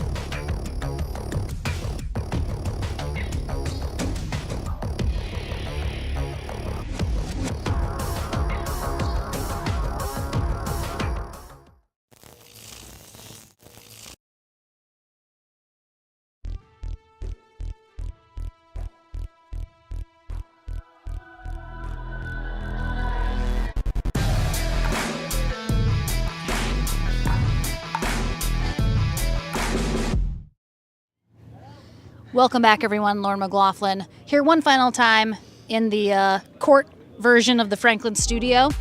I had to first show off my amazing new shoes. I gave you some compliments. I like right? I like the Noble These are shoes. nice. Those are nice. Those yeah. are very nice. So Zayn Navertill, gold medal, first triple crown. How does it feel? Good. I don't I mean, it's just fortunate. A lot of very, very close matches this weekend, and honestly, there's plenty of matches that could have gone one way or the other. And if you play enough tournaments, it's bound to happen. I mean, you're lucky enough to win one event and then take that 3 times, and it's fortunate. I mean, to a certain extent, you make your own luck, but there's definitely a lot of luck involved. I mean, I've survived by the skin of my teeth against John in the main draw. Very well could have been him sitting here today, and he deserved it just as much because he played phenomenally all day long, and yeah, he's bailing on me on Wednesday, though. We were supposed to hit, and he's got lessons. Oh, so. I mean, a likely story from him. For real. So you, of course, you were going to be an accountant, went through school, were working the job, and then gave it all up for pro pickleball, and I know you're pretty glad for that decision. It's going really well so far. As the sport just continues to grow and evolve at such a quick pace, new talent flooding in, seemingly every tournament, new names popping up, what are you doing to make sure, you stay out in front of the pack as that new talent keeps coming in? For sure. Well, speaking of new talent, we got to give a shout out to CJ Klinger, who got his first pro medal today. Yes. To my knowledge, he played awesome. We had a really good match out here. I was talking to his dad. He's training really hard, and he's somebody to watch out for. Fortunately, I think money is a little bit of a barrier to entry in this, and here comes the accountant in me, but I'm fortunate that I'm in a spot where I was able to retire from my accounting job at Deloitte. So I supplement my income by teaching and by running the APP Academy, and I enjoy teaching, and it gives me the opportunity to train a lot. And so it's very difficult to, I'm fortunate I have phenomenal sponsors, which are Franklin, Duper, and now Yobo. They help me to be able to come to this and not have to work a 9 to 5. And so that definitely gives me a leg up on people who are trying to, work their full-time job, whether that's in pickleball or whether that's, coaching tennis, whatever that is. I'm fortunate that I'm able to focus most of my time on practicing. So new talent's going to keep continuing to come in the game. I don't think I'm supernaturally gifted or anything. I'm You look a little awkward out there, I'm not going to lie. As I was saying, thank you, Lauren. I appreciate the input. I think we should take this away from you at this point. It's my monologue time. Roll out of frame. But I'm fortunate that I have the time to be able to put in the work. Well, So you're moving to Austin. we're moving to Texas, July 1st, July 2nd. I'm super excited for Jenny, my girlfriend Jenny. She's currently Miss Wisconsin until I think June 18th, and she just got a job at Kendra Scott corporate headquarters, the jewelry store. She's going to be the marketing and philanthropic director, and so I could not be more proud of her for the last 2 years. And for me, I'm excited to just keep training. There's plenty of people down in Austin to hit with. I love Johnny Cincola, but I think we get sick of each other a little bit, especially when we play each other twice per tournament. So it's nice to have a good variety of players down there. And I'd be remiss if I didn't wish Murray a very happy birthday. My dog is turning 2 tomorrow. He's on Instagram, meant to be Murray. You better follow him. I've implemented you can only pet Murray if you follow him on Instagram policy. How much time are we am I just going until nobody's watching anymore? I can say whatever I want now. So anyway, make sure you wish Murray a happy birthday tomorrow. Excellent. Well, thank you so much. A big congrats again. First time Triple Crown, Zayn Navratil. Hopefully not the last. Hopefully one of many to come in the future. But great gold medal match. Great to watch you. And again, thank you so much everyone that watched at home. We're back in 2 weeks in New York City. This guy will be there too. Don't go anywhere except to get a snack now, and What's coming up next? I mean, I'm just saying, don't go anywhere for 2 weeks. Just be ready. Perpetually stay ready. At your Stay ready for 2 weeks. I mean, no one else is anything. We're never going to wrap this up. Anybody else want to come in? Anyone here? else? No. Thank you so much, everybody. We'll see you in New York.